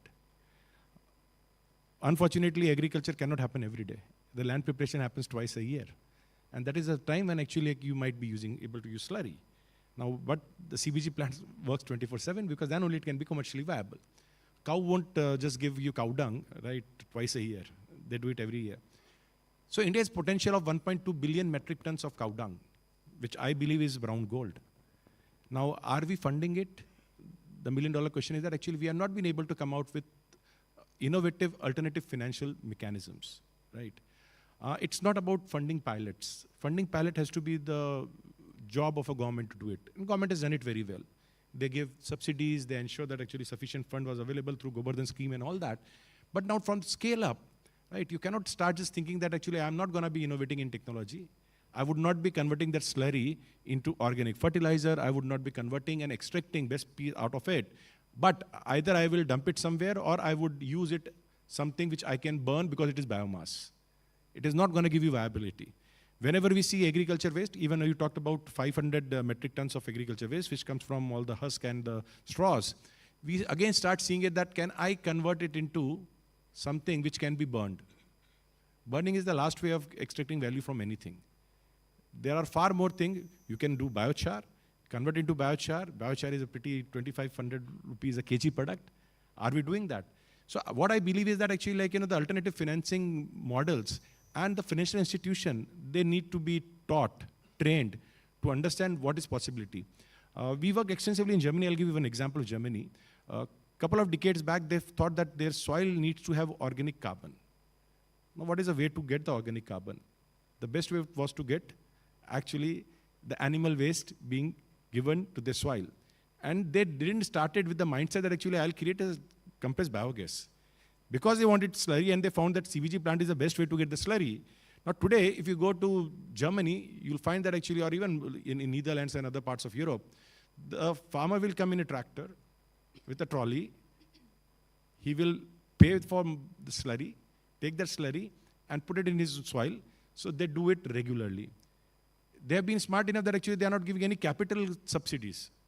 They say if you run, right, electrification through CBG, for every unit produced, we'll give you subsidy so that actually you keep on running it for 10 years, 15 years, 20 years, and you start becoming more efficient because you want to create more electricity, more slurry with the same resource rather than actually burning. So I believe like, policy, understanding of financial institution that how to finance such initiatives, that is very important. Second, I believe is like, in country like India, where we are predominantly rural economy, we are having close to 130 million farmers. I believe the cooperatives are going to be the next big thing, even in mobilizing the rural waste economy. And how cooperatives would be doing that, we had example, like, whether you talk about previously we had cooperatives like what has, like Amul and all that. And now the modern way of putting, I would say that very similar, but a little bit change because of the new schemes, the FPOs. Now they are, I think, the torchbearer of engaging, aggregating, because aggregation is going to be a problem for anyone. And they are would be able to mobilize it. The third aspect of, I believe, the financing is that actually, we need to ensure that what we want to achieve eventually. Are our policy aligned? You talked about ethanol, 20% blending. How much of that is coming from waste? And you'll be surprised to know, zero. Not a single liter is ethanol 2.0, which comes from agriculture waste today in India. Whatever which is coming from waste is coming for aviation fuel, or that also one I don't want to name it, but a refinery which actually tried to do it and then they shut it down. And now on paper it works, but it's not working. Our ethanol is coming from maize. Our ethanol is coming from grains. And if you ask me, we are in a dry state, but the best place to have a grain-based ethanol is in a glass, not in a car, right? Because we are actually having grain which is non-GMO grain, right? Which eventually costs more than actually GMO grain. And your car will not differentiate definitely whether it is ethanol coming from a GMO or non-GMO grain. So I would say that the policy is great. E20 is environmentally fine, but is it addressing the rural waste economy? The answer is no. Now, this is where actually we have to differentiate that are we giving sufficient incentive, because ethanol 2.0 currently, because the production numbers would be low, is 160 rupees a liter. At that price, would oil marketing company buy it or not? The answer is no. Now, this is where actually I believe the policy need to be tweaked to ensure that actually something which we created to be environmentally more friendly, we have to work on ensuring that there is sufficient support being given to ethanol 2.0, not just converting from maize or sugar cane also I'm still okay, because we have huge production of that. But from grain, I think that's not a great idea. It has to come from waste.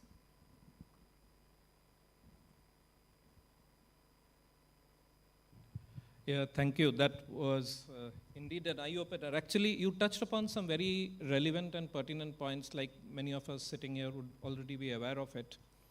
So one point that you have brought forth is the importance of policy alignment with the national priorities and the prerogatives and understanding of the entire ecosystem.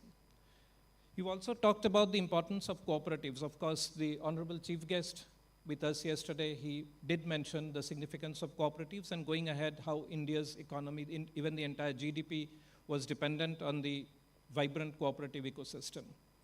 So taking it from there, and of course in NABARD, we do have a product specifically curated for this kind of projects. Some initiatives have been made in this segment. And there, of course, our experience was that, as you rightly pointed out, it was not really the lack of technology for converting waste to wealth, but the de-risking of the projects. That's something very, very pertinent. Anyways, taking it from what Mr. Parekh had just mentioned, I'd move to Mr. Anmol. So you were in the logistics of biomass aggregation, right? So collecting, storing, transporting decentralized waste. Right. And which is a major bottleneck for this kind of centralized projects. So how do you think can innovative models, probably involving local farmer producer organizations or cooperatives, as he's just mentioned, overcome this challenge to ensure a predictable and a reliable feedstock supply? So your thoughts based on your experience. Hello everyone, my name is Anmol Gupta. So, but your question is, we are already doing, making solution of this. I give you example of, from the last 2 months, that like we all know paddy harvesting season is going on. In our startup, we are doing the management of paddy straw. I myself present in the field, and we have done a pilot of a startup in which we have managed 1,000 ton of paddy straw. Not with the conventional model, but with our digital model. Basically, what we are doing digitalization of biomass supply chain. We are kind of making Uber of the biomass. But we have done session with the farmer, understood what challenges they are facing, and I have made one WhatsApp bot in which farmer will put a request that, hi, my name is this is my location, and I have a paddy straw available in my field, kindly come and pick it. So according to multiple requests, we have combined the multiple requests, and we are sending the baler to them. And baler is also onboarded with us. Like in Uber, car is onboarded. In our app, baler is onboarded, and we are giving planning to the baler that you have to go to this location today, you have to go to this location today. Like this, we are making this unorganized sector organized, and with the scale, we are doing multiple operations at the one time with the help of digitalization. After the baling, the major challenges is to do the pickup of that biomass bale which are left in the field. And farmers are doing, farmer always do hurry that pick it fast, pick it fast.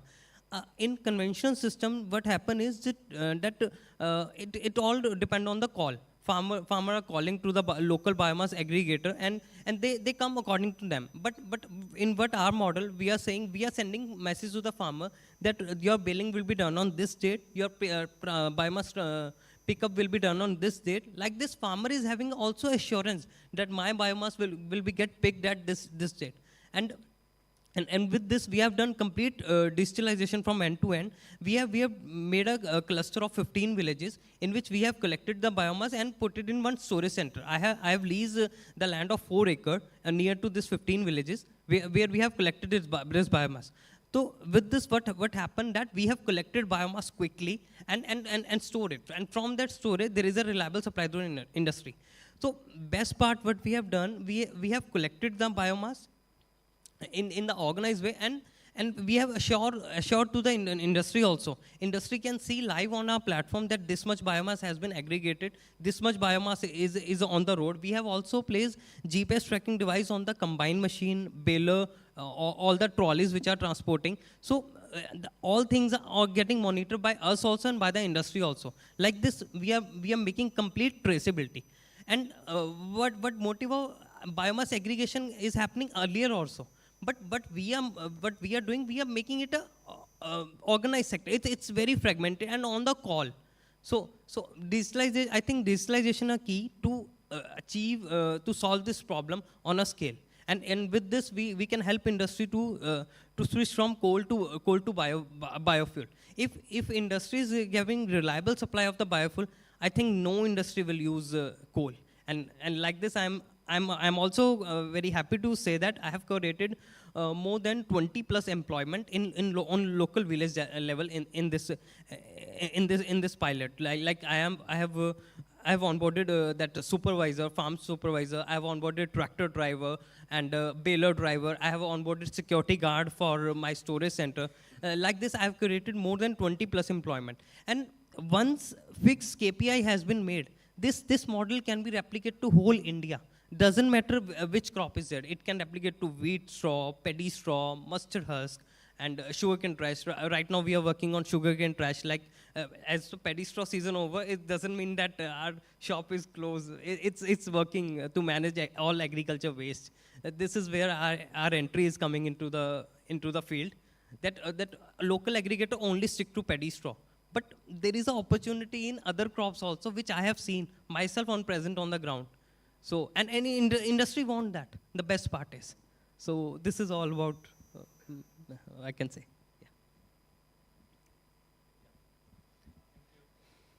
So that was actually indeed heartening to know, because most of our experience in this sector centers around the fact that many of the producers suffer from a lack of biomass, during a large part of the season. Because it's primarily confined, if we look at the paddy straw, that's primarily confined to 2 or 3 months, and after that, one doesn't really know where the feedstock comes from. Exactly. So very heartening to know. You have also talked about creating employment opportunities and, of course, utilizing other forms of biomass. So that gives us a lot of hope in this segment moving forward, especially with the focus which the government of India is presently laying to this sector. Right. So with that, maybe we move on into the product segment. Like we have seen how Mr. Anmol is facilitating the value chain, the FPOs, the overall ecosystem. Now we move on to Ms. Pranjali is the third co-panelist that we have with us. So your focus is on high-end products. During the introduction, we did mention about she being leading organization called Promit, which is a plant-based startup. So how do we ensure that the premium created at the consumer end of this bioeconomy is effectively transmitted back to the rural segment? So how do we do that? So that there is a better incentivization to take up better waste management practices. So your thoughts on that?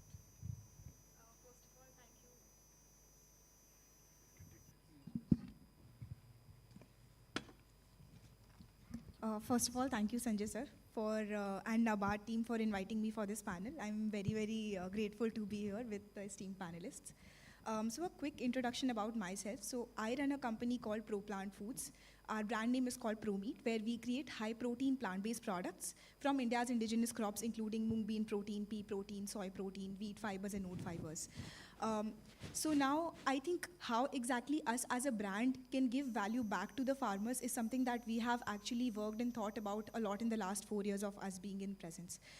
So I think first thing is definitely that now that we already have certain products which are out there in the market, first thing is that we do promote domestic protein supplies, and we create an ecosystem where domestic protein is actually demanded for. When we started out, we used to import protein from Netherlands and few other countries where the right grade of protein was actually being provided for the product like ours to be created.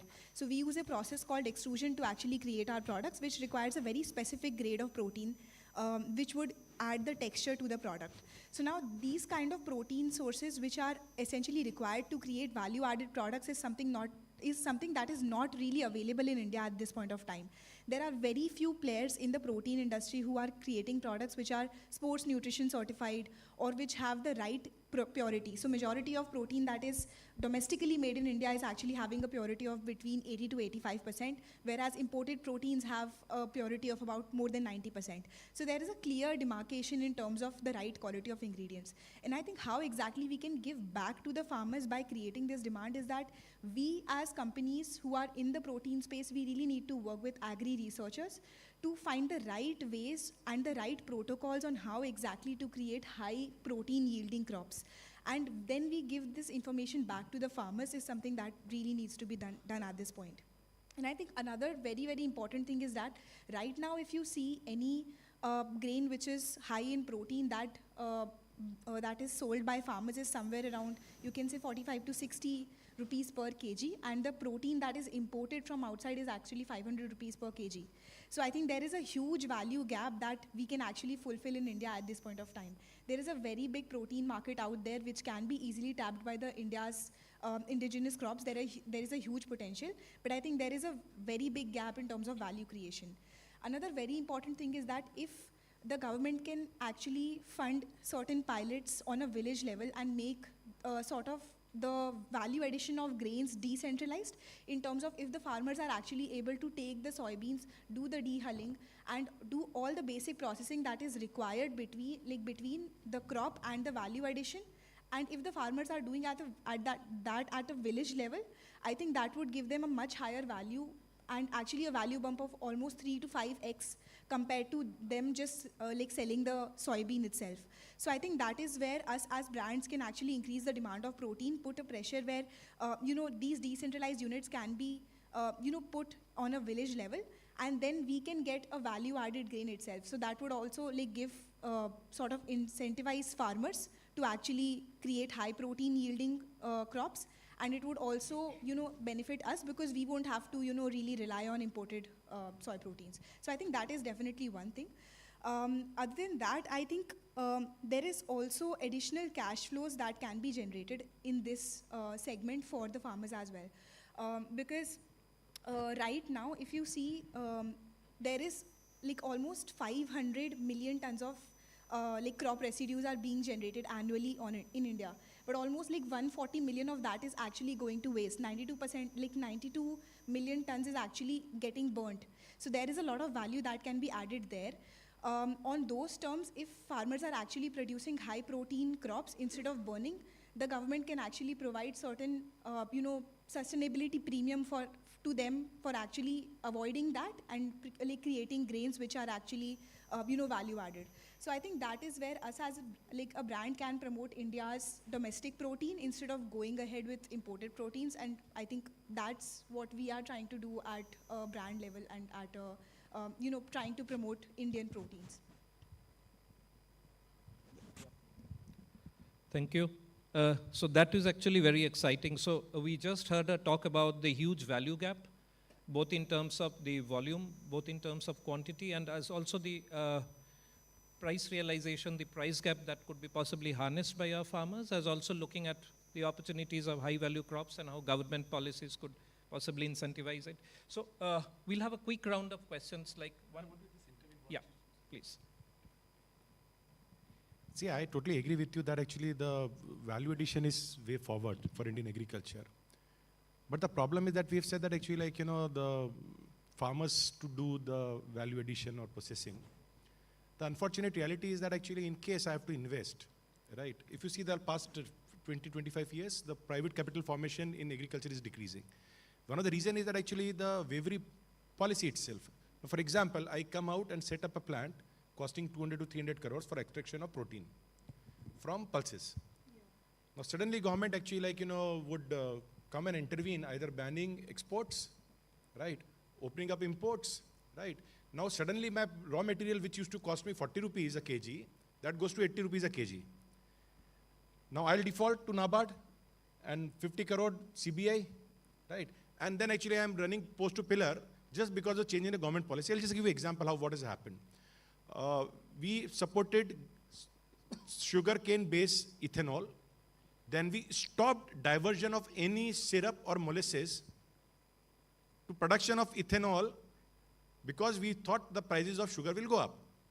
Now suddenly majority of those plants, right, they were not having raw material. Now they have moved to maize. You never know if the maize price right, goes very high, Poultry Industry Association comes and do the dharna, suddenly we'll say that actually let's stop diversion of now maize also to ethanol plant. So I believe people will invest, right? And you were talking about risk, right? The biggest risk is the policy, right? And I believe the stakeholders here and NABARD is here, right? Until unless we have a clarity and codified, I'm not saying that the government is having all the reason, right? In case the prices goes up to do the intervention, but codify it. In case the price goes 10% above MSP, this is what we'll be doing. So as an entrepreneur, I know I've invested this money, now the price is that, what is my alternative? But currently what is happening is that the codification is not there, opacity in the policy, and you will be surprised, whether it's a soybean farmer or the soybean industry, they will every Friday, when possibly a GUM would be happening, would be sitting with the straw breath actually is, what is the new policy? Yellow peas, maximum extraction protein happens from there. We stopped, we allowed, we again put duty, now there is a talk that we'll again stop it. Now this is where actually it makes very difficult for private sector to make investment, right, in such projects.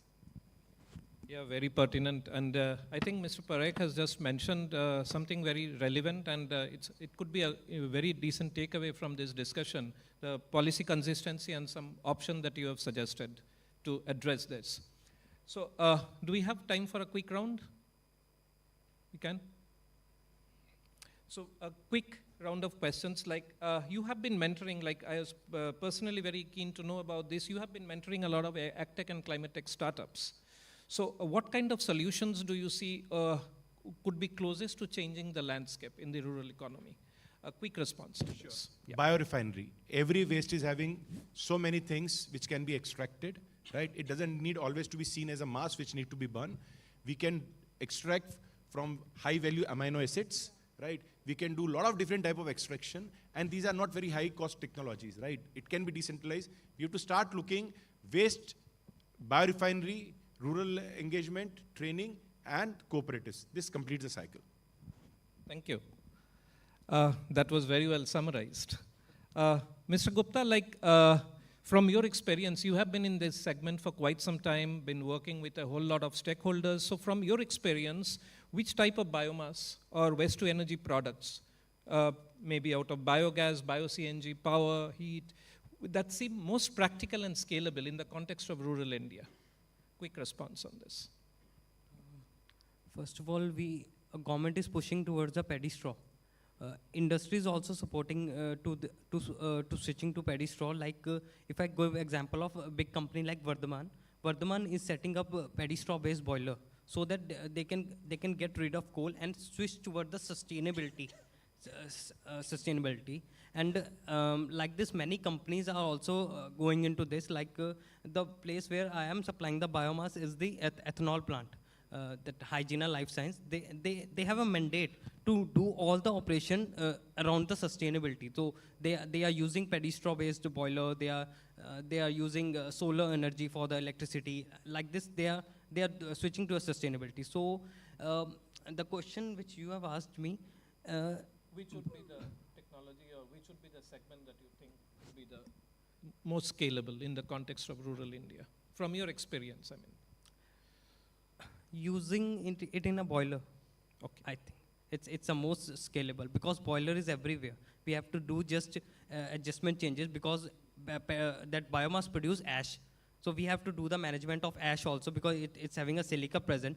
So using biomass in the boiler is the most well used case. Okay.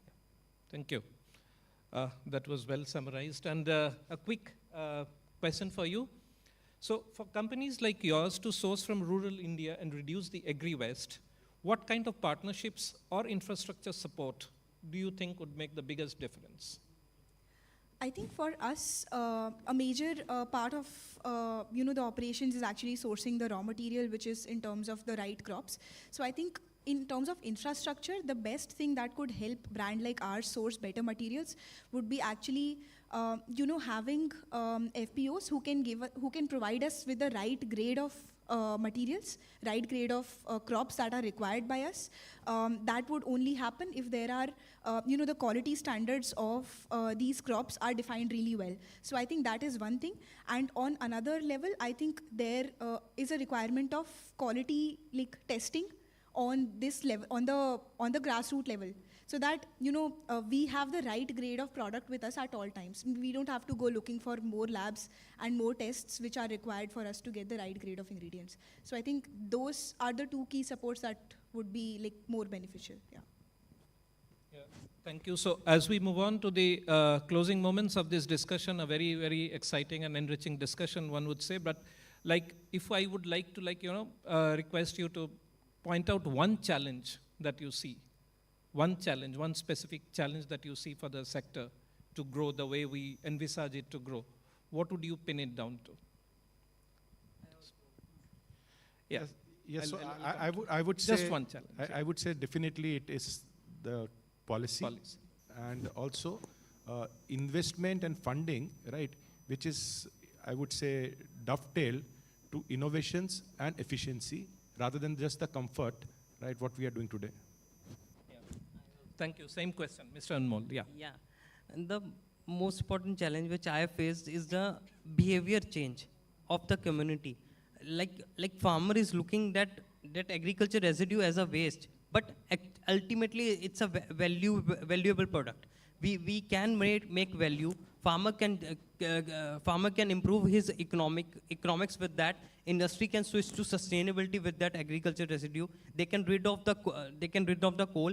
And as much as biomass is used in the industry, that much amount of coal we are reducing in the industry. Ultimately, we are reducing that pollution. So behavior change is a major thing which I say is a major challenge. Yeah. Yeah, very well capsulated. Yes, same for you. I think a major shift is required in terms of mindset, because I think for brands like ours, what we've noticed is that majority of companies are looking for imported proteins only. They don't have the belief that we can actually curate the level of good quality proteins in India itself. Nobody is actually ready to develop vendors here.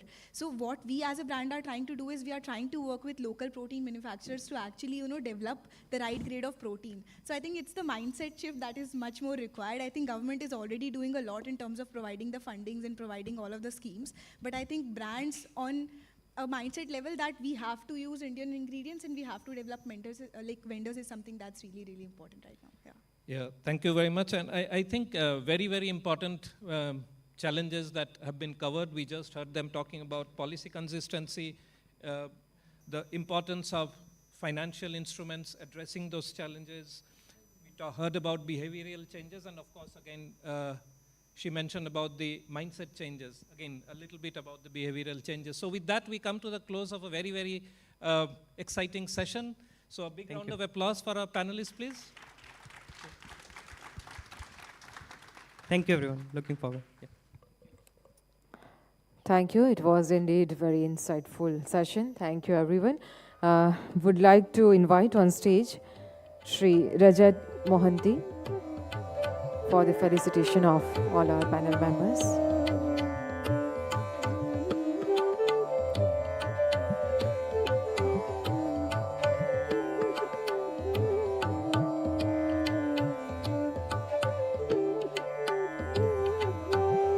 Mr. Anmol Gupta,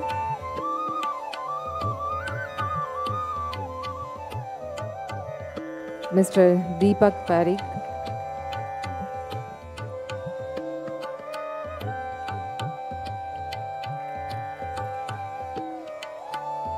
and Ms. Pranjali Garg.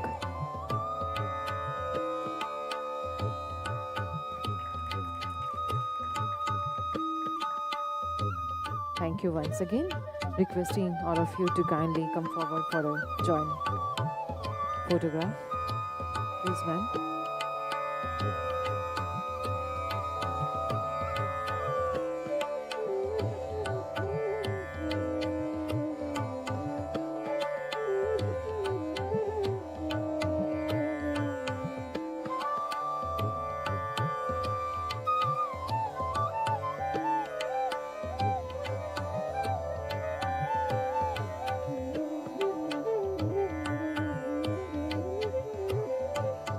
Thank you, ladies and gentlemen. And now we'll have a masterclass on the very, very important topic, that is techno-commercial aspects of autonomous vehicles, drones, for the sectors like agriculture.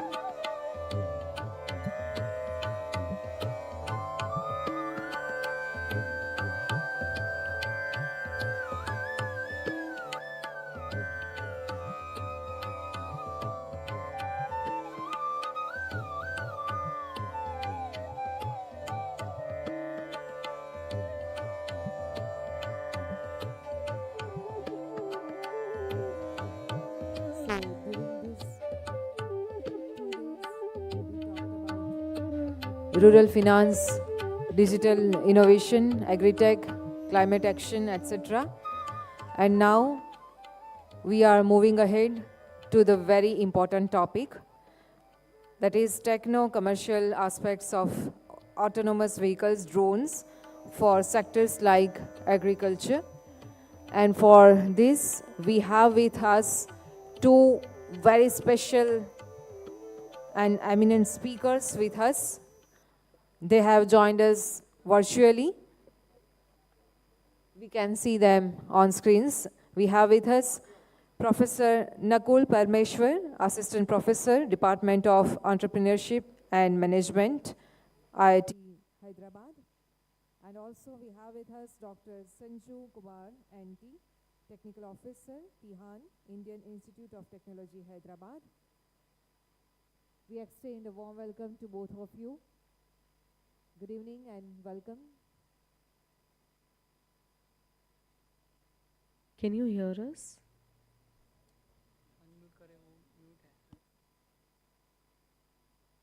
Professor Parmeshwar and Dr. Sanju Kumar.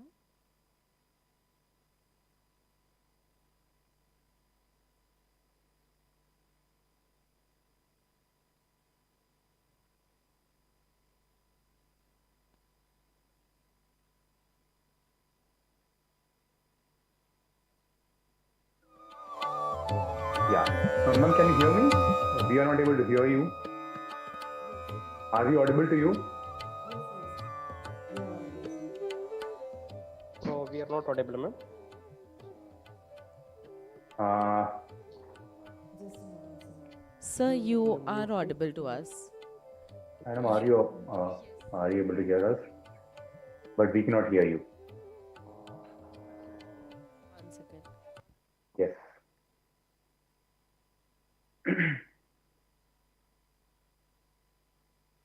Yeah, sure.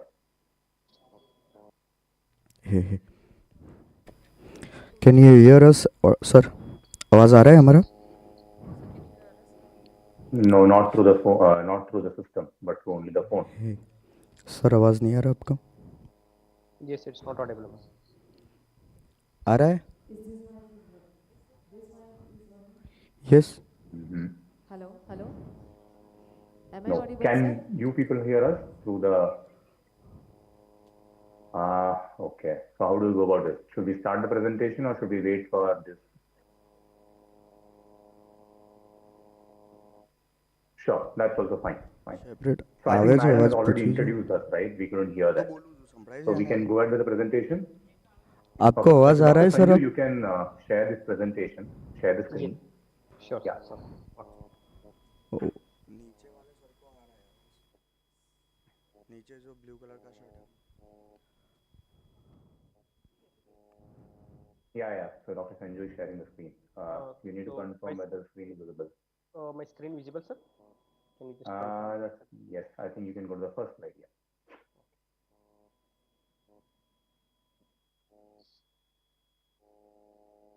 Okay. So it's full visible in the slide mode. Sir, I'm audible? Yes, go ahead, Dr. Sanjay. Okay. Dr. Sanju, go ahead. Okay. Thank you so much. And I'm Dr. Sanju Kumar, Technical Officer from Tihan IIT Hyderabad, and Dr. Nakul Parmeshwar, Assistant Professor, Department of Entrepreneurship and Management in IIT Hyderabad. So I'll be give brief about like the technology which is carried out in Tihan IIT Hyderabad, and what are the various technology which is we have developed so far, and what are the further technology we'll be working on. So let's understand what do you mean by Tihan. It's in a technology innovation hub, test bed. It is in IIT Hyderabad. So NMICPS Technology Innovation Hub and Autonomous Navigation, as in Tihan IIT Hyderabad campus. It was funded by DST National Mission Interdisciplinary Cyber Physical System. So the project director, Professor P. Rajalakshmi, this is from Department of Electrical as a faculty in IIT Hyderabad. So the vision of Tihan is we work on the hub for safe sustainability, smart next generation mobility. So in the we will be mainly focused on two areas: real-time autonomous navigation and data acquisition system, which comes under like unmanned aerial vehicle and unmanned ground vehicles and ROVs. So in that, like we have come up with a data quality acquisition system for aerial and as well as terrestrial mobile environment, which contains a multi-sensor perception sensors, which has like for the ground ROV and AA framework. So it's not only like we have come up with our own standards data acquisition system, but we have work on the standard operating procedure for the autonomous navigation. And this is the kind of test bed where we do navigation system for aerial and terrestrial vehicles. And we also works on the farming, agriculture's infrastructure environment and defense surveillance. These are the various activity which is carried out in Tihan. So we have various industry collaborators, joint collaboration, and we do have like entrepreneurship and startup ecosystem.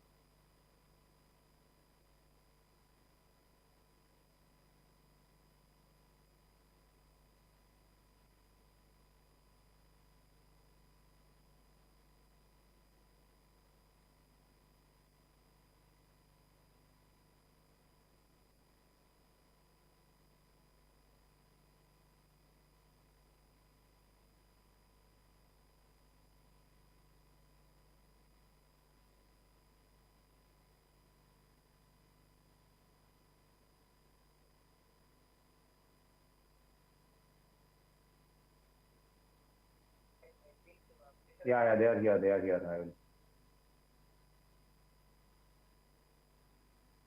Are we audible now, Yes, yes, Ms. please. Dinar? Yeah, I think you can share your screen again, Sanju. Yeah, sure, sir. Yeah.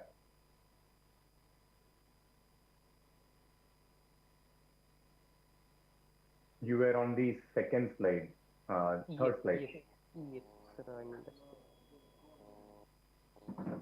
so. अब आ रहा है आवाज This हमारा is आपको? about the various research area where we Tihan works on, as coming from the communication networking to till simulation and validation physical and dummies, like where to testing the autonomous vehicles on entrepreneurship and management and business studies. So where Tihan, like it is located in IIT Hyderabad, and it was area around 9 acre. And first, it's kind of out of the testbed autonomous navigation, aerial terrestrial. We develop technology throughout the validation before going into a real-time deployment. And it has the facility include proving ground, test tracks, mechanical integration facility like hangars, ground control station. Safe and out of the simulation, we do like SIL, software in loop, mill grid and hill, like what you say, like hardware in loop. These test tracks has been facilitated in testbed and smart pole signalize and signalize intersections environment, so in rainfall simulators, drone runways, landing area and control center. So here the facility which is located, as you can see in the right side. So this is the main test bed. The first one you can see, this is the phase one, and this is the phase two, which is coming to Tihan and located in the IITH campus.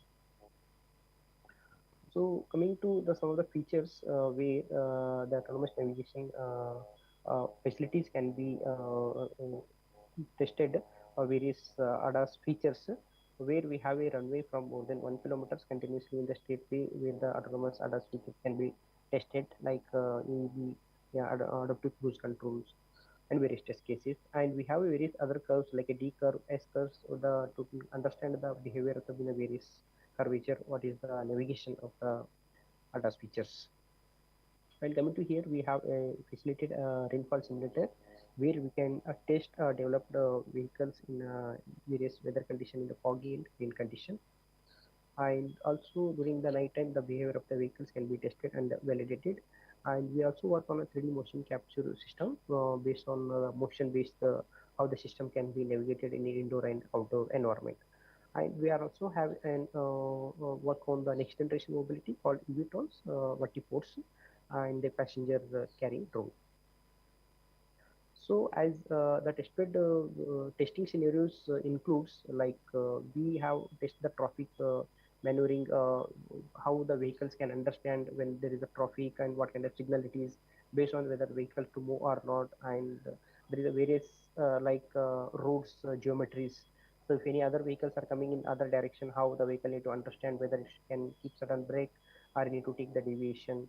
Not only that, and there is also, as I said in the previous slides, we have to work with V2VX communication. It means like vehicle to anything, vehicle to vehicle communication. So coming to vehicle communication, where there are in the various lanes of various vehicles, it can able to continuously give the information based on it can able to take some optimized solution where you can able to reach your destination without any hitting other vehicles. And we also do kind of testings where pedestrian crossing and signals and marking all the signals in the road. So this is our main autonomous vehicle. Before like we do the navigation, we come up with our own data acquisition system. It means like integration of multi-module sensors coming from LiDAR as a 360-degree LiDAR sensor. As you can see, this is a LiDAR sensor and radar sensor and vision-based camera system. This is the vehicle we called as a safari vehicle, which was like we have collected data throughout almost from Hyderabad to Jammu Kashmir, and the data will include all the multi-sensor information, how the data is look like, vision data and radar and the radar data. So the data was collected, as I said, like more than 10,000 kilometer distance which we have covered, and data which we acquired was more than 60 TB, and all the major cities which we have covered, like 15 states. starting from in Hyderabad, and in Hyderabad also, Hyderabad city also we have covered, and this was the main road map where it was started from Hyderabad to Jammu.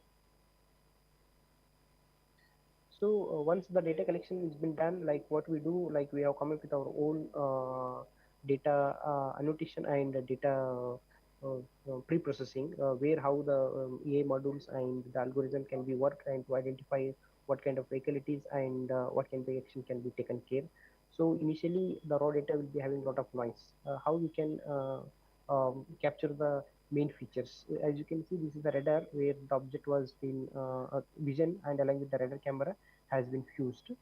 And coming over here, the lidar and along with the camera data which was fused each other, so that it gives a better information. Why this fusion technique is coming to the picture is, suppose if we can consider a scenario where the camera get fails in navigation during the night and during the any weather hazardous.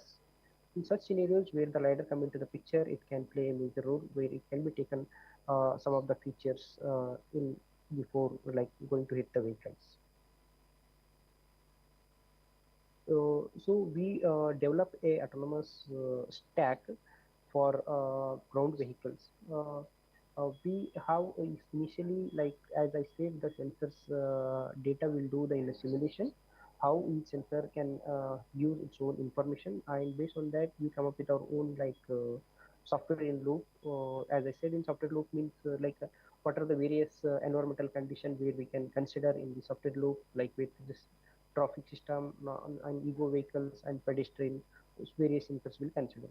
And each sensor, like how we can able to rectify from the camera what kind of sensor we can estimate, and from the radar and lidar and GPS, these various sensor, what are the important information can be captured, how these information can be fused each other to make a complete action. So coming to over here in the perception, where from the camera we do like a traffic detection, lane detection, and from the radars we do traffic detection along with the sign gestures, and with using GPS we'll continuously monitor the vehicle status where it is with respect to a global coordinate system. Once we have done the perception, we'll do with our own planning with what kind of vehicle, which route it's taking, and is there any obstacles in between that, how it can tackle that obstacles, it should not go and hit, it can stop or it to pivot that its path. So that where the come up with the PID and MPC based algorithm we do, and this is the full stack which was tested and deployed in, these are the vehicles which was tested, and few of the vehicle which also we deployed in our campus more than 2 years, and which is running, and the students and faculties and visitors are facilitating from the main gate to our main inside the campus. This is one where the rainfall simulator the develop other features which are testing in this various conditions. So we also deployed and demonstrated our technology in various system, and where we have created a map, and in this created map we have able to navigate our vehicle without the GPS. This is like where in Tihan was located in Hyderabad. This is our autonomous vehicle where the student can facilitate uh, the ADAS features where the driverless vehicle can move and reach its destination. And there is also near a bus stop, it automatically stops. As you can see, when the vehicle is moving, how it is like taking care of each and every information. Accordingly, it's controlled. So this is again, we have deployed the same vehicles in La Pasana. And the another vehicle which we have demonstrated in AP Central government, where they were asked, and we went and deployed almost more than 6 months. So in our test bed, we have a facility that where we can able to test a vehicle which more than 70 kilometer autonomously. This is the where the vehicle was tested 70 kilometer per hours within the test bed without driverless. As you can see, the speed.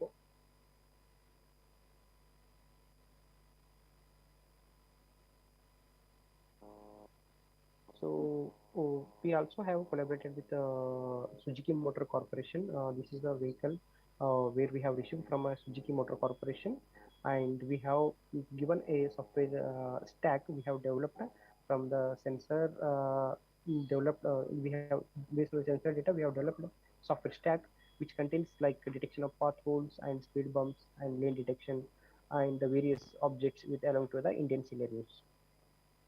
So you might have seen like while we are working on this scenario, there might be various autonomous vehicle which is you might have heard about like Tesla and Wemos. As those vehicles directly put it in the Indian scenario will be very difficult to work as coming to the Indian various field and road conditions and different objects. So to do in here in India making autonomous navigation, we have to come up with our own standard data set collection. As I was mentioned in the previous slide, where we have collected the data with more than 10,000 kilometer traveled vehicle. So these are the various traffic signal we can able to detect, and we are follow with IEEE data port in the various other resource. And once we detect, we'll also try to fine tune in the various conditions. And as I mentioned, CV2X indigenous developed in the THANS, where all the onboard unit that is called OBU and RSU, these units will be mounted on these are the various units which will be mounted on the smart poles so that it can give the continuous information of the vehicles, where the vehicle it is and at what signal and where is condition of the environmental. So using these, we can able to communicate vehicle to vehicle and vehicle to infrastructure. So this is how the scenario it works. As you can see here in this, when the vehicle is moving.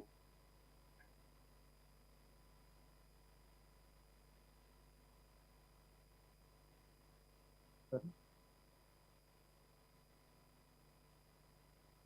So when the vehicle is coming autonomously, when the person is crossing, so live feed data continuously we can analyze. And here you see there is a predation was detected. And as I discussed so far was like autonomous navigation on ground vehicle, where ADAS applications we are developing, and we also works aerial vehicles from high level, like from the architecture level to make the autonomous. We work from small medium category to heavy payload drones. So these are the various drones which are developed in Tihan IIT Hyderabad, where this is one of the drone which was started uh, testing. So in the Tihan test bed, so this is a vehicle called a passenger Palanca drone. So it can carry a payload of 100 kg and gives an endurance 20 minutes, and we have tested a range up to 2.5 kilometers. This is a coaxial configuration drone, and the total maximum takeoff weight is 140 kg of the vehicle. Then again coming to this some heavy payload cargo drones. This is called a Chakraga, which we have tested in our test bed. So it was gives an endurance up to 30 to 40 minutes, and it can take payloads 100 kg. So which was tested in within the testbed facility.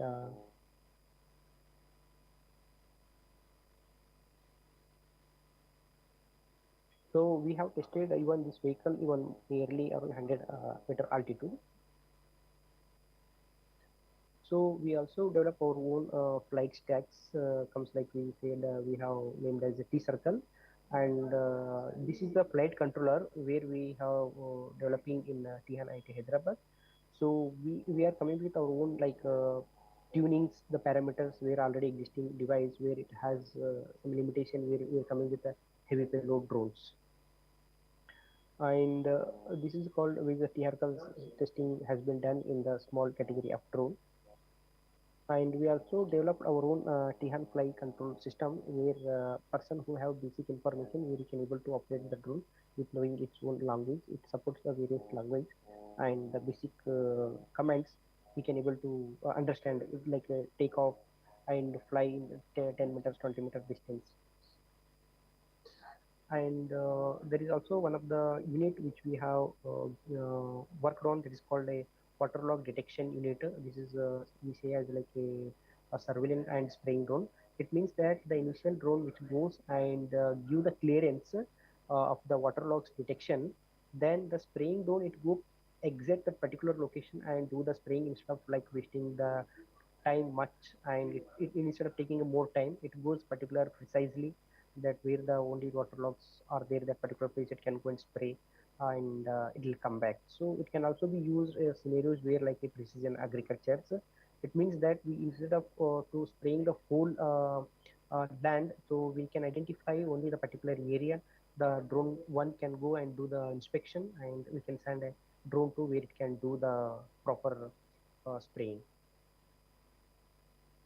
So we work on like a swarm of drones where it was connected networks of 27 drones. It is called like a distributed surveillance drone. All like various direction that keep drones are moving. So using these, we can able to cover a larger area with a shorter span of time for the surveillance. And all the drones which are communicating each other and control on ground control station, you can see the QGC.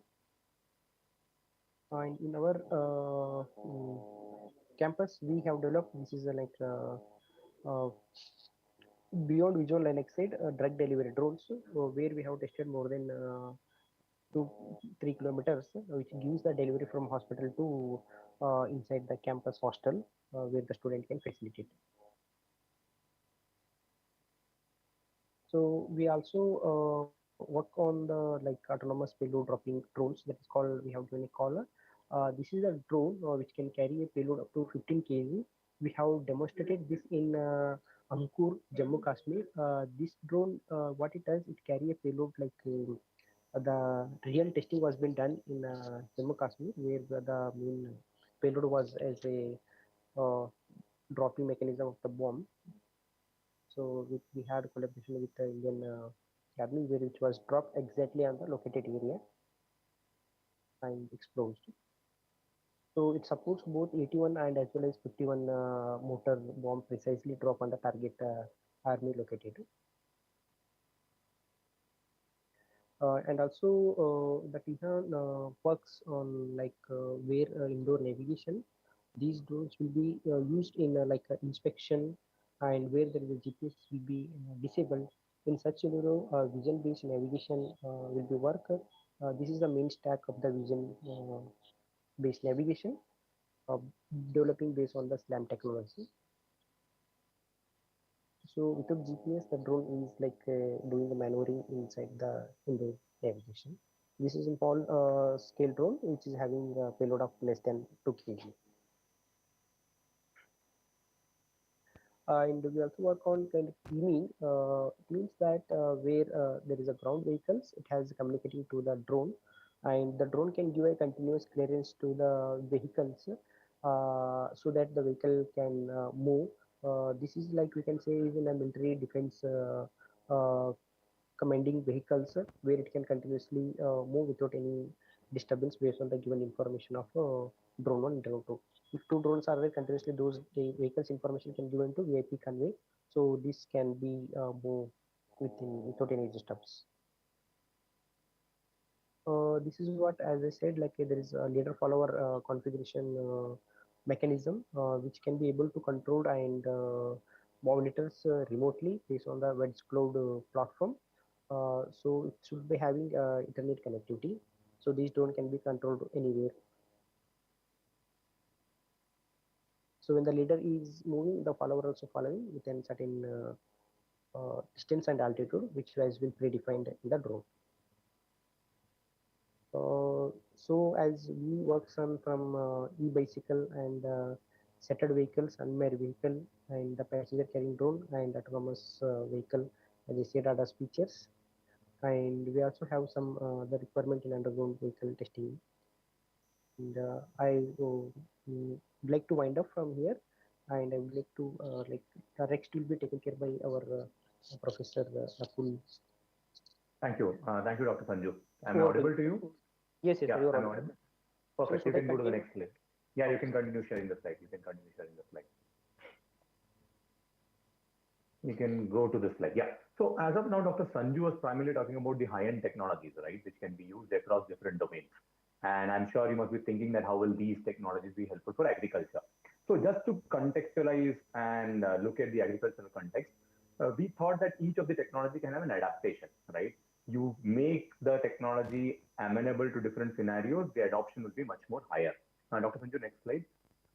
So if I look at any agriculture or any business viewpoint, you can click next, Sanju, until the Hindi fonts also appear, right?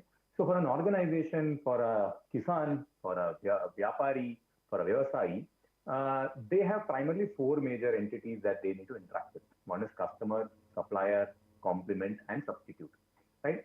Technology at times becomes, you can go to the next slide, Sanju. Technology at times helps you in navigating with competition.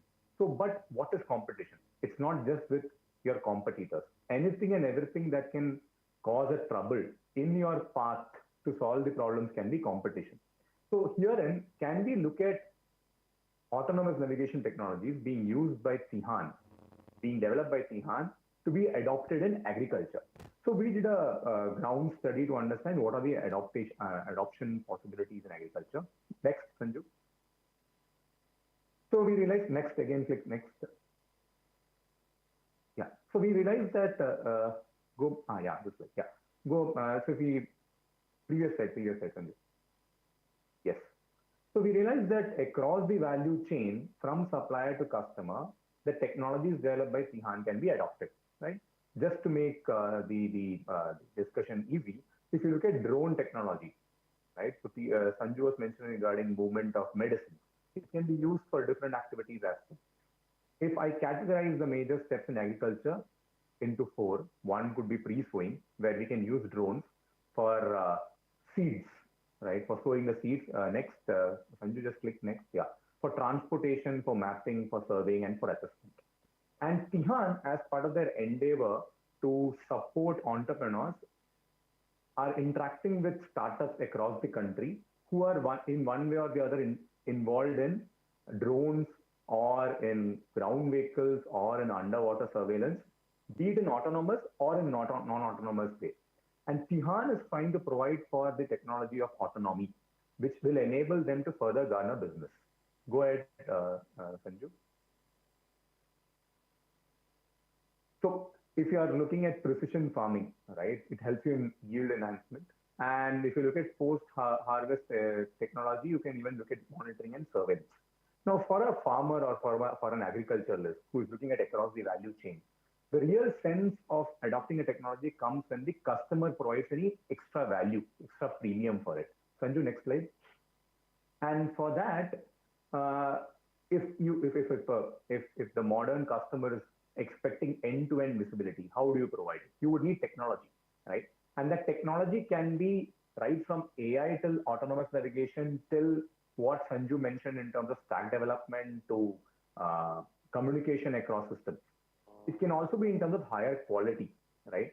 For example, if I take organic farming requires a lot of care, and that care can be provided by technology. In context of Tihan's technology, can we look at adoption of autonomous technologies, be it on air, be it on land, be it on underground or in the water, which can enable the customer to have a higher value, and this value can invariably provide for the agriculturalist or the farmer. And at the end of the day, any technology, when it is developed, it might have high aspirations in terms of application. Tihan's technologies are being developed with high aspirations as well as aspirations looking at the ground realities. And looking at India as a country, the ground reality is making a change, making a support system for agriculture, rural economy aspect. Go to the next slide, Sanju. This is my last slide. So if you are interested in looking at any of the technologies and its application that Tihan is looking at, we are open for technology transfer. We are already doing technology transfer. We're doing licensing, co-development. Co-development means you have a problem statement where you're using an existing technology and you want Tihan's technologies to be looked at a possibility to be integrated with your technology as a replacement to your technology. We are also supporting startups. As I mentioned earlier, across the country, we have almost like 40 startups. Out of them, almost like 22 to 23 of them come from the agricultural, rural, pisciculture, horticulture domains. And we are also very eager in skill development. Thanks to the drone adoption in farming, agriculture, and rural. Tihan also does skill development in terms of enabling rural people to understand how to fly a drone and invariably help them to gain, say, drone license, drone pilot license. So We are open for looking at possibilities to collaborate with anyone in the audience. And through this medium, we'll also say that we are looking at actually creating a tech revolution with Tihan. And the future lies in technology. Last slide, Sanju. So we were not able to come in person for this session, right? Thanks to the multiple aviation fiasco that we are facing. But with whatever medium that we were provided with, the online medium, we would like to, first of all, request all of you to look at Tihan as an entity for possible destination, looking at next generation the mobility solution. It can be any front, right? In the context of Earth Summit, I will specify it towards rural, and within rural, I'll also look at agriculture as the first one. And for any further details, you can look at our website and write an email to our project director, Professor Rajalakshmi. And if you have any queries, please, we are open for discussion. Over to you, Ms. Dinal. Can you hear me? You can stop sharing the screen, Sanju. Am I audible there? Yes, sir, you are audible. Okay. Ms. Dinal? Yes, ma'am, I am able to hear you. Yeah, please go ahead. Yeah, Is there yeah. any questions there?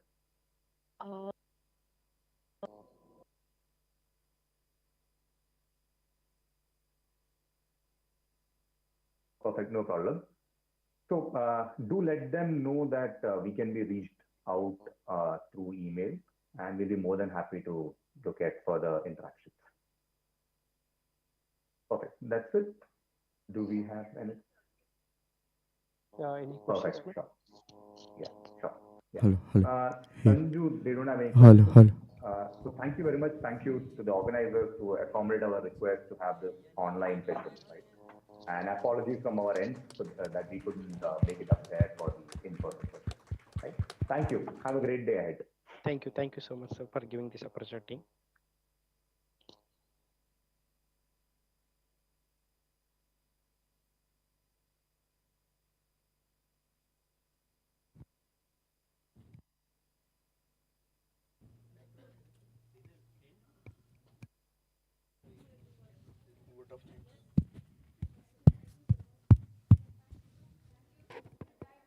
Thank you everyone for joining us. And that brings us to the end of the Earth Summit 2025 Gandhinagar edition. And before we close, we would like to extend our sincere gratitude